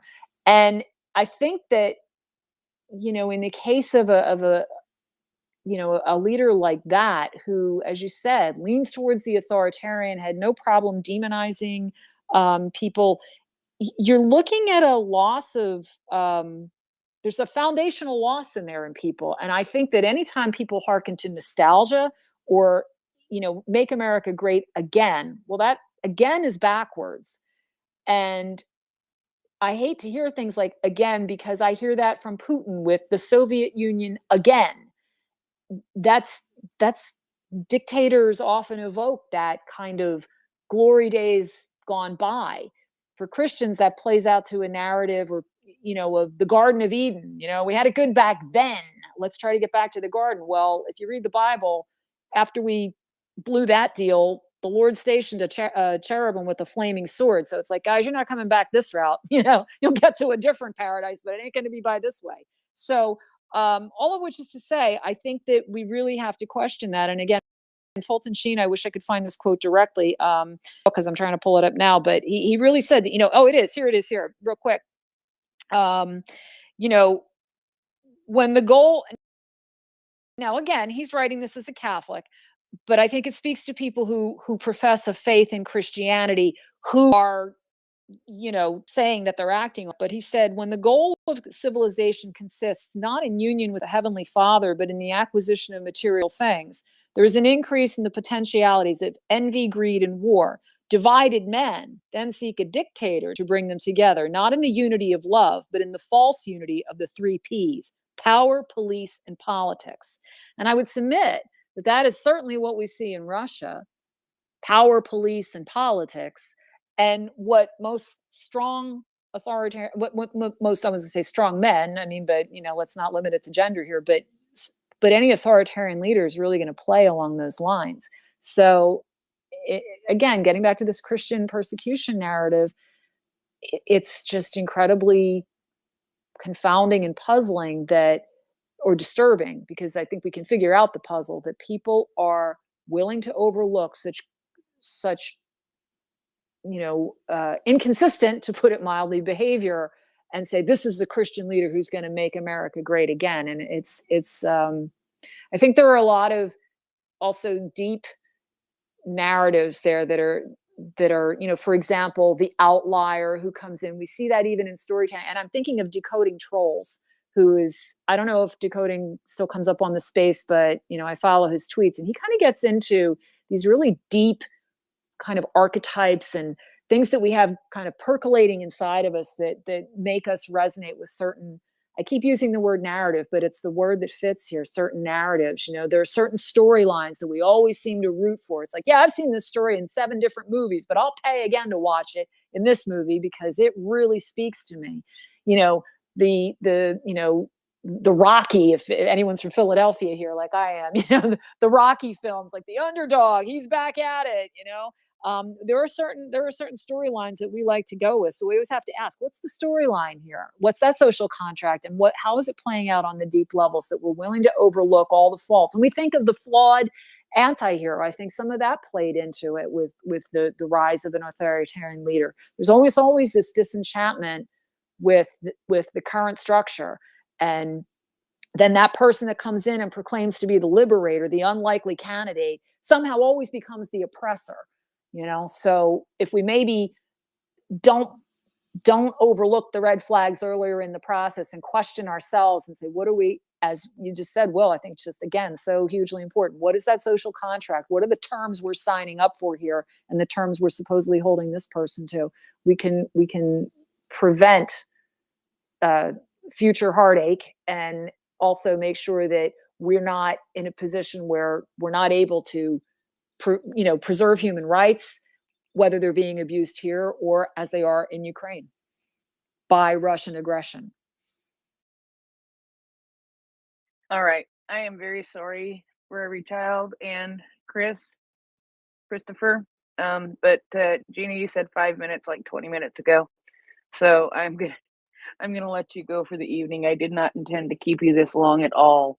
No, I so enjoy speaking with you folks about this. I really do. And I just appreciate the chance to talk about this article. I found it fascinating to research, and I really am, trying to dive in more here, because I am struggling to understand why we are not supporting Ukraine at this critical moment, and we need to open this up and understand what we're doing and not doing here. So thank you for the chance to explore that, and just great points. I learned so much tonight. So thank you all. I really appreciate it. And thank you. And so Prince, yes? before she goes, I'll leave my first point out because we can deal with that later. So this has turned into a mini genocide piece, so I figured I would clip it. To this end, Gina, as you exit, can you please put a finish on this? And then finally, Prince, can you give an intro to this piece after she gives the finish, and I'll stitch it all together. Thanks. You may have missed my sort of intro, because that sort of happened when I did the Who's Persecuting Who title. And that was sort of where we started tonight. And so, we ended up talking about a recent article that Gina wrote for the Kyiv Post about the persecution complex actually in the United States, and how that is affecting funding for Ukraine, which is what her piece was about. And it drifted into different places, and it was absolutely a wonderful conversation.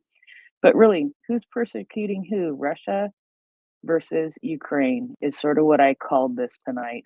And it was absolutely fabulous. And Gina, I appreciate it so much. But Gina, go ahead, take us out. Sure. I guess the point in writing this article was to really get us to question our underlying motivations or lack of motivations, and to be self-aware and to understand, with this Christian persecution complex, where did it come from? Why is it operating now?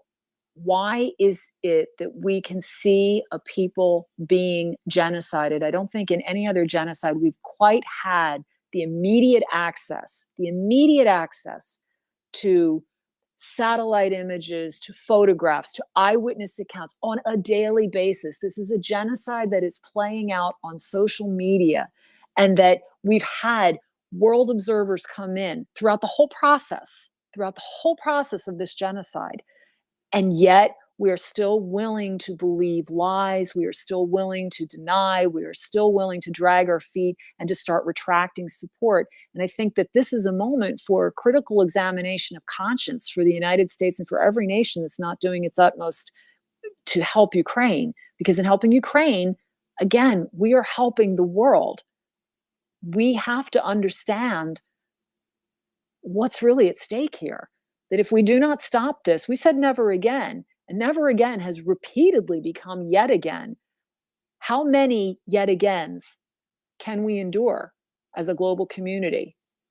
That's the question. And so for those who feel that, as Christians here in the United States, that they're being persecuted, and that Russia is actually a bastion of family values, please look at the facts, question the narrative, understand where it came from, because to be unaware, the beginning, Christians have a call to seek wisdom, to seek wisdom, to seek understanding. Don't close your eyes. Don't close your eyes to the suffering, and don't close your eyes to the reality of how you may have come to believe things about yourself and your country that aren't necessarily true. And that there are Christians who are genuinely persecuted, but you're not doing anyone any favors by kind of diluting their suffering, by diluting yourself into suffering that really isn't suffering, but that's very much being played upon here by people who have a great interest in doing that, so that they can continue to exploit Ukraine, to genocide in Ukraine, and by extension, to set themselves up for doing that anywhere in the world that they please. So again, it's a question of accountability on all fronts, our own and holding others accountable, so that in the end, human dignity, regardless of your religious beliefs, is upheld. And that's why we're here. So thank you so much for the chance to share that. And Slava Ukraini. Heroam Slava. No, Slava. Get yourself some sleep, Gina. Thank you so much for being with us tonight. It is so much appreciated. And you, Gina, of all people, know exactly how much. So thank you. And have a good night. Dave, we didn't get to anything that we planned for tonight for other stories. I hope that's okay with you. That was not the intention. Oh, I see how it is. I send you this nice long list of different well thought out, well researched medical articles that I want to go into depth with, and then you just like, oh no, Gina's coming up. Well, just stay for another 4 hours and we'll cover that, Dave. Yeah. No thanks. I need to get to bed sometime, but I will pop in possibly during the next week and just bring these up as occasion permits. That would be absolutely wonderful. I appreciate that. Okay. For every child she's had her hand up, like, I don't know, your arm is probably dying now. It's been up all night long. No, not at all, because I was gifted a set of AirPods, and I've purchased some double-sided whiteboards that are the size of a clipboard, and I'm not having to hold the phone, and I'm not having to remember everything because I've written it down so very quickly. It's just a comment. It's not a question. I'm not an expert on anything. I just have some lived experiences that I voice from time to time. But I did ask a Bible scholar when I was traveling, and I worked in 13 states in England. I asked her if I could only have one Bible reference to travel with, what would it be? And she said Strong's Concordance. And so I did purchase Strong's Concordance, and I traveled the next 6 years with it. I'm no longer traveling, and I now have Strong's Exhaustive Concordance, which is considerably heavier. Nevertheless, if you can only have one Bible reference, I was told by a Bible scholar that would be the one to have. Well, thank you. It is. I have not had an opportunity to look at it, so now I'll go check it out. I feel like I have owned one of those in my life. I'm not quite sure. I should go check the bookshelf. Yeah. Well, so yeah, it's 11 o'clock my time. It's and I see we have a certain person from Britain is here. I don't know how many sips of coffee she's had, but I hope she's had like a whole cup. Because we certainly don't. I have a feeling she's spicy this morning. Yeah, I don't know, spicy mockers. Well, so because the things that I had to talk about were a little more in depth. There's just this one thing that actually Karen linked me on that I thought was really interesting.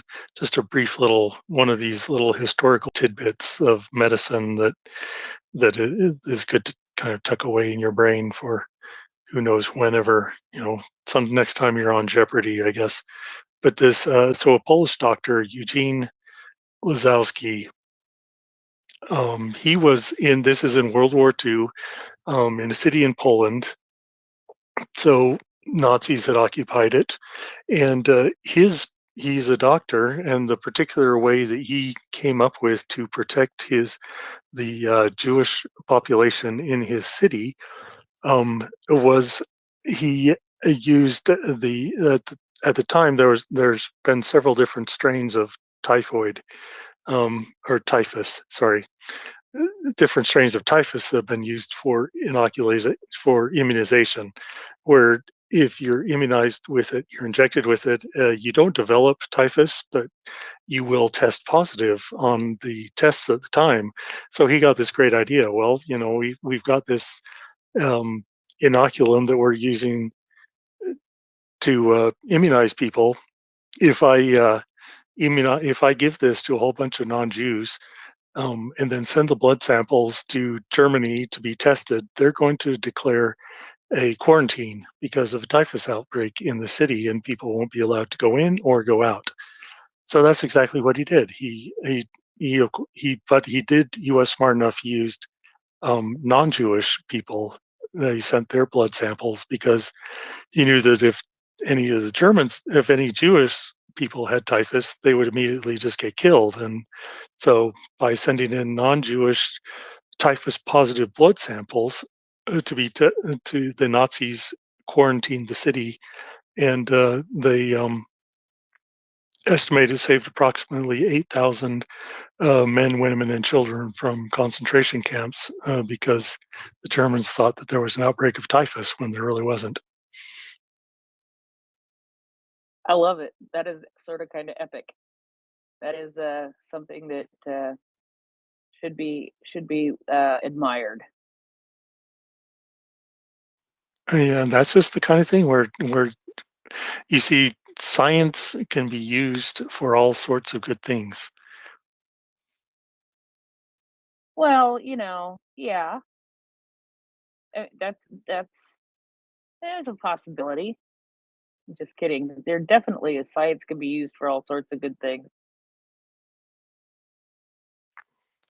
Well, so I guess we have come to the end of our brief stint here in the space, unless Mockers still needs more time. I don't know. How are you doing, Mockers?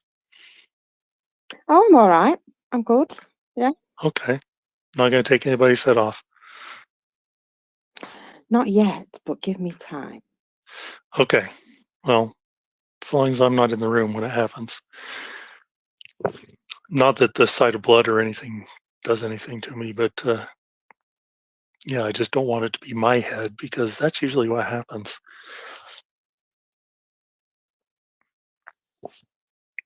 No. You're perfectly lovely, my darling. You never upset me. I just can't believe that somebody's going around super butthurt when they're such a hard worker.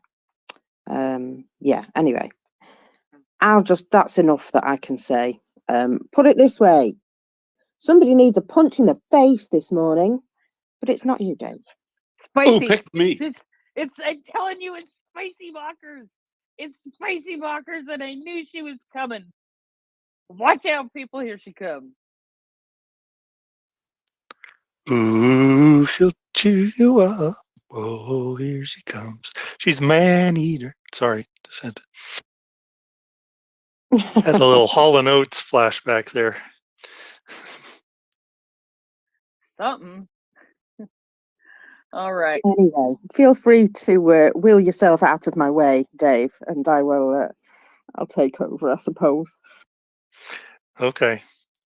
Yep. I will say bid adieu and goodbye and all those other stuff. Whatever time of day it is in your particular time zone, hope it's a good one. And keep listening in on MriyaReport. We are here 24/7. We're not going to go away. In fact, I feel a song coming on. This is the space that never ends. Yes, it goes on and on, my friends. Some people started doing it, not knowing what it was, and we'll continue doing it till Russia goes home. I like it. Dang, Christopher, clip that. Sorry, that was stolen. Ryan actually did that first. I was copying Ryan there, so get that credit in there. Ryan came up with that. Somebody clip that. It was still good. It was good. It was good. I like it. I like it. I like it. It is the space that never ends. some people got into it not knowing what. Oh yeah, okay. Yep, it all fits. We didn't know what we were starting here, but it's going to keep going until Russia goes home. Yeah, we're in the find out phase for sure. We've been in the find out phase for a while, and here we are. We're not going away. So Dave, it is always a pleasure co-hosting with you. I really, like I said, didn't intend for that to last pretty much our whole time, but it is what it is. It was a very, very good, very, very good informational and session with a lot of interaction, and I always appreciate that. So we will get to the medical news, and you are welcome to stop by anytime. You know that. Yep. Okay.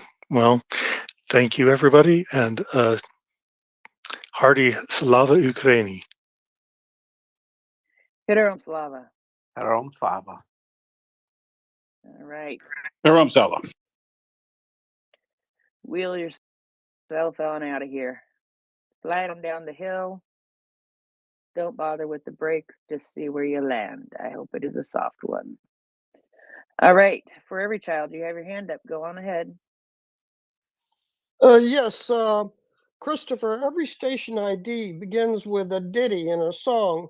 I think maybe we could vote on that one.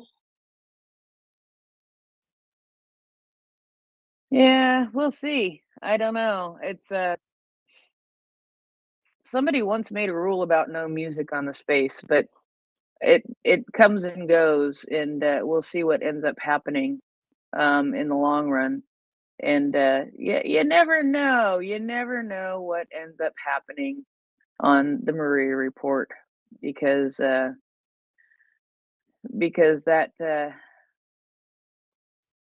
that is just unpredictable at this point. So anyway, A ditty is a ditty. It's not a song. It's not music. Look, It's just a ditty. it's still trust me, the person who laid down the law will call it music and call it a song. It's a ditty. I understand that though. Good morning, Makas.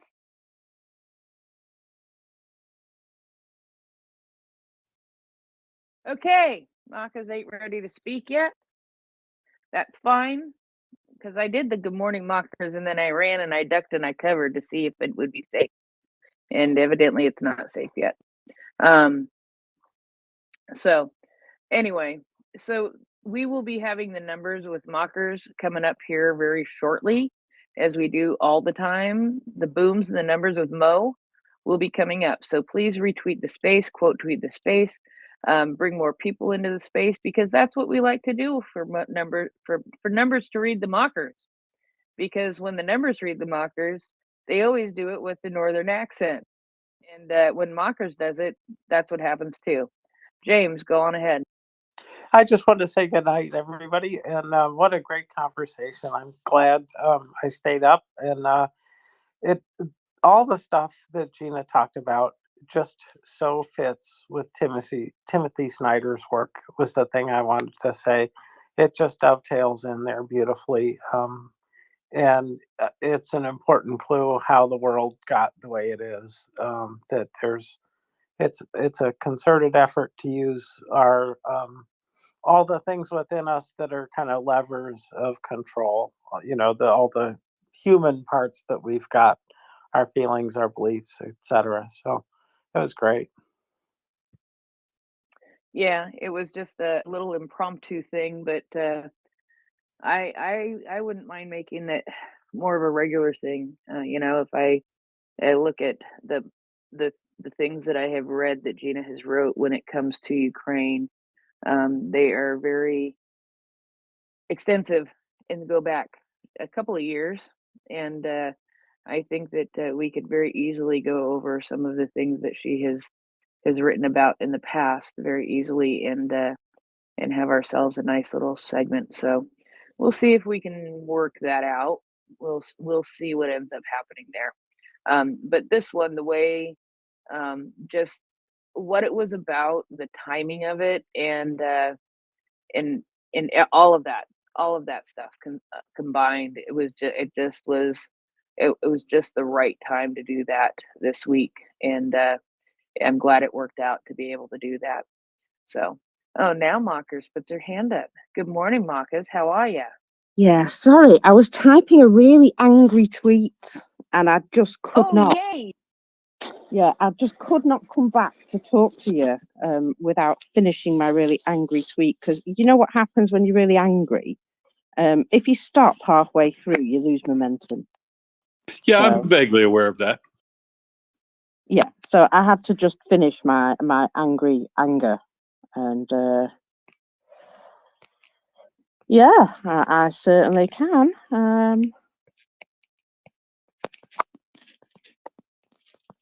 Yeah. I'm ready. What? But I'm ready. I'm ready now. It's all good. Okay. Good morning. Morning. How's it going? It's going great. We've got some lovely numbers, but you know what I'm going to do? I'm going to say, folks, you need to give us a retweet because numbers upcoming. And also, yeah, if you ask me what and why, my answer will generally be assholes. Okay? So feel free to go and find out who the assholes are. And just remember that, you know, we're putting our time in here to help Ukraine, right? Help Ukraine. And okay, so yeah, there are 2 hours, a couple of times a week that we have an Israel focus, purely because there are two people here who are very personally attached to that. And, you know, you want to have a go at me? Well, I tell you what, I'll just turn around and show you something that you can kiss. Because, yeah, if people are going to be dicks to me, remember that mine's bigger because I paid for it, all right? Do you feel as though I've like lost my mind this morning? I'm just so mad. Men with your egos, I tell you what, I don't know how they get so big, but seriously, Will, you're so lucky you're not near me because I could wring the neck of the nearest man right now. And everybody's thankful Mockers is single. And on behalf of all men, I would probably allow it. Thank you. Thanks. Well, I either get mad or I cry. And you don't want to hear me cry first thing in the morning, do you? No, that's You'd way worse. prefer a I'd rather take the spicy punch and the mockers. strangle. Yeah, you'd prefer spicy mockers. Honestly, anybody really wants to come take me on, just come take me on because I've had enough today already. Jeepers, it's only Monday too. Anyway, we'll do some numbers in a minute because I just, whoo, I've had enough today. Yeah, totally. I mean, I'm not sure how I do 10 hours a day and somebody comes along and gives me 1 hour of their life and thinks they've got a fucking say, and that is swearing. Anyway, shall we get back to the actual news? Or other than my annoyance? That could be very interesting. I don't know this. I knew that I was going to get a spicy Mockers this morning. I just didn't know how spicy, and I like extra spice. Yeah, it's a good job I don't eat spicy food as well, otherwise we'd be triple spicy today. Crikey. I just, one after the other. And you know what? You boys, put your willies away, really, honestly. Damn, they think they're so effing heroic. Sorry. Right, I've had enough now. Go ahead, James. Please talk while I just try and get control of my anger. Hey, Mockers. Yeah, a well-directed anger can be very effective. Ill-directed anger can land your butt somewhere you don't want to be. But I just wondered if it was the case that I'd discover all of the meaning of that by looking through the discussion in our group or somewhere else, like in your timeline. And I'll just go figure it Oh, out myself. you could probably see everywhere, to be honest. actually, maybe not in the back room because I'm very quiet and pleasant in there. But yeah, let's just deep breaths, strong coffee this morning, Okay, that sounds and good. yeah. Well, I'll try not to be a dick then, and we'll try not to bring you any either Well, up that you know. you know what, James, you're others. absolutely lovely. So it's never something that that you could do. to Oh, everyone. don't challenge me that way. No, I won't. But I won't. I will not try to live up to that. I'll try to be my calm self. Yeah, I just, I do all I can to accommodate everybody as much as possible.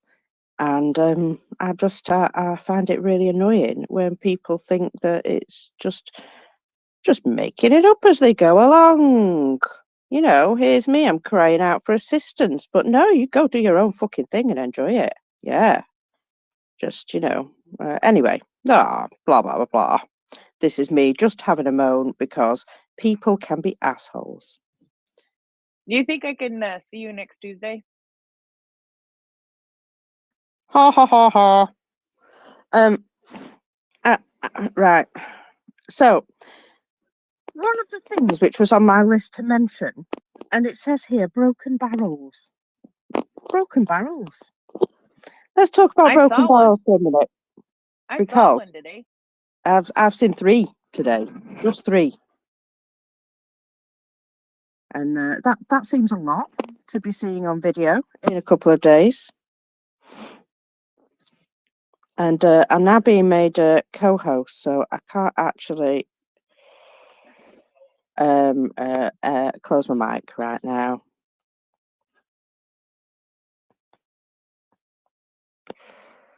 So just Okay. keep talking. Yeah. All right. Sorry. I was also typing at the same time because I've got a million people asking me why I'm mad, and the She's answer got the is power.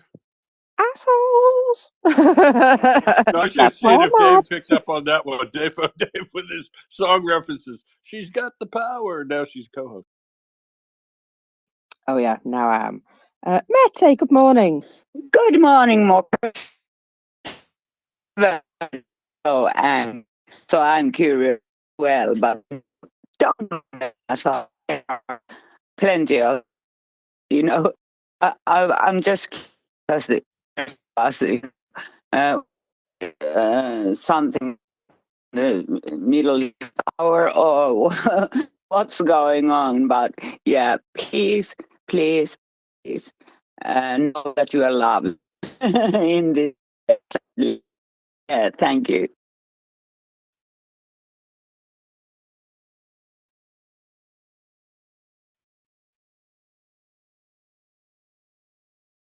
She knows she's loved. She just knows she can be mad too. All the right people if somebody's being around with her. So I'm mad at guys who are messing with Mocha. So a couple of kickboxes here from Finland as well. Thanks.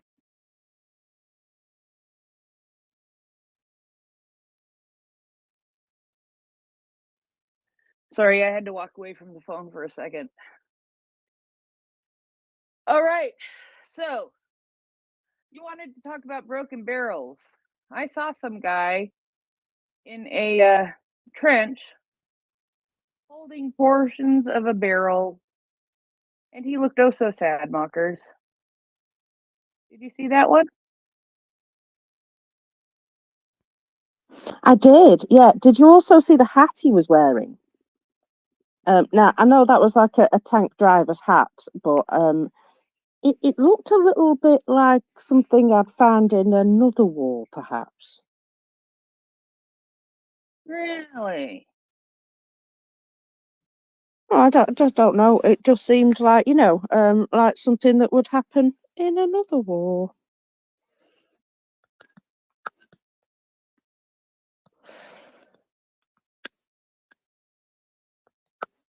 Which war would that be? A Second World War, perhaps, or even the First. Yeah, they didn't have digital cameras back then. No, that's true. Right. Okay. I think I'm starting to just calm down a little bit. But somebody did contribute to my swear jar, so thank you very much for that, because I did, yeah, just totally lose it with the F in at one point.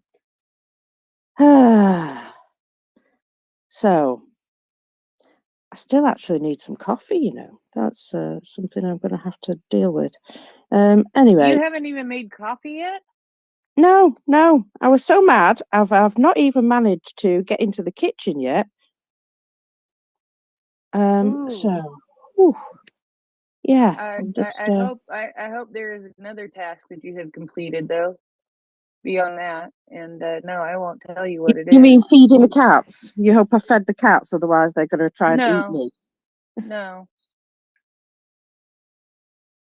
I don't take my phone for a wee with me generally, so don't worry. Don't worry. Well, no, I know, because you're just like the rest of us, and terribly afraid to. You're terribly afraid that you're going to pull a Vivek, whatever his last name is, Ramaswamy. Smarmy, him. Smarmy. You know what? What? Vivek Ramaswamy. That's what I said. Smarmy, him. Little smarmy guy. Yeah. You don't want to. Yeah, that's like the number one fear of all co-hosts is to pull a Vivek Ramaswamy guy. Oh, and have a wee. Sorry, I thought you were just noting that he's an absolute asswipe. Sorry, but you know he is. I think I'm allowed to have that opinion. And yeah, that's how I feel. Okay, we have an emergency, a couple of other things completed. If we have any hope of getting mockers down from extra spicy to spicy, so come up and talk to me and tell me something. Will, what did you think? Did you see the broken barrels today? You know, I have absolutely no idea what the hell you're talking about with these broken barrels. I was listening, rapt with attention, hoping you'd tell me. Yeah, they're barrels that broke. And there is this guy standing there in this trench, and it looks like he's holding some prized possession, but very, very sadly, holding like half of a half circle of a barrel, and he looks up to the gun with no barrel, and it's just, and there have been several of those today that have gone around, I understand. And so yeah, but barrel wear is not something that is surprising, and the breaking of barrels is something that also can be affected, I would guess, by really crappy ammo that perhaps was provided by, I don't know, some North Korean people.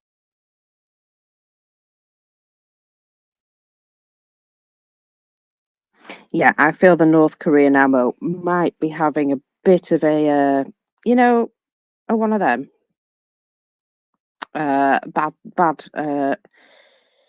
Bad time, what have you. Terribly made. That's what I'm trying to say. Yeah. Sorry, I can't put words together at the minute. I obviously need coffee, don't I? You do. You need coffee, but you can talk and make coffee at the same time. But I can tell people. This is me getting up, walking, talking, doing that stuff. Sorry, I was still laid in bed. I know, I was still laid in bed. How could you be still laid in bed when you're so angry? That I don't get. Yeah, because I can be annoyed horizontal. It's fine. And you're obviously not I'm laid down or stood up, really. But you're obviously not old enough you're not old enough yet to know that when your eyes open, the next thing you better see is the bathroom. No, I'm not. I'm not that old yet.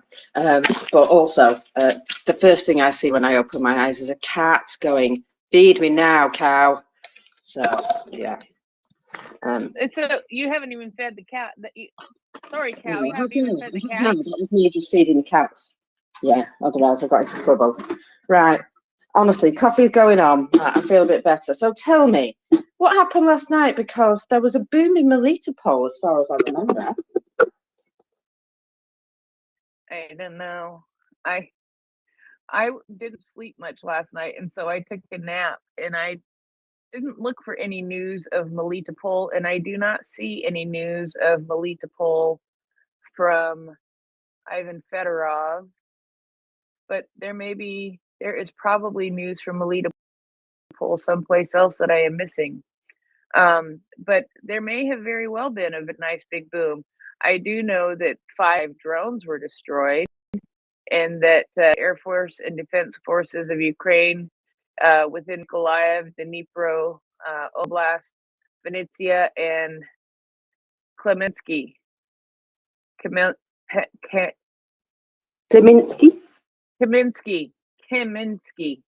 See, because KH and M without a vowel just doesn't work for my voice without Kaminsky. Yeah, Kaminsky oblasts are where those were thrown upon and eliminated, a whole 5 of them. So it looks like the Russians might have taken a little bit of a break. So yeah. Now there was an unknown. There was a piece of American news that seems to have got people's attention, but it's American news, so it doesn't really matter, right? I mean, it matters to us, but Well, I was going to say, is it to do with Ukraine? Is it to do with Ukraine? Does it help? no. Well, no, it doesn't. It doesn't. Oh, in that case, no, I'm not interested because you see, here's the thing, right? I want to help Ukraine, yeah, and that's what we get together for, isn't it? To help Ukraine, yeah. So, anytime anything particularly goes off that mission, just not interested anymore. So, yeah, this is part of why I'm angry, actually. Yeah. So, make it about Ukraine, not about your big effing ego. Oh, there we go. I think I've managed to say what I really wanted to say in the first place. Oh, okay, but sometimes the things that I understand what you're saying, but I also understand that there is a connection to Ukraine as long as it's made clear. Oh, There's a I'm just seeing what you're talking about now. Bloody hell. That's a bit, Yeah. well, that's a bit shocking. You know what that is, though? Notas. Yeah, nutters. I have not heard any update. I have not looked for any update, but that is sort of the lowdown. You do realise everyone in the room has no idea what the F we're talking about? Oh, I'm sure they do. Oh, right, okay. Google President Biden and you'll figure it out. Yeah, it's just there's been a car accident. Looks as though it wasn't an actual accident, though. Looks like somebody may have done that on purpose. Whoops. That's a possibility. I don't know. I don't know. I haven't looked into it enough. But yeah. Yeah, I'm just going to say that you probably would spot that coming, with the fact that it's got its own police escort. Yeah. Oh, yeah. And yeah, there are things that the Secret Service takes seriously, and I think that might be one of them. So yeah. Well, on top of that, though, I mean, we've got this story about Zelensky's office as well, or at least one of the places where he would frequent being. Yes, there is that. That's quite And interesting. I actually have had some information about that for a while, and this is not long, so let's just go upon this really quick. The Security Service of Ukraine, also known as the SBU, has opened a criminal proceeding based on the discovery of a technical device in one of the potential development locations deployment locations of Commander-in-Chief of the Armed Forces of Ukraine, Valery Zaluzhny. Proceedings were opened under Article 359, Part 2, illegal acquisition, sale, or use of special technical means of obtaining information. We emphasize that this equipment was not found directly in his office, but in one of the premises that could be used by him for work in the future. According to preliminary data, the discovered device was in a non-working state. No means of accumulating information or means of remote transmission of audio recordings were found. This technical device will be submitted for examination. Employees of the SBU are taking all legal measures to investigate this offense. So what I understood, what I saw in another report, was that this was actually found in a office that Zaluzhny is getting ready to move into. And they were doing a sweep of the office, looking for things like this when they found it. He had not moved into this office yet, which is where I believe that the wording premises that could be used by him for work in the future comes in. And so that's where we're at with that. How do you like them apples? So it was a non-working device, right? I just wonder how long ago this non-working device was placed there. Did someone just drop it in a drawer and forget about it? Or was it actually like hidden in a light switch or something? I don't know. It all seems a bit, I suppose you have to know the details to know whether it's nefarious or not.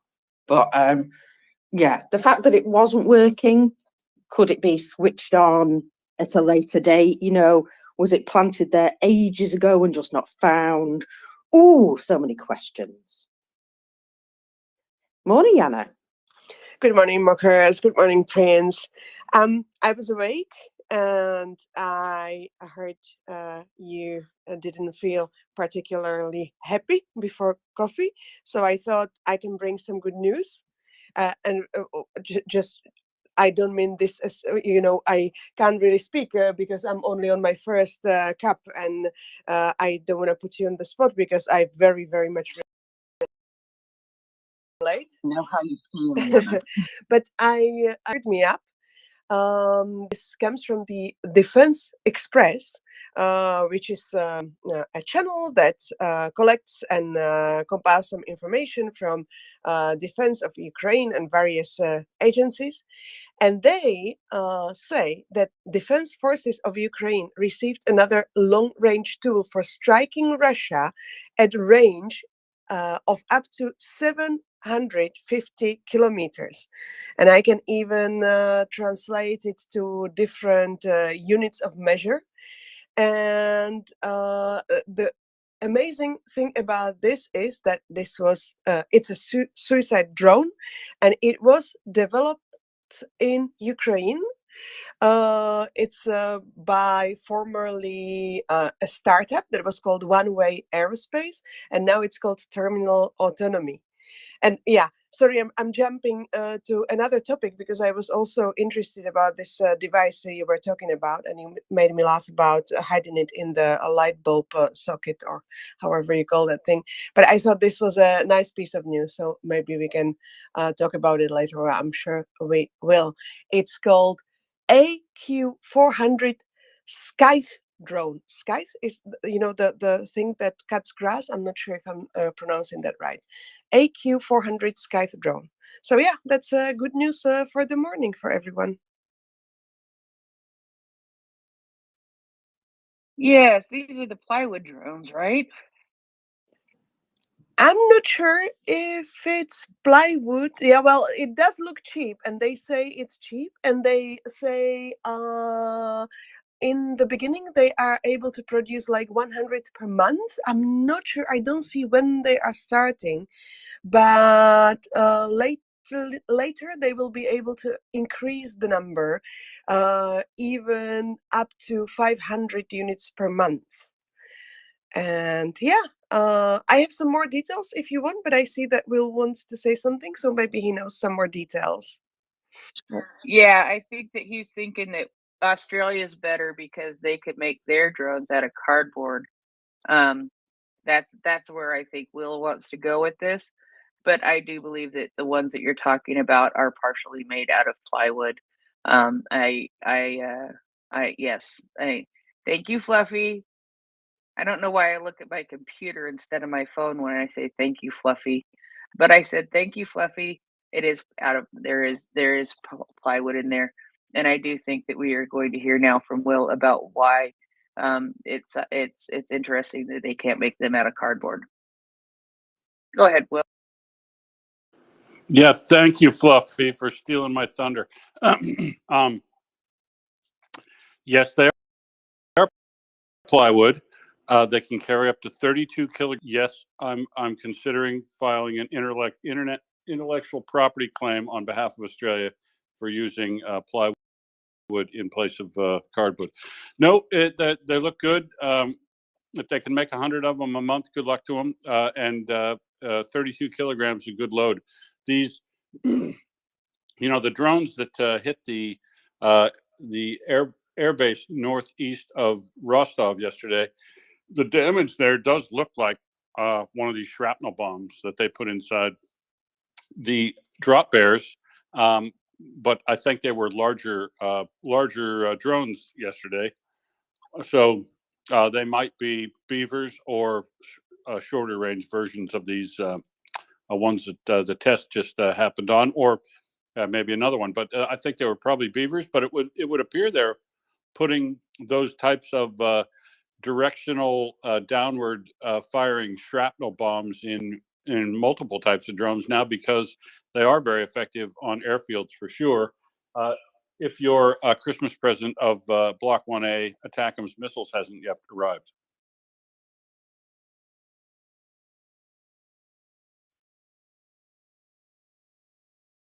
Yes, yes. It is always good to see another option for drone attack, and for one that Ukraine makes themselves is even better. Anything that they can do homegrown is better than waiting for things to be brought in, and being able to turn these out 100 a month. I don't think is all that bad. That's these aren't necessarily complicated things, and I know they sound expensive, but I think I saw $15,000 is about what they cost to make, and so $15,000 to blow up an airplane, that's a decent return on investment, I would think. No, definitely. I don't see the price here, but yeah, it's I agree with you totally. Yeah, so if you want some more details, yeah, indeed, the range is 750 kilometers, which is 466 miles. The weight is 100 kilos, which is 220 pounds, and it can endure. Well, the duration is 6.5 hours, and Will is of course correct with the payload, and this payload can be increased even to 70 kilos if you reduce the flight range. So, and yeah, wingspan, I don't know if you want to know this, but yeah, I think I totally agree with you, Princess. It's so good that Ukraine is making these themselves. So yeah. Yeah, they say it's affordable. I don't see the price. So yeah, that's the end of my good news that cheered me up this morning. Back to you. Thank you. Yeah, it is good to see. Well, it's not surprising, really. It's not surprising, but it's good to see Russia. Don't look at the word Russian. It is very good to see Ukrainians developing these kinds of things, and moving forward in their development of drones. But it's not surprising because Ukraine has made some big, huge strides when it comes to drone creation. I mean, just look at the video. Look at the video that Scruff has posted.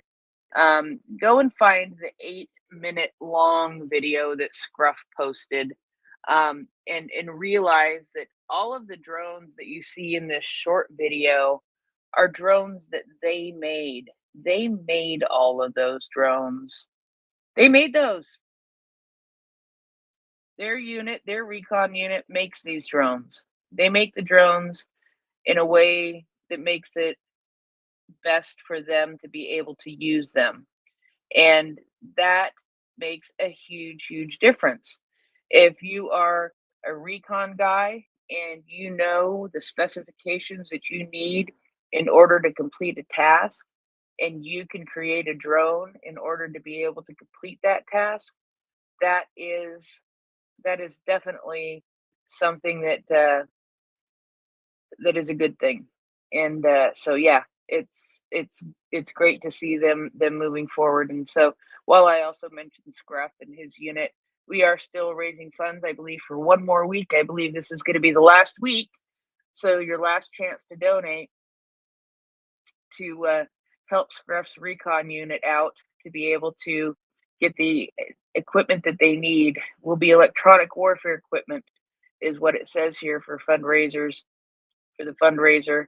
And that's pretty generic, but you know what? I think that it works. There's some things that we can know and some things that we can't know as far as specifics about things, and that's, you know, for security, that's for safety. And the thing that we want most, well, the thing I want most is for my friend Scruff to be safe, because he's a rather awesome guy, and I kind of, you know, I have no clue how old Scruff is, but just like Marcus, I'm adopting Scruff. He is an awesome man, and I am so thankful to know him. But I do worry, I do get very concerned when I haven't heard from him or I haven't talked to him in a while, just because it's like, okay, Scruff, are you okay out there? I know you're working hard. I know you're very busy, but hey, man, you okay? Just want to know you're okay. Don't need to know what you're doing. Don't need to know where you are. Just need to know you're okay. And you know, it's interesting to develop a relationship with somebody, um, you know, halfway across the world who is fighting a war on the ground every single day, and to feel so strongly about them and to care about them so much, that they mean that much to me. So, okay, I'm gonna get verklempt now. I need to stop. Uh, so, mockers, we don't need to cry in the morning. Go ahead. Oh my God, right. While you're saying that, I'm trying my best to stop crying. So while you three were talking, I was My having a God. cry.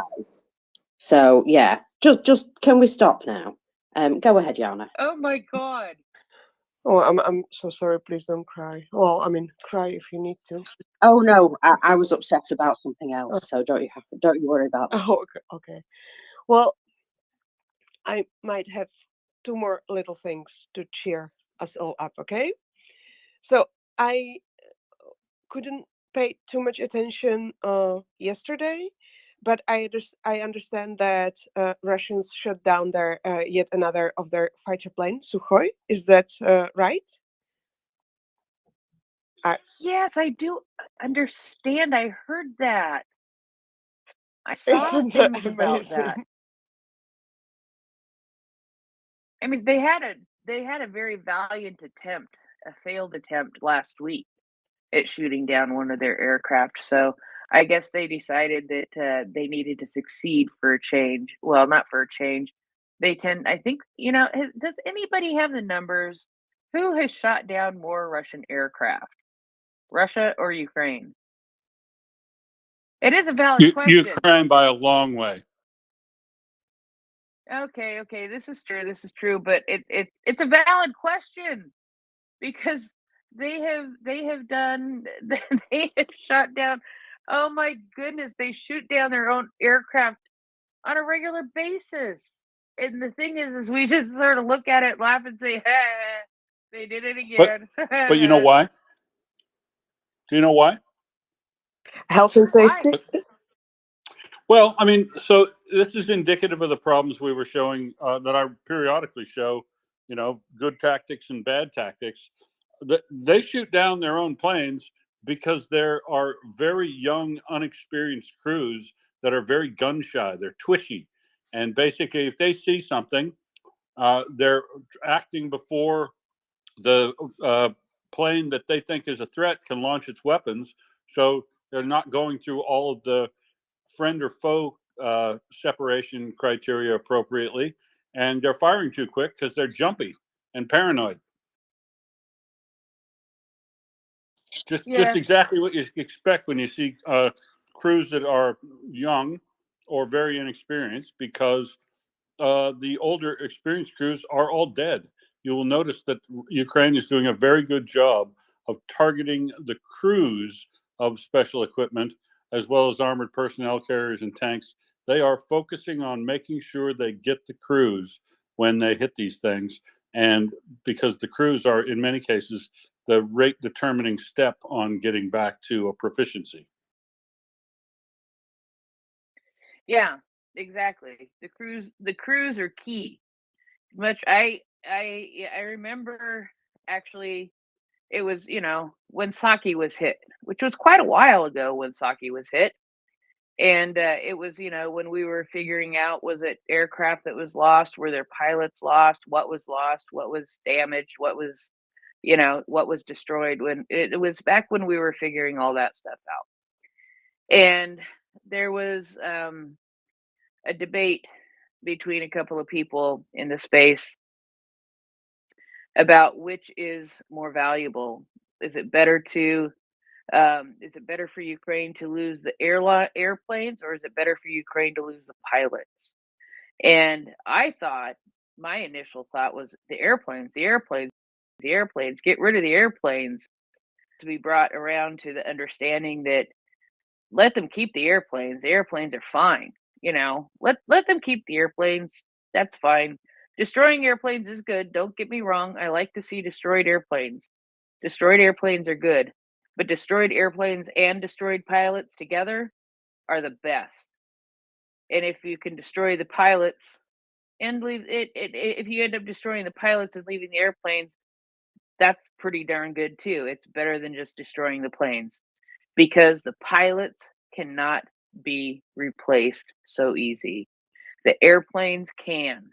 Yes, there is a limited number of them, but there's there's enough to be able to replace the airplanes at this point still.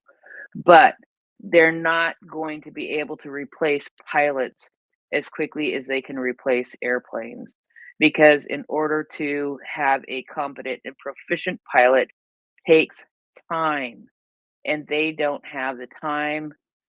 They don't have the time to get those pilots up to speed in the way that they would need to be up to speed in order to fly the planes effectively.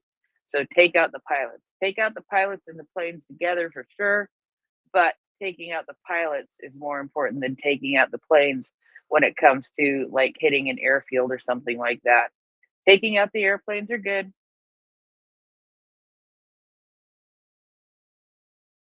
Taking out the airplanes and the pilots are Wanted to say that you don't realize that Russians have this magical way of training people in like 5 days, right? So they're gonna train pilots. They probably bring them from prison and just sit them in the plane, and in a week, here, go, fly there. Yeah, because that's gonna work out good for the pilot.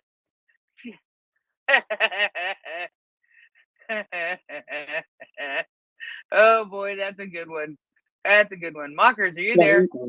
would you like some numbers? Yeah, would you like some numbers? Now I can speak without like fucking tears running down my face and my nose clogging up because Yeah, and oh, you don't read my morning. messages, but yeah, What did you No, get I them didn't for? read anybody's messages. Yes, exactly that. Yeah, no, I didn't read anybody's messages because I was Okay. crying.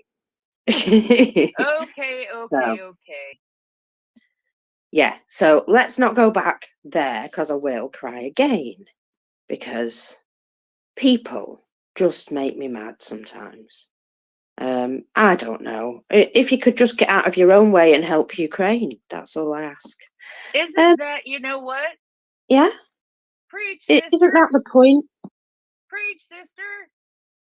Exactly. But you know what? Oh my effing goodness me. I know, I've got back to curbing my swearing again.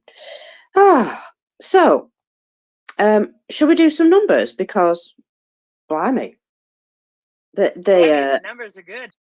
Yeah, blimey.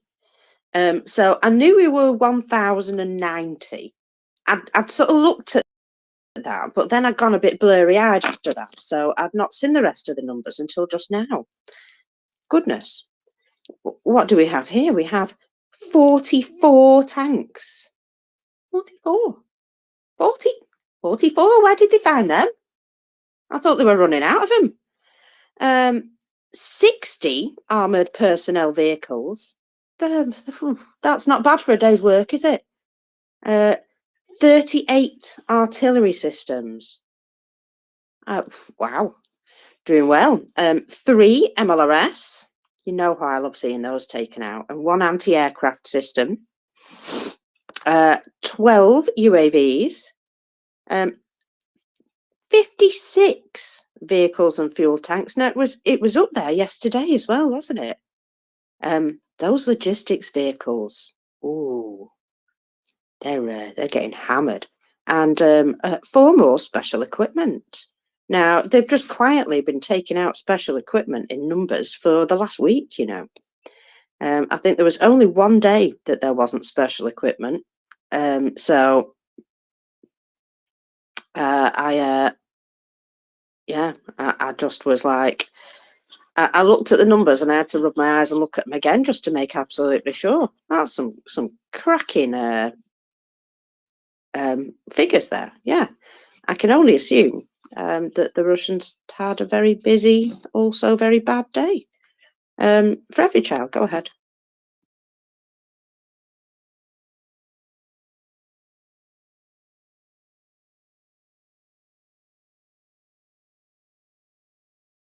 Or not? Every child, are you there?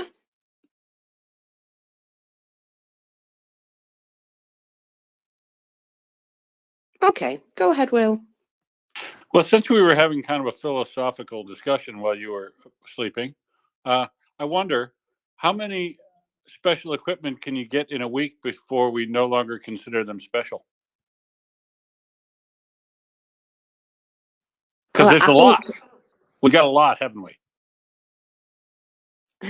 Yeah, I think there was. Well, it's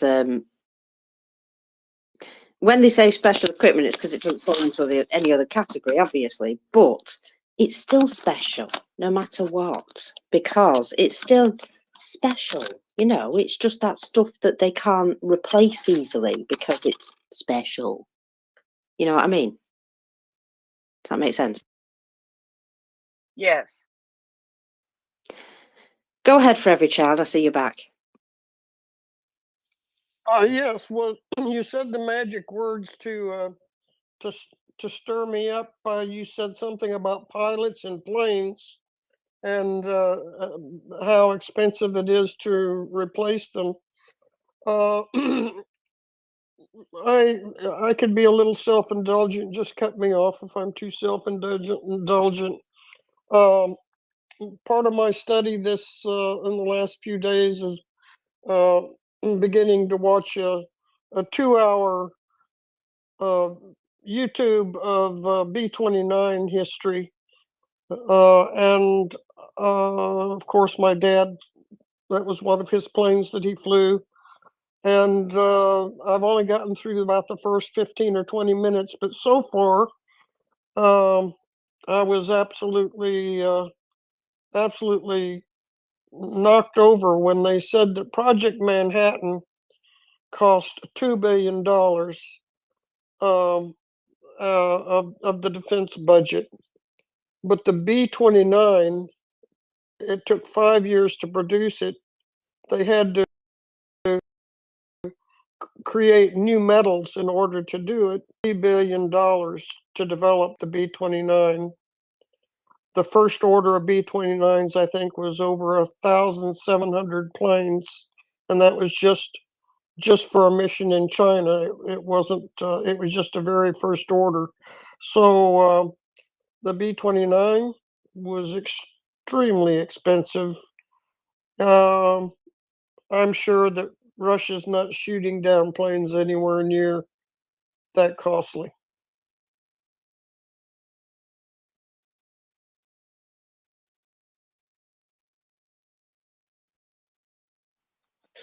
Well, yeah, hopefully there was a number of planes damaged at that airport. That's something yeah, I'm sort of waiting to see here if there's any more information comes out about that. Because, well, I'd love to know what actually broke. Love to know what's actually broken. So, I've got a couple of things here, which I saved up from yesterday, that we kind of should go through. So, one is the egg saga. I don't know if you saw, Prince, the saga of the quail's eggs. I saw something about quail's eggs. What is with what is with the quail's eggs? Well, if you can't get chicken eggs, you get any eggs you can, don't you? So they have actually started stocking quail's eggs at a particular like distributor. It begins with an L. I'm going to find the details. Bear with me a minute because I thought this was funny. Sorry, I've just clicked on something I shouldn't, and it's just taken me elsewhere. Go away, internet. Thank you.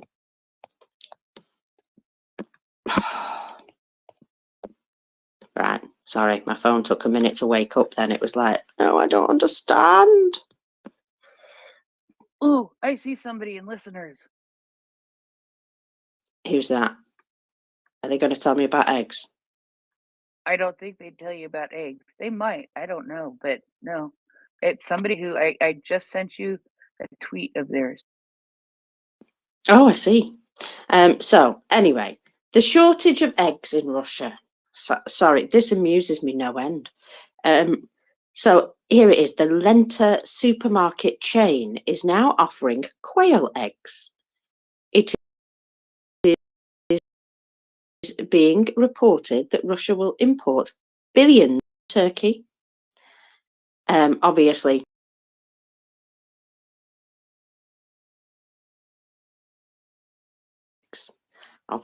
very, very funny. Still, yeah, still running a joke there with turkey and their eggs. So I just, it's one of these things which I just think is, well, it's a sign, isn't it? It's a sign of what's to come. They've already started queuing for just regular food. And, like bread. I hear bread is becoming an issue. Well, it's the thing is, it's the supply chains, I think, in a way. It's not just, you know, the production. So they have machines that do, you know, modern mass food production everywhere. Now,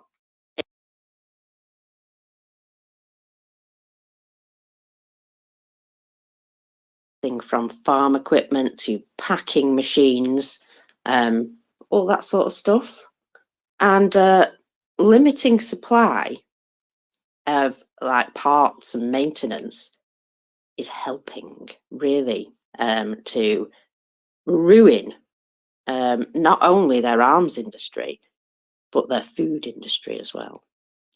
Now I know we have an awful lot of companies skirting sanctions But can you see what they've done here? All the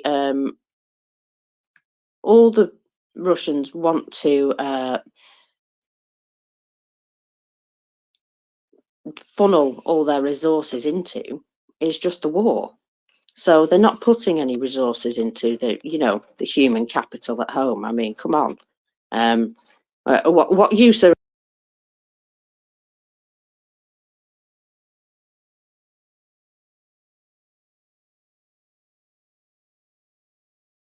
the war to the point of everything else is going to start falling apart? And I don't know. The quickest way to get a riot is to not feed somebody, basically. Look at what happened in Mariupol, for example, right? 2 days after the everything sort of broke down, all the institutions broke down, people just went into shops and started looting madly, even though they were sort of, regular people who probably never would have done that in a normal situation. But they just were like, okay, nothing's working. I need to make sure that I'm okay. And they were literally smashing shops. Just stuff that you think you might need. I have a feeling that these things, it doesn't take too long for them to break down, does it? A couple of days of being completely without, and things start to change priorities, and suddenly you will steal, you will, take whatever you can to survive. It's a survival instinct that kicks in. And Russians are very good at survival, aren't they? And I just, the minute it starts getting to where there's enough for everyone, that there's going to be unrest. Not maybe against the government directly, but it's going to keep them very busy, put it that way. That police force that they gutted to send most of the able-bodied people who couldn't pay their way out went to Ukraine. All their institutions are now creaking at the seams. And just food production. That particular one, I would say, is quite important for a country, wouldn't you? Yeah, maybe, the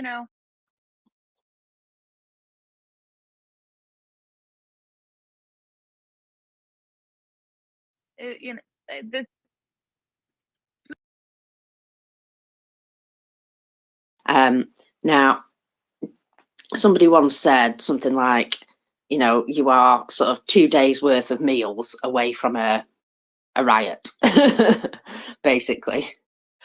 And we can see what happened. You shut people into a city, you cut off all their utilities and access, and they will do anything they can to survive.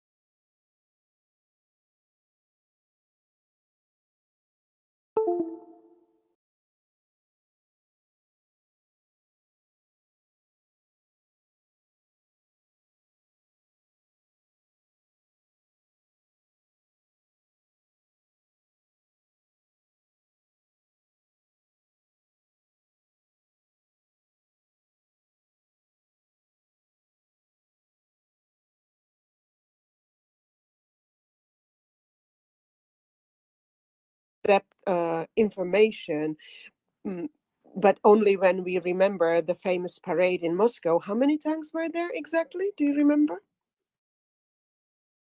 Just the one. Just the one. Exactly.